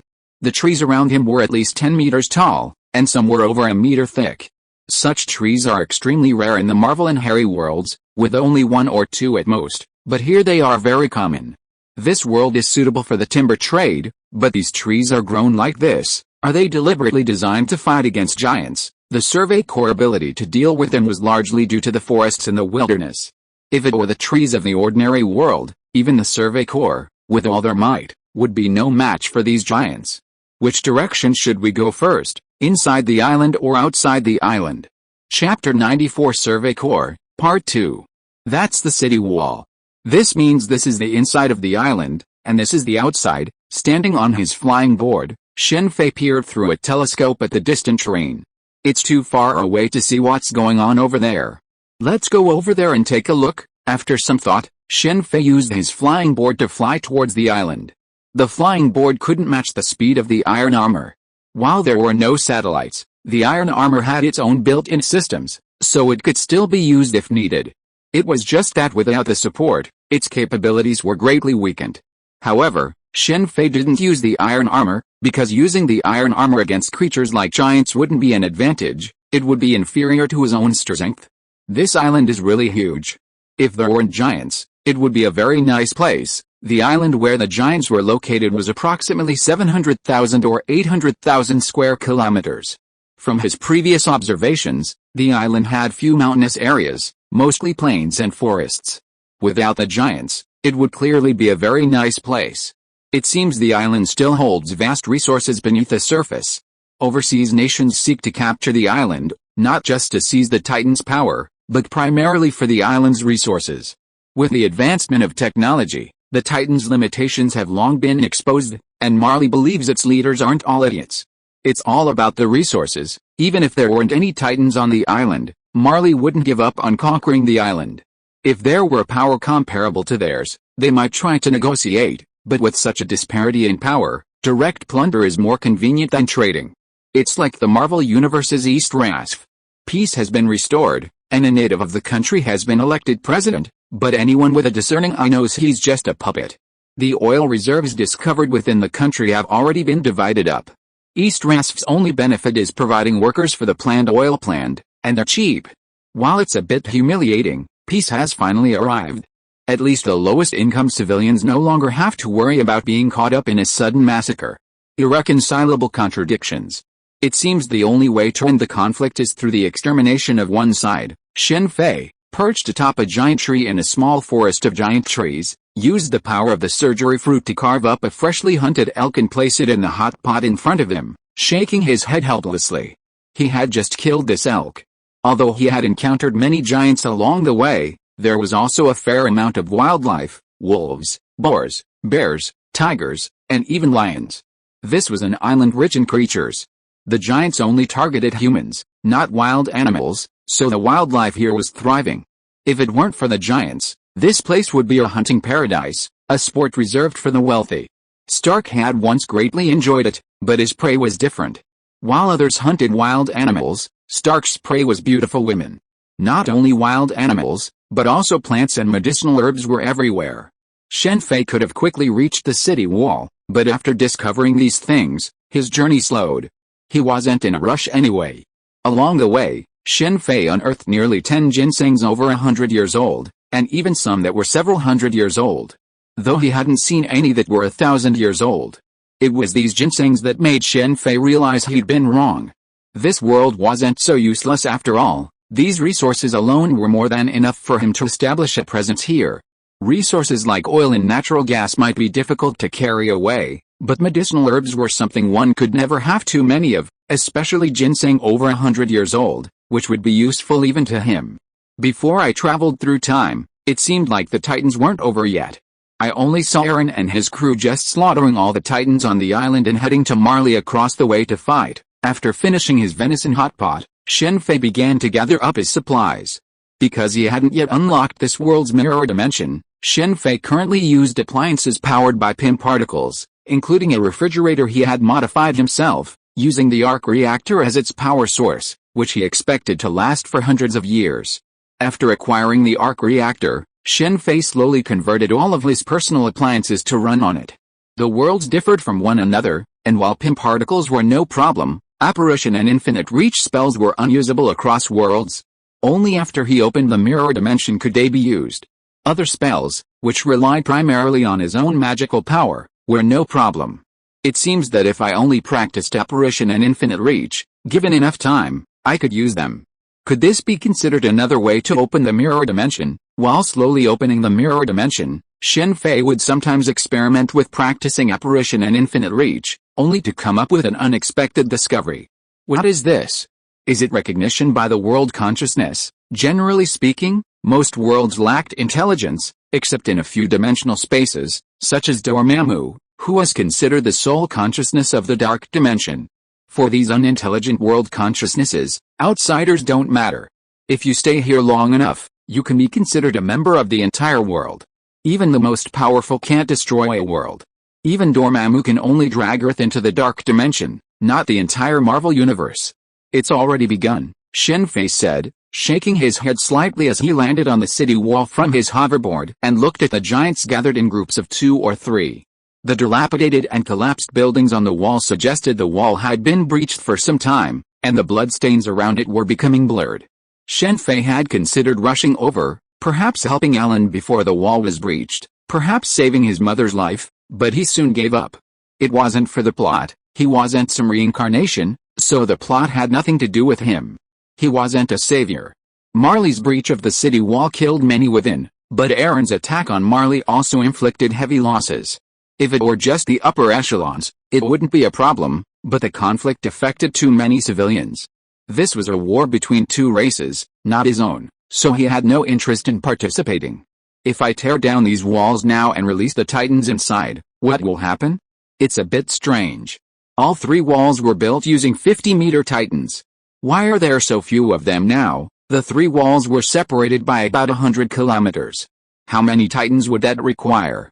And now it seems like supersized intelligent Titans are everywhere. Ordinary Titans are only a dozen meters tall at most. It seems there haven't been any 50-meter pure Titans. Man-made? No wonder S.H.I.E.L.D was once so powerful.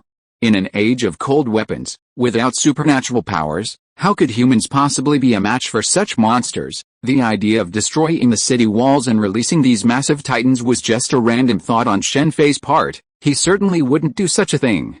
This guy has so much treasure. It's true that he's driven to ruin by wealth. Through his telescope, Shen Fei spotted a large area of gold and jewels scattered about. There was also a large bloodstain, indicating that this man hadn't escaped the Titans. I wonder what time it is now. Have Aaron and the other 2 graduated?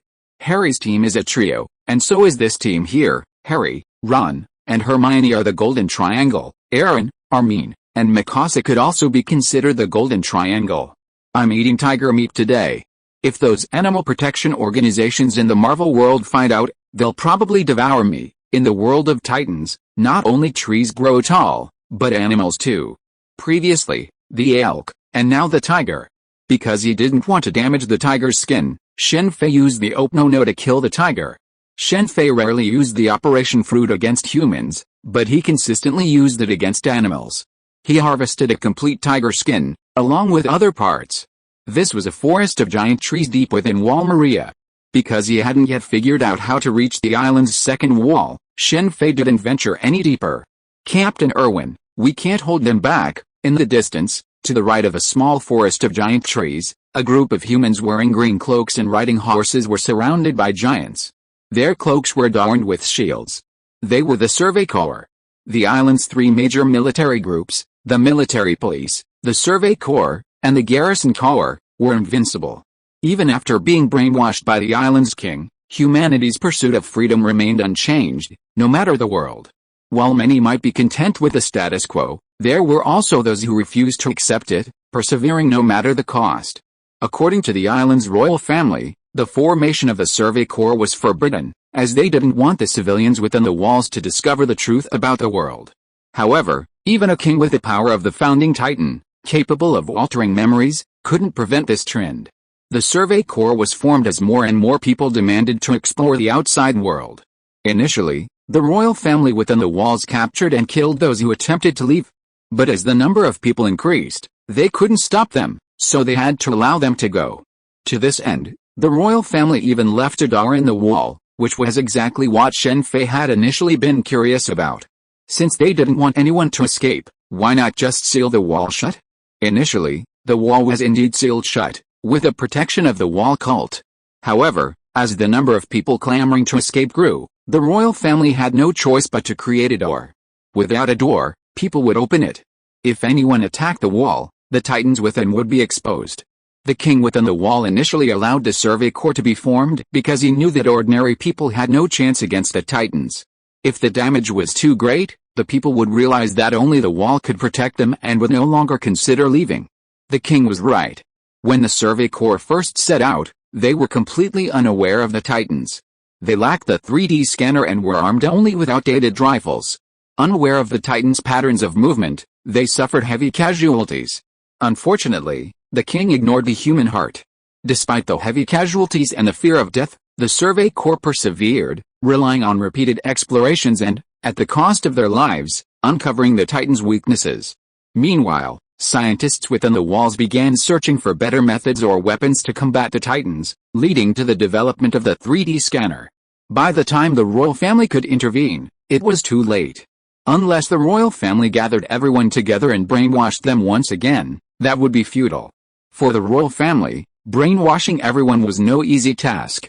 They were able to do it back then because they had only just arrived to explore the island. After a century of development, the population was now far greater than it had been back then.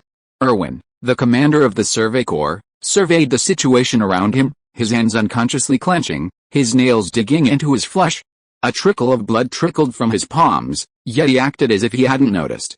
For years, the Survey Corps had discovered nothing beyond the Titans' weaknesses. When Wall Maria stood, they could explore further afield, but now, with its fall, they couldn't even cross it, as a vast number of Titans had appeared on its inner side. Erwin, the losses are too great. It's time to retreat, said the short, blood-soaked Sergeant Levi, his breathing rapid. Retreat, though he was deeply reluctant, having just left the wall, he knew the casualties would be even greater if he continued. After much deliberation, Erwin finally gave the order to retreat. As the order to retreat was issued, the remaining teams suggested luring the Titans away. To allow more people to escape, each retreat would include a rear guard, acting as bait. Almost none of these individuals ever returned alive. Retreat, due to technological limitations, the message could only be conveyed verbally, with flares used as the direction of advance. What's that? A female member of the retreating Survey Corps, on guard duty on the left perimeter, suddenly spotted black smoke rising from the woods to one side. Smoke? How could that be? Her companions, also noticing the smoke, paused for a moment before pulling out their flare guns and firing a flare into the air. A red flare. Firing at this time? What's going on? As the flare ascended, Levi and Erwin, in the center, immediately noticed it. Due to their long-range search formation, they couldn't see the smoke from their position. Chapter 95 Survey Corps, Part 2. Another one. I'll go check it out. Watching the second red smoke bomb launch into the sky, Levi, after briefing Erwin, immediately turned his horse and galloped towards it. Erwin stared at the red smoke bomb rising straight into the sky in the distance, his face serious. He knew what red smoke bombs meant, but seeing them launched straight into the air was new to him, especially since they were launched several times in succession. After Levi left, the third and fourth appeared. Erwin, what happened? A bespectacled Survey Corps member rode over. It was Hanji, the Survey Corps mad scientist. I don't know. Levi's already taken care of it. Maybe they found something, Erwin said, looking at the red smoke bomb's discovery. A glint flashed in his eyes. If he weren't on the run, he would have wanted to go and see for himself. For the Survey Corps, anomalies always meant good news. The most feared thing was the same old thing, that meant nothing had been learned. Anomalies meant new possibilities. Isa, what are you doing? Why aren't you moving forward? Levi rode to the outermost area on the left. Seeing his two men frozen in place, his eyes immediately turned cold. For the Survey Corps, the most feared aspect of conducting an investigation beyond a wall is standing still. This easily invites attack from Titans and hinders escape. If Erwin's long-range search formation retreats, Levi's squad, aside from the remaining decoys, generally bears the heaviest burden, tasked with dispatching those charging into the formation. Levi's task is even more significant, as he primarily dispatches the monstrous. Even within the Survey Corps, few can swiftly dispatch the monstrous, and Levi stands out. Despite his short stature, Levi's strength is the strongest in the Corps. He was instrumental in Erwin's Corps' ability to continuously expand its search range. Captain, there's smoke over there, the female Survey Corps member Levi called Isa shouted, pointing to one side. Her male companions shouted at the same time. Smoke, Levi looked up toward the forest. Though the smoke had faded, it still made out the shape of a cooking stove. Seeing this, the usually calm Levi's expression changed. "Keep going. I'll go check it out," Levi said, and rode off toward the forest. "Captain Levi, let's go together." Isa and the other two rode up to catch up. "No, you guys report to Erwin first, then keep going. I'll catch up soon." Levi shook his head at the two, who were a little breathless. Although Levi usually appeared cold and stoic, he cared deeply for his squad members. The two were already exhausted from fighting the Titans, and the blades and gas seemed to be running low. In their current state, if they encountered a Titan, they would surely die. "Captain, there might be information over there," Isa shouted. "I know, but if you die, it's meaningless. Go." "This is an order." Levi gave the two a cold look and continued on his way. While a disgusting creature, Levi continued on his way, attracting many scattered Titans.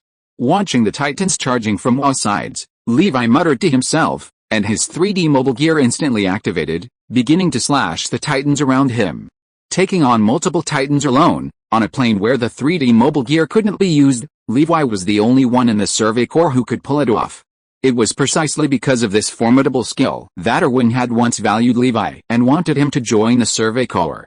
In this world, even a picnic isn't allowed. Perched on the broad branches of a giant tree in the giant forest, Shen Fei ate his homemade food, observing the Titans swaying back and forth below, and shook his head slightly. Along the way, Shen Fei had to find a giant tree for every meal, otherwise, he couldn't eat in peace. Over the past century, Marley had banished a large number of Titans to the island, and Titans were practically everywhere. Although this place is deep in the Maria Wall and there is only one passage to enter, a large number of Titans have entered over such a long time. These pure Titans are all transformed from Eldians. Whether it is because of the connection between Titans or the attraction of their homeland, almost all pure Titans will involuntarily move towards the wall. Even those Titans who have become disabled due to their physical fitness are constantly moving towards the wall. It seems that we must get the mirror space out as soon as possible. It's not good to keep going like this. After putting away the dishes, Shen Fei shook his head and sighed. "Hey, someone is coming." Shen Fei stretched and suddenly saw a figure flash by in the distance. So he immediately took out a magic wand that was shrunk by the PIM particles with his left hand, and reached for the pistol that was shrunk by the PIM particles with his right hand. Even though he couldn't use space magic, Shen Fei still had PIM particles, extracted from the space gem. Even a wand could be shrunk. If it weren't for the drastic reduction in power caused by shrinking the wand, Shen Fei could have shrunk the wand completely and placed it on his finger, effectively casting a wandless spell, a perfect weapon for ambush. Unfortunately, its power was too weak, making it useless. Just like a pistol, it could still be fired after shrinking, but its power was also greatly reduced. A 3D maneuvering device. This location? The Survey Corps, Shen Fei muttered to himself, seeing that someone seemed to have spotted him. If Wall Maria hadn't been breached, Shen Fei wouldn't have been able to guess who was coming. But with Wall Maria breached, only the Survey Corps would have voluntarily left the city walls. The Garrison Corps and the military police were out of the question. Interesting equipment, but it can only be used in this world. Oh, and maybe I could make a game out of it. Watching the Survey Corps members swiftly approaching via the 3D device, Shen Fei's mind began to wander. Marvel has a similar 3D maneuvering device, like Ada Wong's rope gun, the only difference being that there's no gas behind Ada Wong to propel him. With this kind of movement and speed, the physical fitness of this world seems pretty good, doesn't it? It's not just physical fitness that's required, but also quick reflexes. If you're slow, you'll likely crash into a wall after taking off. Soon, the person appeared not far in front of Shen Fei. The giant tree forest wasn't very large, and the other person quickly flew over, perched on a branch across from Shen Fei, staring at him from a distance. It was Levi, his body covered in blood several times, but he paid no attention, simply staring at Shen Fei. A person, Levi's pupils constricted upon seeing Shen Fei. Shen Fei looked like an ordinary person, but his clothing and the lack of a 3D maneuvering device made Levi nervous. If Levi had encountered Shen Fei in the mountains, he might not have cared. The Survey Corps had encountered such people before. After Wall Maria was breached, not everyone could escape to the two rear walls. Furthermore, the royal family later claimed that they had sent all the adults who had fled behind the second wall to fight the Titans in order to recapture Wall Maria, and some had escaped while a few others were still alive. Recapturing Wall Maria was just a nice-sounding rhetoric. How could unarmed men possibly stand against the Titans? They were simply sent to their deaths to save food. Under such circumstances, it would be foolish not to flee. Survival in the plains was unavoidable, not just due to the Titans but also due to the food shortage. The mountains were much safer, not only because of the Titans but also because of the abundance of food. Of course, due to various factors, such as the presence of wild beasts, few could truly survive in the mountains. Captain Levi, Shen Fei now understood the man before him. He was wearing Survey Corps uniform and so short.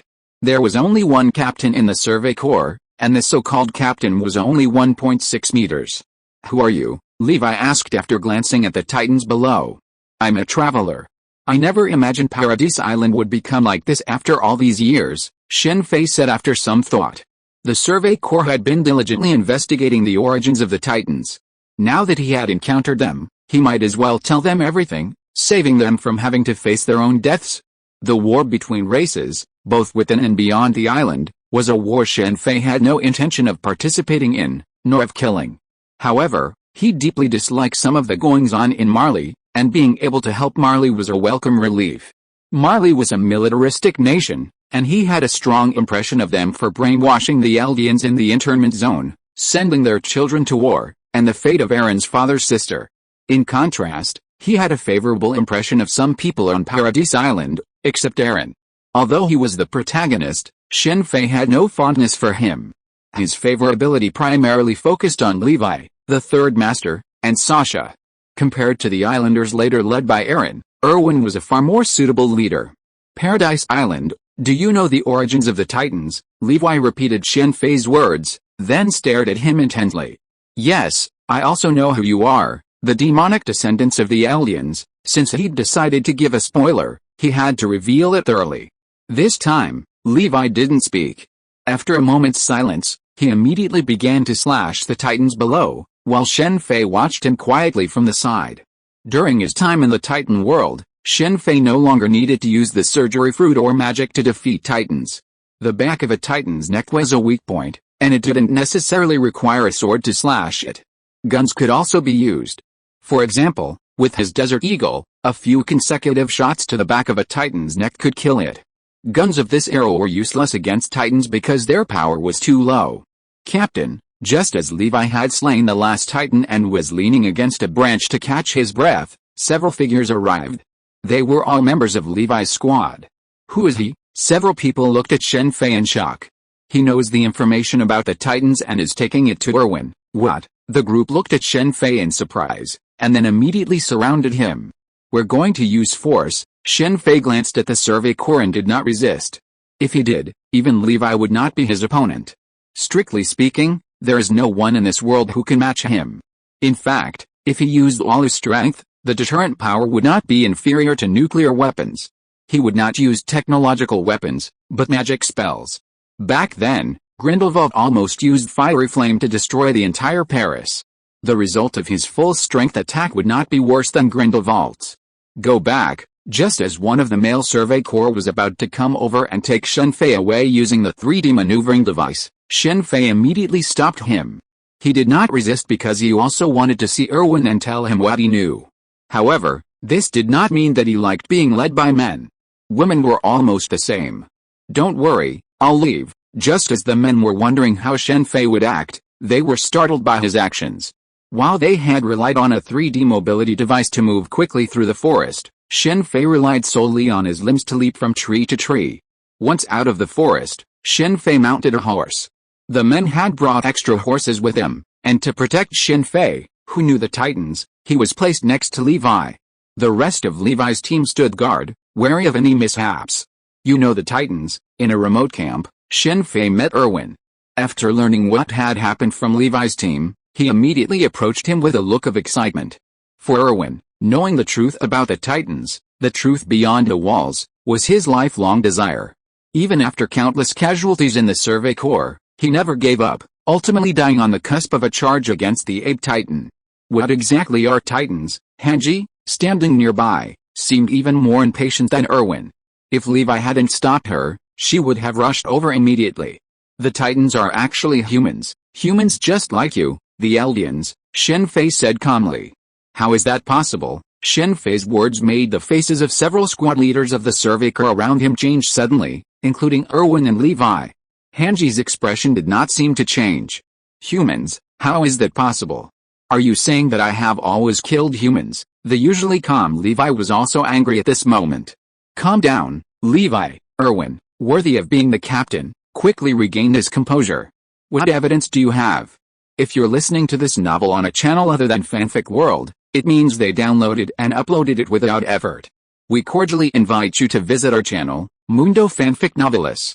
There you'll find the original version of this story and you can explore many other novels of various genres. We're waiting for you to immerse yourself in a world of incredible novels. Chapter 96 Survey Corps, and evidence? Am I obligated to provide you with evidence? I'm only telling you what I know.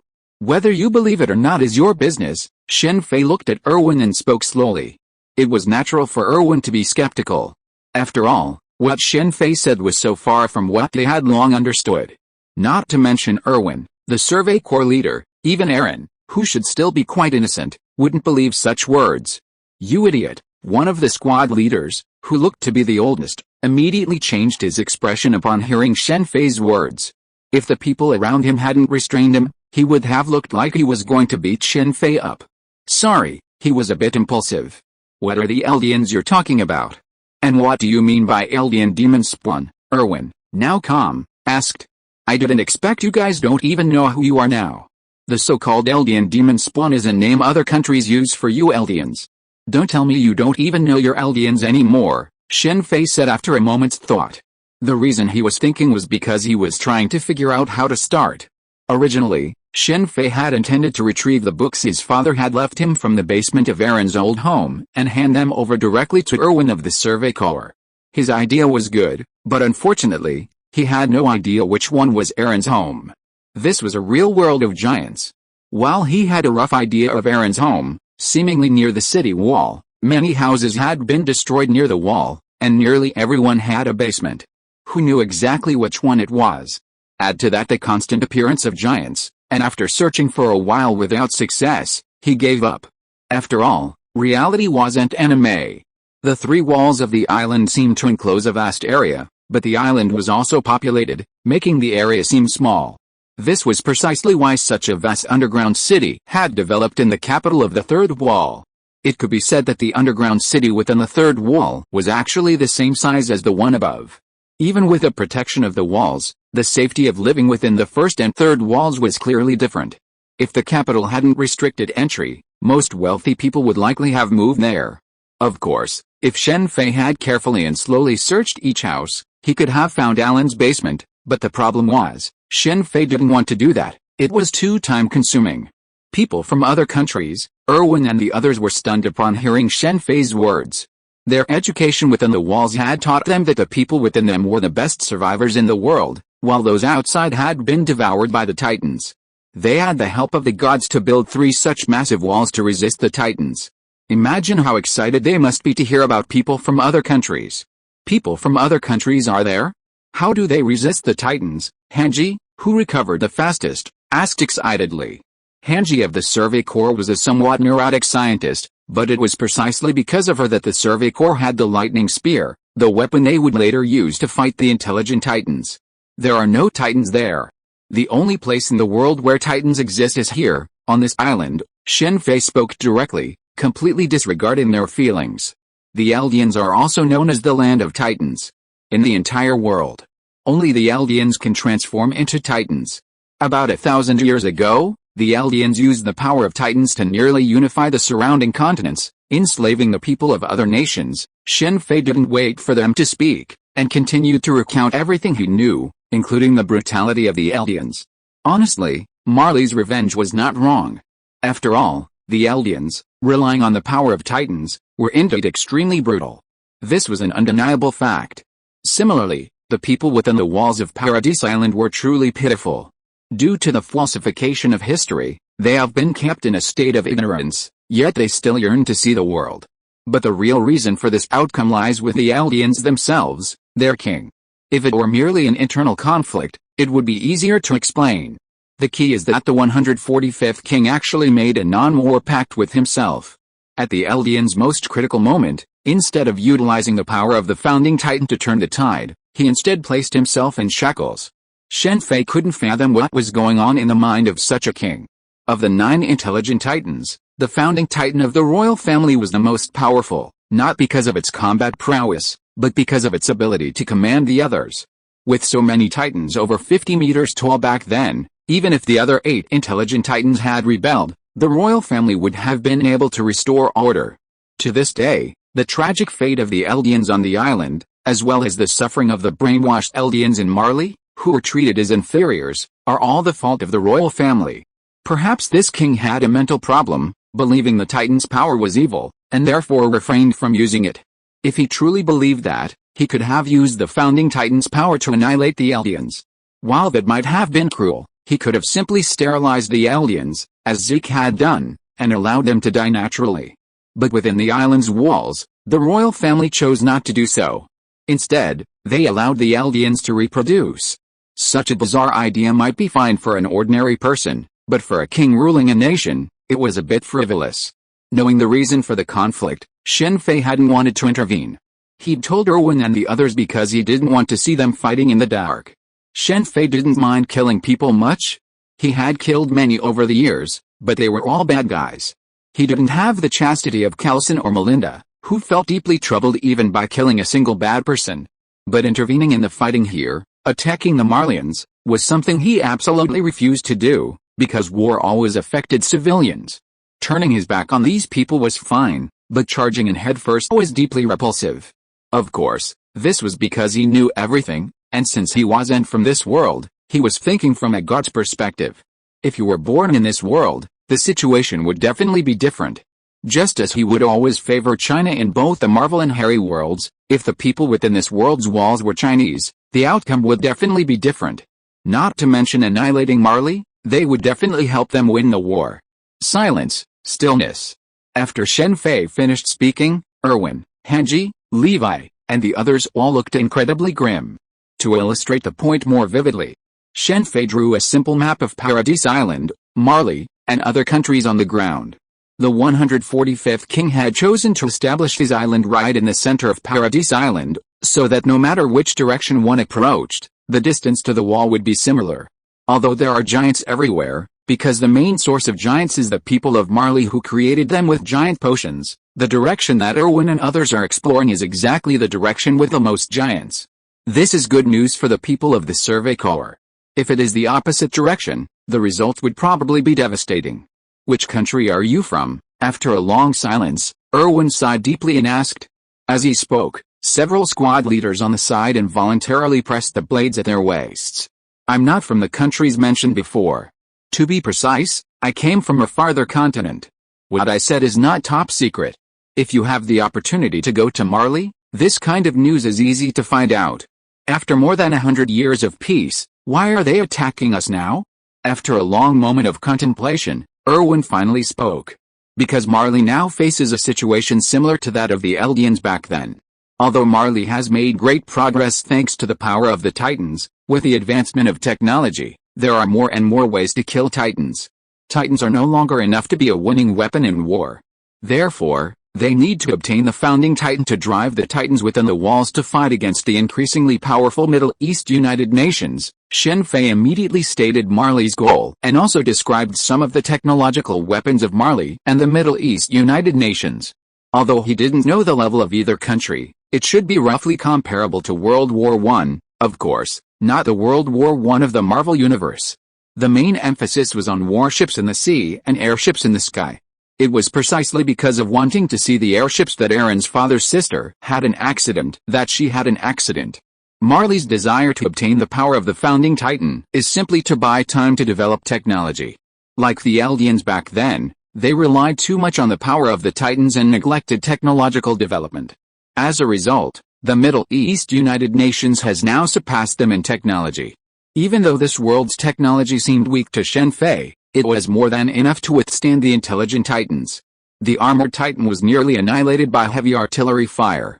It could even be argued that if it weren't for the monkey Titan and Zeke's development of the throwing skill, Marley would have already lost the war with the Middle East Alliance. Marley lacked anti-aircraft weapons and lagged far behind the Middle East Alliance in terms of airships. They relied on the Monkey Titans hurled rocks to shoot down airships, otherwise, Marley would be a bombing target. The Eldians on the island had lived there for over 100 years, effectively isolated from the outside world. Yet, their technological level remained roughly the same as that of the outside world. Defining technological gaps is difficult. For example, during the feudal era, not 100 years, let alone 1,000, saw little change. However, in modern society, changes occur every 10 years. The island's 3D maneuvering devices were technologically advanced, comparable to those outside. In urban combat, they were incredibly powerful. Combined with lightning spears, they could even hold their own against Marley. In a way, the lightning gun could be considered a bazooka, though its power was weaker than a rocket, primarily due to the difference in ammunition power. Asshole. All our years of hard work, all the sacrifices, are nothing. What a joke. Levi suddenly kicked a nearby tree hard, then punched it several times. Levi's words made everyone present bow their heads, including Hanji, the mad scientist. They no longer doubted Shen Fei's words. The royal family knew everything, and they just watched us die. Another Survey Corps squad leader suddenly collapsed to the ground, then burst into laughter, filled with grief and indignation. The surrounding emotions also affected Shen Fei. Even if Shen Fei couldn't empathize, he understood the feeling of despair. You're lying. It can't be like this. It has to be like this. At this moment, another Survey Corps squad leader rushed to Shen Fei's side, shouting. Enough, Maiko. It's easy to verify what he said. Just go back and check what's inside the wall. Hanji said, pushing the eyes on his face. Also, since the intelligent giants are transformed from humans, that means that those intelligent giants should be hiding in the walls now. In order to seize the founding titan of the royal family, perhaps they are hiding among this group of recruits.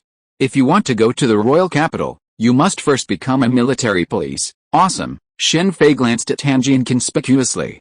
Just based on his words, he deduced the situation almost exactly. If it were him, he probably wouldn't think of it so quickly. Do you know which giants they sent? Erwin seemed to have recovered at this time, and his eyes looked like he was smiling, which made Shen Fei look at him more. Erwin's eyes were indeed smiling. It was not that Shen Fei was wrong, but Erwin finally fulfilled his wish for many years, proved his father's words, and also confirmed the truth that his father was taken away by the military police. This is a secret of the Marley military. I don't know. Because they didn't know what was happening inside the wall, Shen Fei didn't tell them the identities of the female titan and the others. This was also to protect them. If the three intelligences acted together, their destructive power would be astonishing. With the current level of technology inside the wall, there was no way to deal with them. Especially without the lightning gun, it would be very difficult to deal with the armored titan. It might even cause a situation not discovered in the original novel, and the second wall would be completely destroyed. There was even a possibility that Alan's titan would be stolen. Chapter 97, 9 Giants, Part 1. If all goes well, we should be able to obtain the blood of 4 titans, as well as the blood of the royal family. After that, we can head to Marley and collect the blood of all 9 titans. Shen Fei sat on the branch of a giant tree in the forest. This was the Survey Corps resting base. In the presence of titans, the best place for the Survey Corps to rest was under a giant tree. Afar off to one side, Erwin had gathered some of the Survey Corps, presumably to share the intelligence he had obtained. Although it seemed incredibly difficult to accept, Erwin and the others seemed to accept it in the end. As for what they would do next, that was none of his concern. The cowherd queen, speaking of which, the queen is so pitiful. It's because she's royal, and Armin became a colossal titan. Sigh. Shen Fei pondered the plight of some people in this world, sighed in frustration, and took a bite of his bobing. To gather more information about titans in the wild, the Survey Corps ate compressed foods. They provided a huge energy boost, but the taste wasn't great. This was a decision made to maximize their intelligence. Investigations beyond the wall are no easy task. Besides food, gas for the 3D maneuvering gear, CMG, and blades are essential for battling the titans. To minimize the logistical burden, the food must be of minimal quality. The group then began their return journey. Having gained so much intelligence from Shen Fei, the 3D maneuvering gear, CMG, Investigation could be considered a resounding success. However, with the exception of Hanji, no one in the Survey Corps, including Erwin and Levi, smiled. The truth was far more bleak than they had imagined. On the way back, Hanji frequently sought out Shen Fei, asking about the situation outside. Shen Fei also took this opportunity to learn more about the CMG. In a sense, the CMG is considered a cutting-edge technology in this world. With further development, it's possible it could become something like a rocket. The Survey Corps' ability to move so quickly through the air relies on a gas-powered propulsion system. While it's of little use to Shen Fei, with improvements, it could become a commercial product, not to mention Shen Fei's plans to create a game based on it. Hanji asked many questions, most of which concerned Marley. Shen Fei could only partially answer them, as he hadn't been there and didn't know much about it. However, he did tell Hanji about the airships, suggesting there might soon appear within the walls. The 9 Titans weren't just powerful in combat, they also played a crucial role in daily life. For example, the Titans' hardened bodies could be used to build bridges and roads, and even underground spaces. The underground city of the royal capital and the vast underground space beneath the royal church were both constructed using the Titans' abilities. Furthermore, the materials created by the Titans' hardened bodies seemed to have a potential resource. However, the Titan world wasn't yet developed enough to utilize such materials, even Annie's hardened bodies couldn't destroy them. On their return journey, Shen Fei felt a bit slow, but he didn't abandon the group. Without a mirror space, following the Survey Corps was more convenient than traveling on his own. However, as they approached the second wall, more and more Titans appeared, and Erwin immediately sensed something was amiss. Why are there so many Titans? Something might be wrong, Levi. Get your men back immediately. The sheer number of Titans on the move, coupled with the intelligence he'd received from Shen Fei, instantly tipped off a wind to another Titan attack. After Wall Maria's destruction, the Survey Corps had conducted extensive investigations into the Colossal Titan and the Armored Titan. Although Erwin and his team hadn't gained any further information on the Titans outside the wall, the Colossal Titan and the Armored Titan were clearly different from those they'd encountered outside. This naturally aroused his suspicions, but without any leads, his suspicions remained subconscious. Understood, Levi, let's go. Levi nodded to Erwin and immediately led the rest of the team, accelerating their pace. Hanji, observing this, quickly followed. Is it already this late? Shen Fei immediately guessed what had happened from the Survey Corps movements. It was the time of the Colossal Titan's second attack, just as Eren and his team were about to graduate from the training corps, and also the time when Eren's Titan powers were revealed. Because the Titan's movements were clearly purposeful, Erwin led the remaining Survey Corps to circumvent them. After all, without Levi's squad, their combat strength had been greatly reduced, making it unwise to engage them. After reaching an area where Titans were scarce, Erwin left most of the remaining Survey Corps behind while he led a smaller group toward the city gates. Shen Fei took the opportunity to follow. Along the way, out of curiosity, Shen Fei also learned how to use the 3D maneuvering gear, CMG. Despite his current impressive physical strength, Shen Fei's time was limited, so he could only use it to move around and not to kill Titans. Along the way, Shen Fei separated from Erwin and the others. Erwin and the others were heading to the city gates to kill Titans, but Shen Fei couldn't use the CMG, so he scaled the city walls. Donning the Survey Corps cape, he didn't have to worry about being attacked by those within. These soldiers are incredibly fit. The CMG wasn't lightweight, but their agility in such a situation would put them at the level of special forces, even in the Marvel Universe. Are there quite a few Titans? The city walls are already blocked. The gate breached by the Colossal Titan was only the gate to the second wall, the inner city gate, not very large. Standing atop the 50-meter-high wall, Shen Fei could see a massive stone wall in the broken wall far ahead. If Annie and the others had joined forces at this moment, the outcome would have been completely different. After all, they lived together and developed feelings for each other. Now that Eren had transformed into Titan, if the Armored Titan, the female Titan, and the Colossal Titan had attacked together, they could have easily taken Eren away. Unfortunately, none of them had. Both sides in the battle feared this situation, as it would be too daunting. A politician wouldn't hesitate and would make a quick decision. But Annie and the others weren't politicians, and neither was Shen Fei.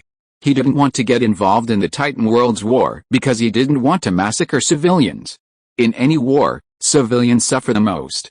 As the saying goes, the people suffer when they prosper, and the people suffer when they perish. If you were a politician, the choice would be simple. He would simply support the side that would provide him with the greatest benefit. After the city gates were blocked, the garrison troops within the city walls, along with Levi's squad who had returned earlier, were already sweeping the city of Titans. There were quite a few Titans within the city walls at this point, but without an entrance, even if there were more, they would eventually be wiped out. Because this city wall served as a training ground for the training corps, it not only housed a significant number of training corps members, but also even more garrison corps members. Of the three major corps within the walls, the garrison corps had the largest number of members, stationed at the three walls. Those in the garrison corps were afraid to fight Titans, and their strength was too weak to meet the selection criteria for the military police. Although they were weak, they had no problem using their 3D maneuvering devices. While one person might not be able to defeat a Titan, a group of them together could still be viable. Furthermore, the garrison corps is not without its experts. Directly under the commander, they are formidable. Strictly speaking, they are even stronger than the military police. Their members are all ranked in the top 10 of the training corps. This is true, but they will soon be residing in the royal capital, where there is virtually no fighting. Furthermore, the military police are formidable, with numerous corrupt officials involved. Over time, it would be surprising if their combat effectiveness didn't decline. Didn't you see the military police joining the battle later? Before they set out, they excitedly predicted how many Titans they would kill, only to be paralyzed upon seeing them, leading to their utter annihilation. You've returned quickly this time, Pixis, the garrison corps commander, said from the second wall, Ruth's wall, as he took a sip of his wine. I've uncovered the truth about the Titans, Erwin said bluntly after a brief silence. Ugh, Erwin's words made Pixis's hand tremble, and the wine jug in his hand fell directly to the ground. Then he fell forward. Pixis was standing at the edge of wall Ruth, and he could fall down if he was not careful. Fortunately, Erwin was standing next to him. He quickly grabbed Pixis's collar and pulled him back. Although Erwin's strength was not ranked first in the survey corps, it was also among the top 5. What's going on? Pixis, who was pulled back to the wall by Erwin, took several steps back before speaking. I just met a person outside and learned about our history from him. Erwin told Pixis all the news he heard from Shen Fei. Of the three major corps, the survey corps has the smallest number of personnel. While formidable, its supplies are held in the capital. The military police are out of the question for taking on the royal family, leaving only the garrison corps.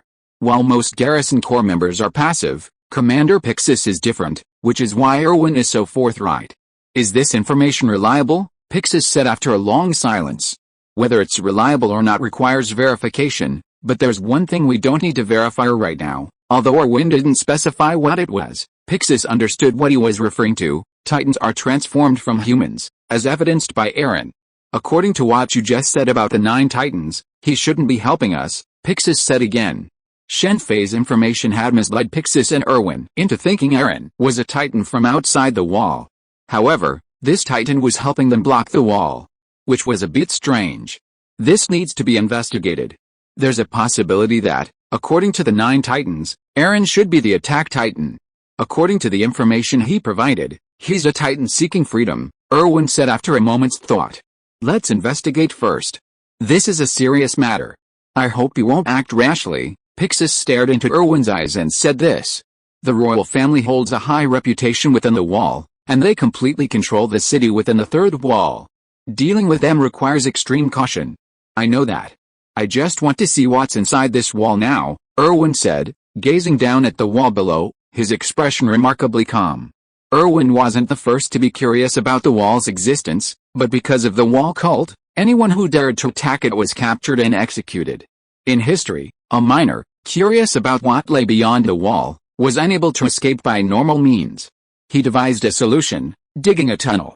The result was that the miner disappeared completely, along with his family and friends. Upon arriving in the world of giants, Shen Fei made a huge mistake, a glaring one. Yet, precisely because it was so obvious, even Shen Fei didn't notice it. The giants within the walls weren't just 50 meters tall.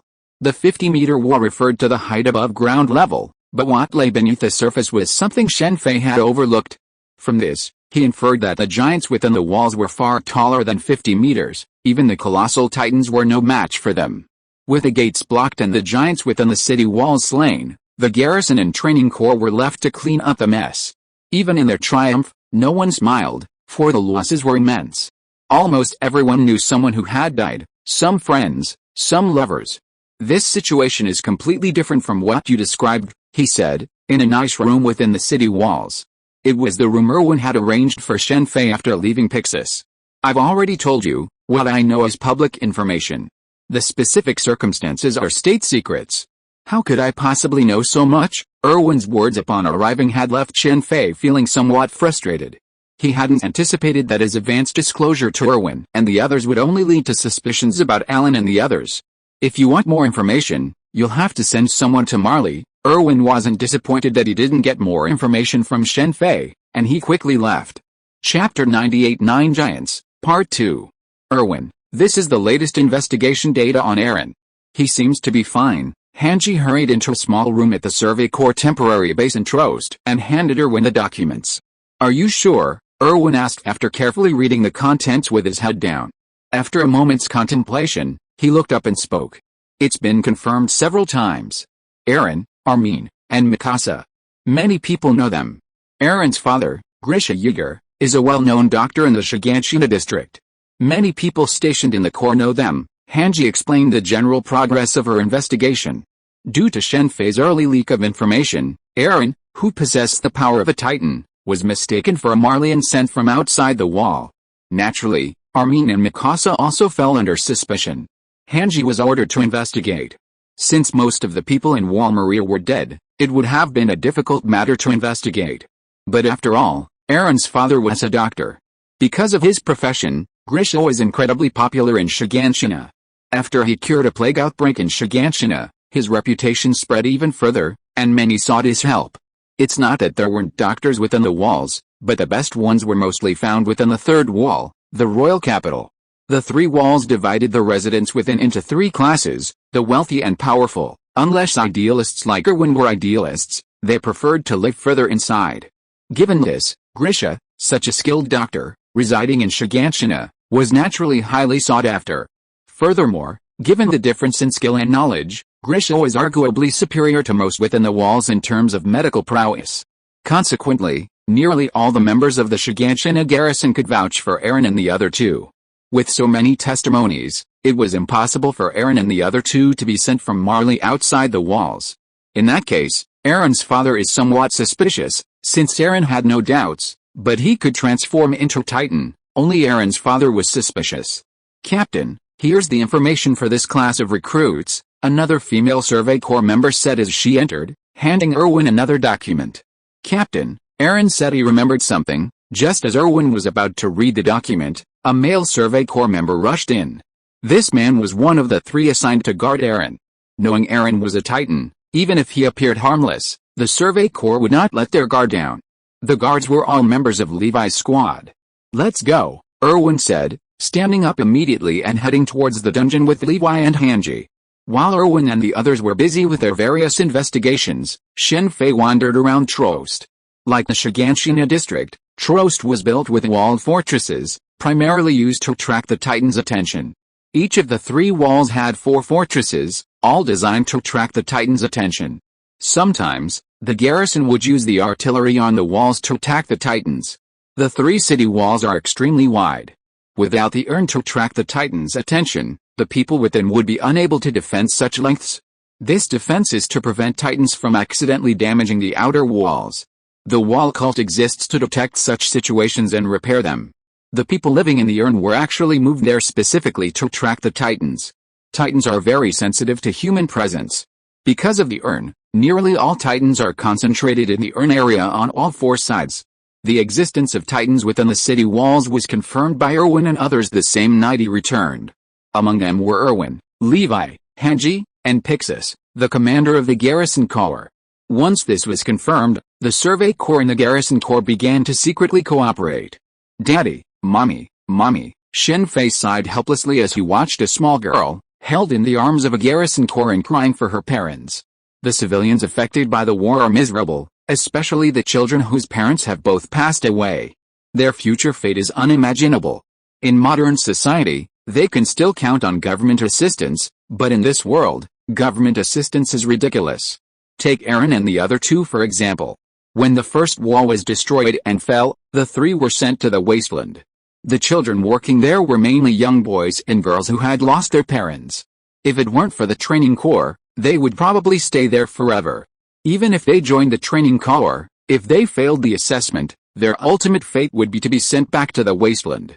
Aaron almost got sent back. In this world without modern machinery and even with very few cattle and horses, the work of the wasteland was all done by manpower. Speaking of which, the Survey Corps had so many horses thanks to the sponsorship of some wealthy people. Hey, Shen Fei took a quick look and turned in another direction. This was the scene he dreaded most. Soon, Shen Fei arrived outside a vast training ground, home to the training corps. Due to the Titans' attack, the corps graduation assignments had been delayed. This is Annie. Shen Fei soon spotted a beautiful girl with short blonde hair, a cold gaze, and an air of indifference. It was none other than the Titaness. While Erwin and the others were moving, Shen Fei was also busy investigating the whereabouts of the hometown trio. It seems she hasn't woken up since she sealed herself off. She won't wake up until the finale, will she? Shen Fei thought silently, watching Annie's back. Of the hometown trio, Annie seemed the most normal. Rainer and Berthold seemed a bit neurotic. Shen Fei remembered that one of them seemed to have schizophrenia, but he couldn't recall which one it was. This wasn't exactly surprising news, though. Transforming into Titan wasn't a good thing. Besides shortening one's lifespan, one also absorbed memories of the previous generation, creating memories of another person within one's mind. If it was only for a short time, that would be fine. But if it continued, coupled with the need to conceal one's true identity and not reveal it, under all these circumstances, if one didn't create another personality, one would likely go mad. Lucky, the three of us ran into each other, saving me a lot of trouble. Shen Fei, watching Annie and Rainer meet and arrive in an empty room, immediately decided to act. After glancing around and finding no one, Shen Fei immediately drew his wand and cast the disillusionment charm, an invisibility spell.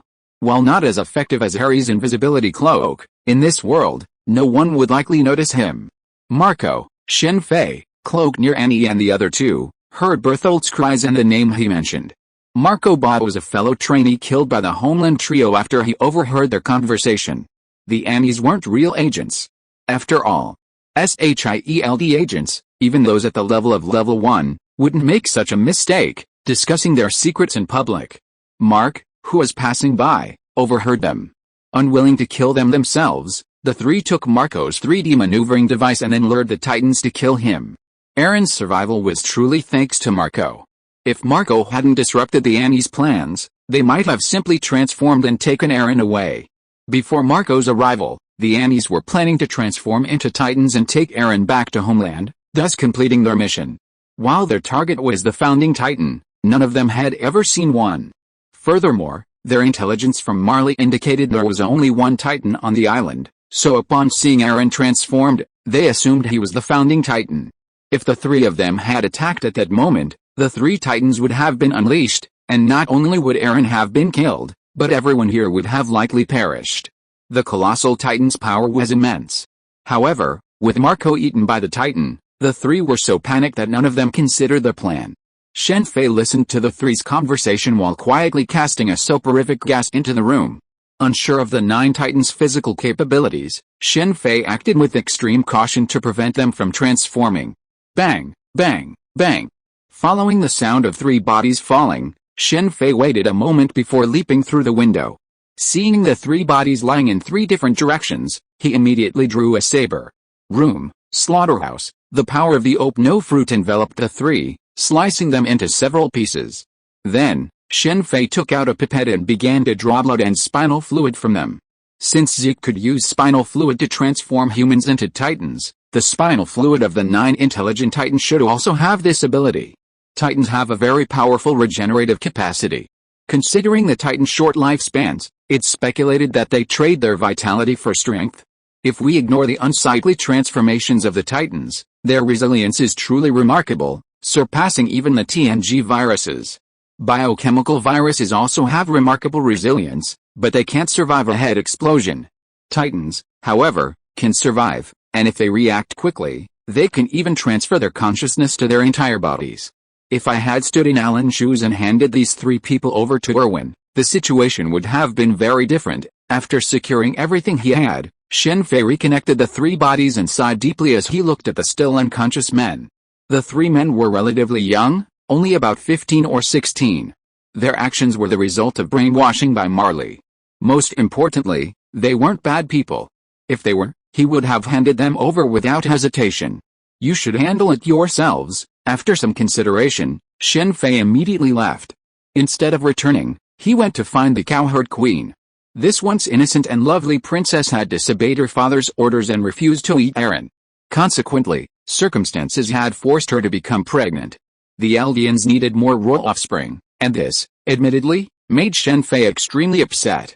Damn, I forgot about Emer. After finding the princess, Shen Fei realized he had forgotten another important person, the intelligent titans within the wall. It was the 4 from his hometown who had arrived on the island, not the 3. For a moment, he couldn't remember. Emer, what a nice name. The ancestor of the titans was named Emer. Next, Aaron and Mikasa's. After obtaining the blood and spinal fluid of the 4 titans, he still had 2 more to go. He had already obtained Levi's blood, which he had taken advantage of when Levi was injured. Because Levi wasn't a titan, he hadn't obtained his spinal fluid. While Levi and Mikasa's enhancements weren't as impressive as those of a biovirus, their physical abilities were still quite formidable for ordinary people. Shen Fei didn't necessarily acquire these items to use, but rather out of research. It seems they already know about the basement, but getting there isn't so easy. Shen Fei, who had arrived at the Survey Corps in stealth, learned from Erwin and the others' conversation how far their investigation had progressed. With the cooperation of the Garrison Corps, their investigations were proceeding simultaneously. Father Nick, a member of the Wall cult, had been secretly captured and hidden in a secluded area behind the second wall. Perhaps due to Shen Fei's leak, Nick seemed to have confessed. Armin and Mikasa had already been released. Since the investigation had proven them to be inside the wall, there was no need to confine them in the basement. Only Aaron was now imprisoned. It wasn't that they didn't believe Aaron, Armin and Mikasa did, and so did Aaron. The reason Aaron was imprisoned in the basement was because the royal family had come to the military police, saying they wanted to bring Aaron to the capital for trial. Before the official fallout, the Survey Corps couldn't let Aaron loose and roam freely, raising the suspicion of the military police. This opportunity was perfect for Shen Fei. Mikasa, while formidable, was no match for the hypnotic gas, and the same was true for Aaron. Time to leave. With everything in hand, Shen Fei no longer had any point in remaining within the walls. To avoid trouble, Shen Fei made no move to say goodbye to Erwin and the others. With so many people under his belt, it was clear Erwin wouldn't let him go. "My friend, where are you going?" They reached the hole at the city gate at night. Just as they were about to use the power of the Opno to exchange with something outside the massive stone, an unfamiliar voice suddenly rang out. As the voice appeared, a dozen or so people suddenly appeared, including Shen Fei. "This is the Central Military Police." Shen Fei was stunned by the equipment they were wearing. It was a 3D maneuvering device, but it was an anti-personnel 3D device, something he remembered very well. Chapter 99, 9 Giants, Part 2. Raise your hands slowly. If there's a misunderstanding, that wouldn't be good. Just as Shen Fei was pondering the situation, a middle-aged man wearing a round hat and a sparse beard spoke up. This man was none other than Kenny Ackerman, the once famous Ripper. It seems Erwin and his men's actions have caught the attention of the royal family. The Central Military Police had arrived, armed with anti-personnel 3D maneuvering devices, so their purpose was clear. As a royal family, the Rice were no fools. On the contrary, they were incredibly shrewd. That's why they remained hidden and monitored every move within the walls, like the miner attempting to dig a tunnel on Erwin's father. This was the reason they were discovered so quickly. Aaron's transformation into Titan was a major event, so the Rice couldn't have been unaware of it. Furthermore, Aaron's father had murdered many of the Rice and even stolen the founding Titan. According to the original novel, after knowing Aaron's identity, the Rice family did not take action directly. Instead, they asked the Survey Corps to send Aaron to the royal capital, which was the royal family's territory and easy to do anything. However, due to the sudden appearance of the female Titan and the exposure of the Wall Titan, the Rice family had to postpone their plan. Later, they made a plan to let Historia eat Aaron and become the founding Titan, eliminate the invaders, and then prepare to eliminate everyone inside the wall. Unfortunately, it was ruined by Historia. Rod Race originally thought so. After all, the royal family no longer has the founding Titan. If the action is too radical and the real information inside the wall is leaked, the royal family now has no trump card to turn things around. However, because the Survey Corps captured the wall cult's priestnik, Rod Race was forced to take action. The wall cult is directly controlled by the royal family, just like the Central Military Police. What bad luck. I remember this guy was supposed to be Jack the Ripper, but I've forgotten his real name. He's Levi's uncle, from the Ackerman clan. Shen Fei slowly raised his hands, glancing around. He had to admit that these Central Military Police were formidable. Their encirclement was impenetrable. Even on the walls, there were 4 men suspended from them by 3-dimensional maneuvering devices. Add to that their specialized anti-personnel weapons, and anyone else in this situation would have had no choice but to surrender. But that was for the others. For Shen Fei, while the encirclement was tight, it was impossible to trap him. The moment he was surrounded, he had already activated the power of the Opnomi, and now all the Central Military Police were inside. Since we've met them, let me help you, Survey Corps, Shen Fei thought to himself as he watched the 2 Central Military Police slowly approach him. Now that he was at the edge of the stone sphere, leaving was easy. He could instantly swap objects outside the sphere and reappear on the other side of the wall. Since it was night, there was no need to worry about the Titans appearing. The Central Military Police had killed many members of the Survey Corps back there. They might not be good at dealing with Titans, but they were very good at dealing with humans. Slaughterhouse. Just as the 2 Central Military Police approached him and were about to tie him up, Shen Fei instantly swapped places with the one to his right. He then smashed through a window and rushed into the nearest room. He then performed another spatial shift, appearing in the next room. He then pulled out his helmet, donned it, and drew his dual pistols. Bang, bang, bang. Just as Shen Fei had drawn his weapon, a continuous stream of gunfire ripped through the room he had been in. The weapons used by the Central Military Police were different from those used by ordinary military police. They used a gas-powered mechanism, similar to the 3D mobility device, and were far more powerful than weapons of this era. Ice explosion stone, the fuel for the 3D mobility device, was a type of stone that produced gas. Shen Fei had originally thought that gas in this world was also a gas, but the raw material was solid, which surprised him greatly. However, this solidity was a good thing for Shen Fei, as it was easier to carry than gas. This is the information Shen Fei has been researching for the past few days. Strictly speaking, the energy generated by ice blasting rocks is far more powerful than gas in the ordinary world. Paradise Island contains vast quantities of this mineral underground, and under normal circumstances, it's in a stable state. No wonder Marley is planning to occupy Paradise Island. Energy, no matter what, will never become obsolete. Stop, damn it. The voice of the man who had spoken to Shen Fei came from outside. This wasn't the capital, and the loud gunfire would surely alert others. The next moment, Shen Fei heard the sound of a 3-dimensional mobile device on the roof, followed by the sound of several footsteps on the rooftop, and the sound of someone breaking into the next room. You're truly worthy of the Central Military Police Regiment, Shen Fei said, bursting out of the window. Before landing, he fired 4 shots in 4 directions, knocking 4 Central Military Police officers to the ground. But the next moment, the others attacked. The Central Military Police's attack was a shotgun-like attack, using tiny iron pellets.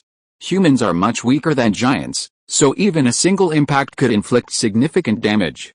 However, due to its wide reach, its range wasn't very long.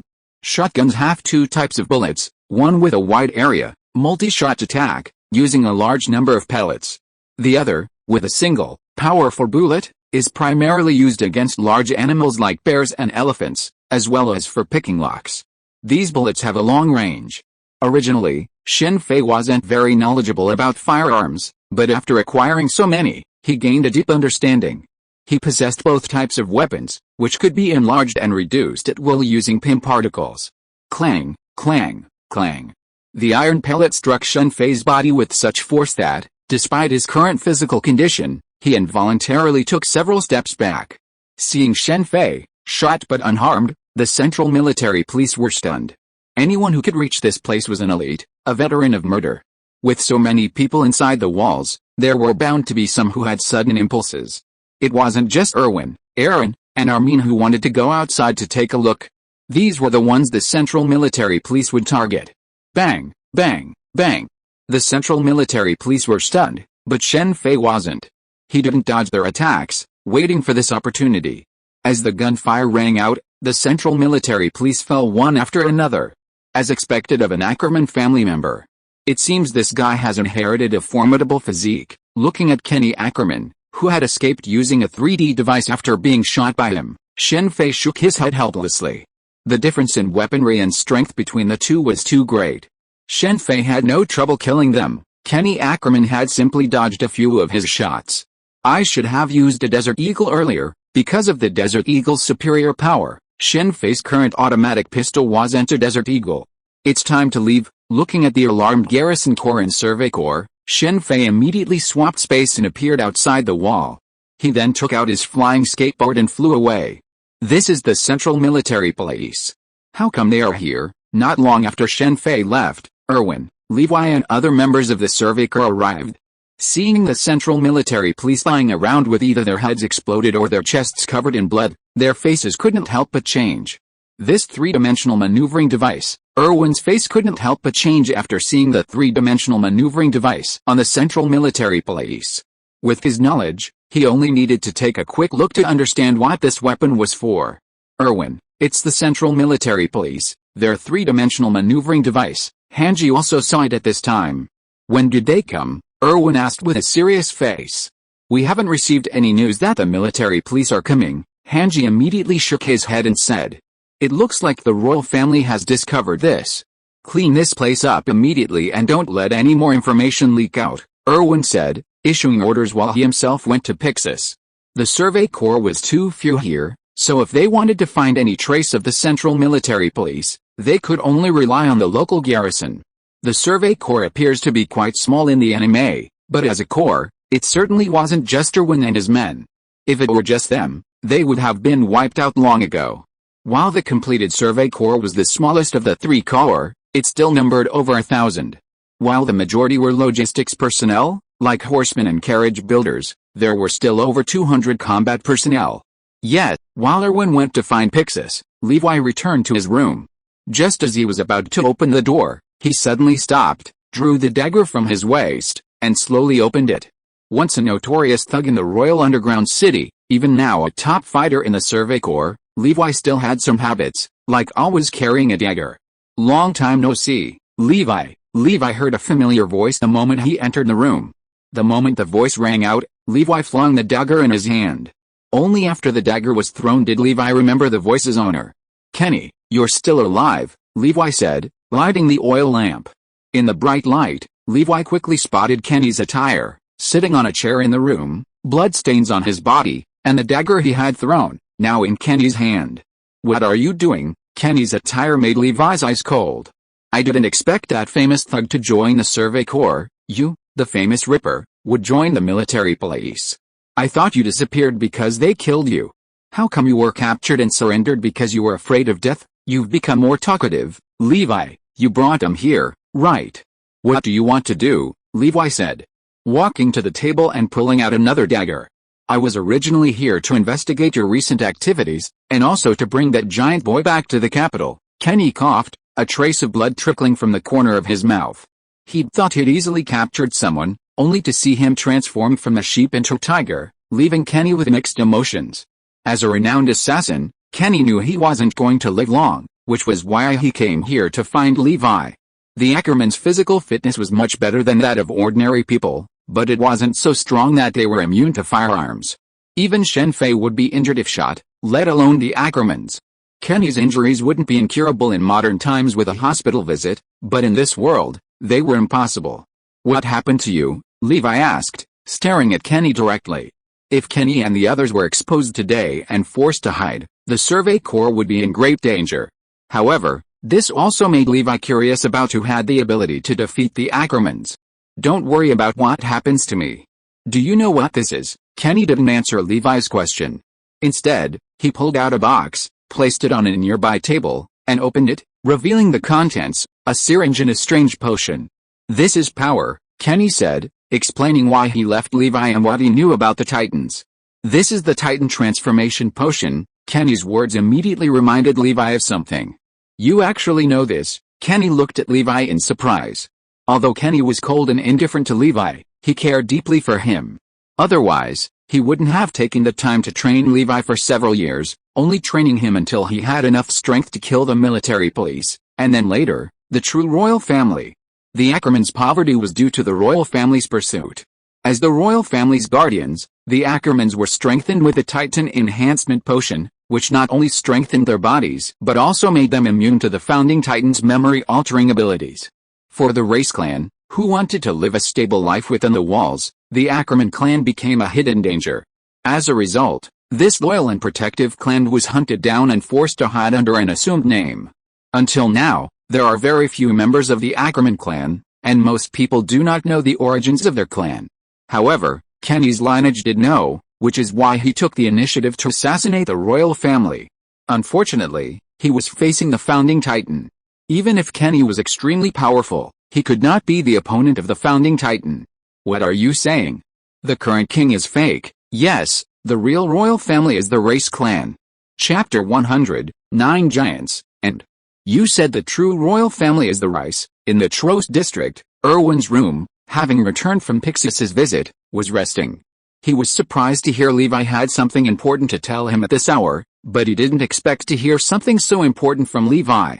The story of the Rice and the Titan transformation potion lay on the table next to Erwin. Kenny had given it to him, originally intending it for himself, to seize the power of the intelligent Titan, but now it was left to Levi. After telling Levi about their connection, Kenny died from blood loss. Go find Hanji, Erwin thought, and prepared to go find Hanji. But just as Erwin and Levi were about to leave, Hanji appeared. "Erwin, he's gone," Hanji said, handing Erwin the paper she held. It was Shen Fei's message. "Looks like the Central Military Police encountered him," Erwin said, handing the paper to Levi. "So what do we do now?" Levi read the paper and handed it to Erwin. "Luckily you got information about the true royal family, otherwise, by the time we take action, we'd be finished." "True royal family, what do you mean, Erwin?" Erwin's words left Hanji completely puzzled. "The current king is just a puppet," Erwin said, relaying the information he had obtained from Levi. "Those bastards," Hanji cursed after hearing Erwin's words. The people inside the wall had been struggling to survive, and those who knew the truth were watching them die. "Erwin, the royal family has the founding Titan, so they're not easy to deal with. And even if we take them down, what about Marley? Don't forget, in the outside world, we're demons." Kenny knew a lot about the royal family and told Levi everything. Combined with what Shen Fei had said earlier, the people inside the wall were in a dilemma. "We'll have to take it one step at a time.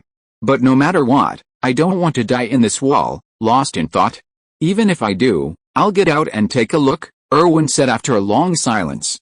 "Before we deal with the royal family, we must first find the Titans hiding within the walls. Those bastards, what a coincidence." Shen Fei, riding his hoverboard, had just finished his meal, packed up his belongings, and was about to leave when he heard a thunderous clap in the distance, followed by a cloud of smoke. Looking through his telescope, Shen Fei spotted a massive, furry Titan running towards them, attacking the surrounding Titans. Intelligent Titans hold a great attraction for pure Titans. As long as they're within their hunting range, pure Titans will attack intelligent Titans, just like how Eren was attacked by other Titans in Attack on Titan. It seems to be an instinct. How pure Titans identify an intelligent Titan is probably something only they themselves know. Aside from the founding Titan, the only Titans the other Titans could control were those created from their own spinal fluid. Zeke, the Beast Titan, was particularly adept at this. With a Beast Titan's power, ordinary pure Titans were no match for him. With a single kick or a single blow, the pure Titans were overwhelmed, quickly forcing the Beast Titan to the city wall and scrambling towards it. By the way, what would happen if Zeke and the others destroyed the wall, allowing sunlight to reach the Titans within? Hearing the loud noises from below, Shen Fei stood up. Meeting Zeke here was his good fortune, saving him the trouble of searching for him. Among the 9 Titans, the female Titan and the Beast Titan held the most awkward positions, as they were the weakest of the 9, a position they held in the Eldian Empire. While the other Titans possessed unique abilities, these two lacked them, and the same remained true after Marley acquired them. Therefore, The treatment of these two titans is not as good as that of the armored titan, colossal titan, jaw titan and other titans. Back then, the beast titan, the predecessor of Zeke, was marginalized in Marley. If it were not for the fear that the titans would break the inheritance and then run to the Eldians on the island, I am afraid that even the inheritance would be cut off. It was not until Zeke and Annie became the beast titan and the female titan respectively that these two titans received the attention of the upper class of Marley. No matter what kind of power, it depends on the user. If the user is not good, the titan will be weak. Just like the current armored titan Reiner, his record is only against the city gate.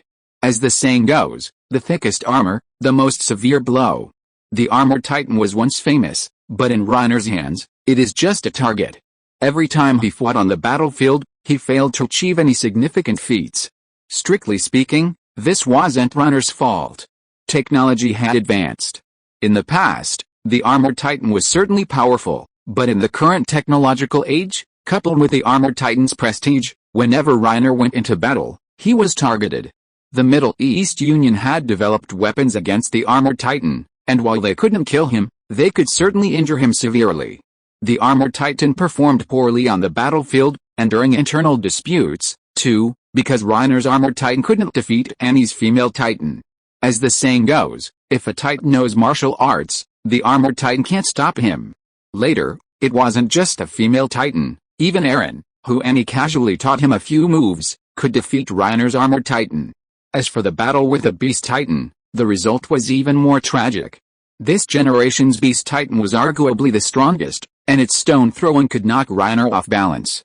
This was thanks to Zeke's impressive baseball practice as a child. Strictly speaking, Zeke and Annie are the strongest in terms of using the power of titans. In fact, other titans can also throw stones. Even if they are not as powerful as the beast titan, their power is definitely not weak. After all, the power is there. It's a pity that no other titans have ever done this.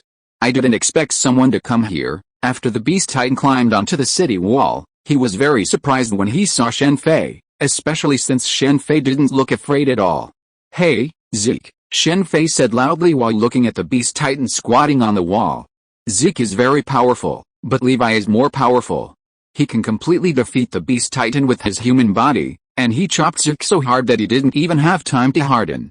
If no one had rescued him, Levi would probably have chopped Zeke to death. You know me, it's interesting, we don't seem to have met before." Zeke scratched his right ear with his fingers while speaking. "It's true we haven't met, but I know you. Talking in this body is pointless. Try another body." Room, slaughterhouse. Shen Fei's current range of the Operation Fruit was enough to encompass the beast titan. Even as he scaled the wall, he had already activated his abilities, saber in hand. Otherwise, how could he have spoken freely to Zeke? If he'd slapped him in the face during a conversation, wouldn't he have been devastated? The beast titan was immensely powerful, but against the Operation Fruit, its strength was completely useless. Shen Fei instantly chopped it into several pieces. Due to its sheer size, some parts, like its arms and legs, fell toward the wall. Shen Fei didn't care, he only needed the torso, he didn't even need the head. "Come out," he said, and Zeke was pulled from the titan's body. The sight left Zeke speechless with shock. Zeke had never seen anything like the bizarre power of the Operation Fruit. Only after Shen Fei extracted a large amount of blood and spinal fluid from Zeke's body did Zeke finally recover from his shock. "Who are you, a passerby?" Shen Fei said calmly after collecting the items he had obtained. Shen Fei was at a loss for words regarding Zeke, who actually wanted to use the power of the Titans to sterilize all Eldians. While his intentions were good, the real reason for this was the brainwashing he had received from Marley, who had conditioned him to believe that the Eldians were demons. This was the reason for his plan to sterilize all Eldians. Honestly, Shen Fei wondered if he would have done such a thing in his shoes. If he were Zeke, his first thought would have been to destroy Marley. If the Middle East Alliance had challenged him, he would have destroyed them as well. In this kind of racial war, there's no such thing as evil or not. If you don't let me live, I certainly won't let you live either. Even if I might not be able to defeat you, I will never let you have an easy time.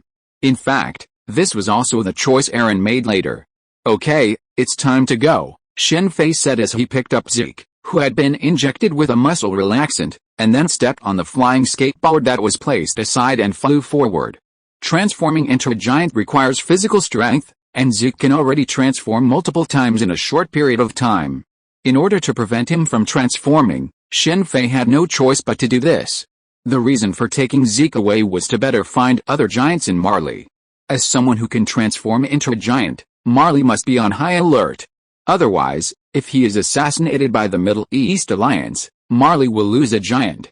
At this stage, if Marley loses its advantage in giants, it will be very disadvantageous in the battle against the Middle East Alliance. Who are you? Zeke, who was tied to the flying skateboard, was weak, but it did not prevent him from speaking. The flying skateboard shocked Zeke. Even the Middle East Alliance did not have such an item that could fly so fast in the air. Didn't I tell you, passerby? Shen Fei claimed he wouldn't participate in the war between the Inner Wall and Marley, but in reality, he had already participated extensively. Not only had he previously informed Erwin and the others of the actual situation, but now that he had taken Zeke with him, he was indirectly helping them. 3 warships. Shen Fei quickly led Zeke to the seashore. 3 warships lay in the distance, and a massive wall stood to one side. This was the very place where the Marlians had transformed the Eldians into Titans and thrown them down. For over 100 years, this was the place where countless Eldians had been thrown down, many of them children. It was here that Hemor had been thrown down.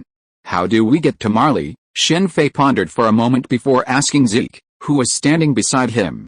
When will these warships return? Who are you? Zeke persisted, seemingly determined to clarify Shen Fei's identity. It's a hassle.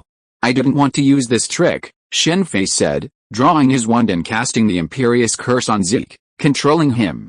And then there are them. Shen Fei then decisively seized everyone on the 3 warships and ordered them to return.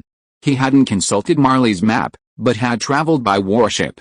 I wonder if the merging of the 9 Titans' blood will cause any changes. The 9 Titans' origins are the founding Titan, and it's theorized that the 9 Titans could merge into one. No wonder Zeke appeared on Paradise Island. Marley is worried. Annie and the others hadn't had any contact with the outside world in years, causing Marley's high-ranking officials to be extremely worried. If they died, the Titans might return to the Eldians within the walls. Furthermore, the battle with the Middle East Alliance had been going poorly, so Zeke was sent in to expedite the plan. Also, if the plan didn't go well, Zeke could return with Annie and the others to deal with the Middle East Alliance first, leaving the rest to be dealt with later. Compared to the peaceful past century within the walls, the past century beyond, across the ocean, was marked by much greater turmoil. Marley and the Middle East Alliance were at war. Leveraging the power of Titans, Marley initially occupied significant territory from the Middle Eastern Alliance. However, as the battle line lengthened, coupled with the technological advancements spurred by the war, Marley shifted from an initial advantage to a leveled rival, ultimately falling behind.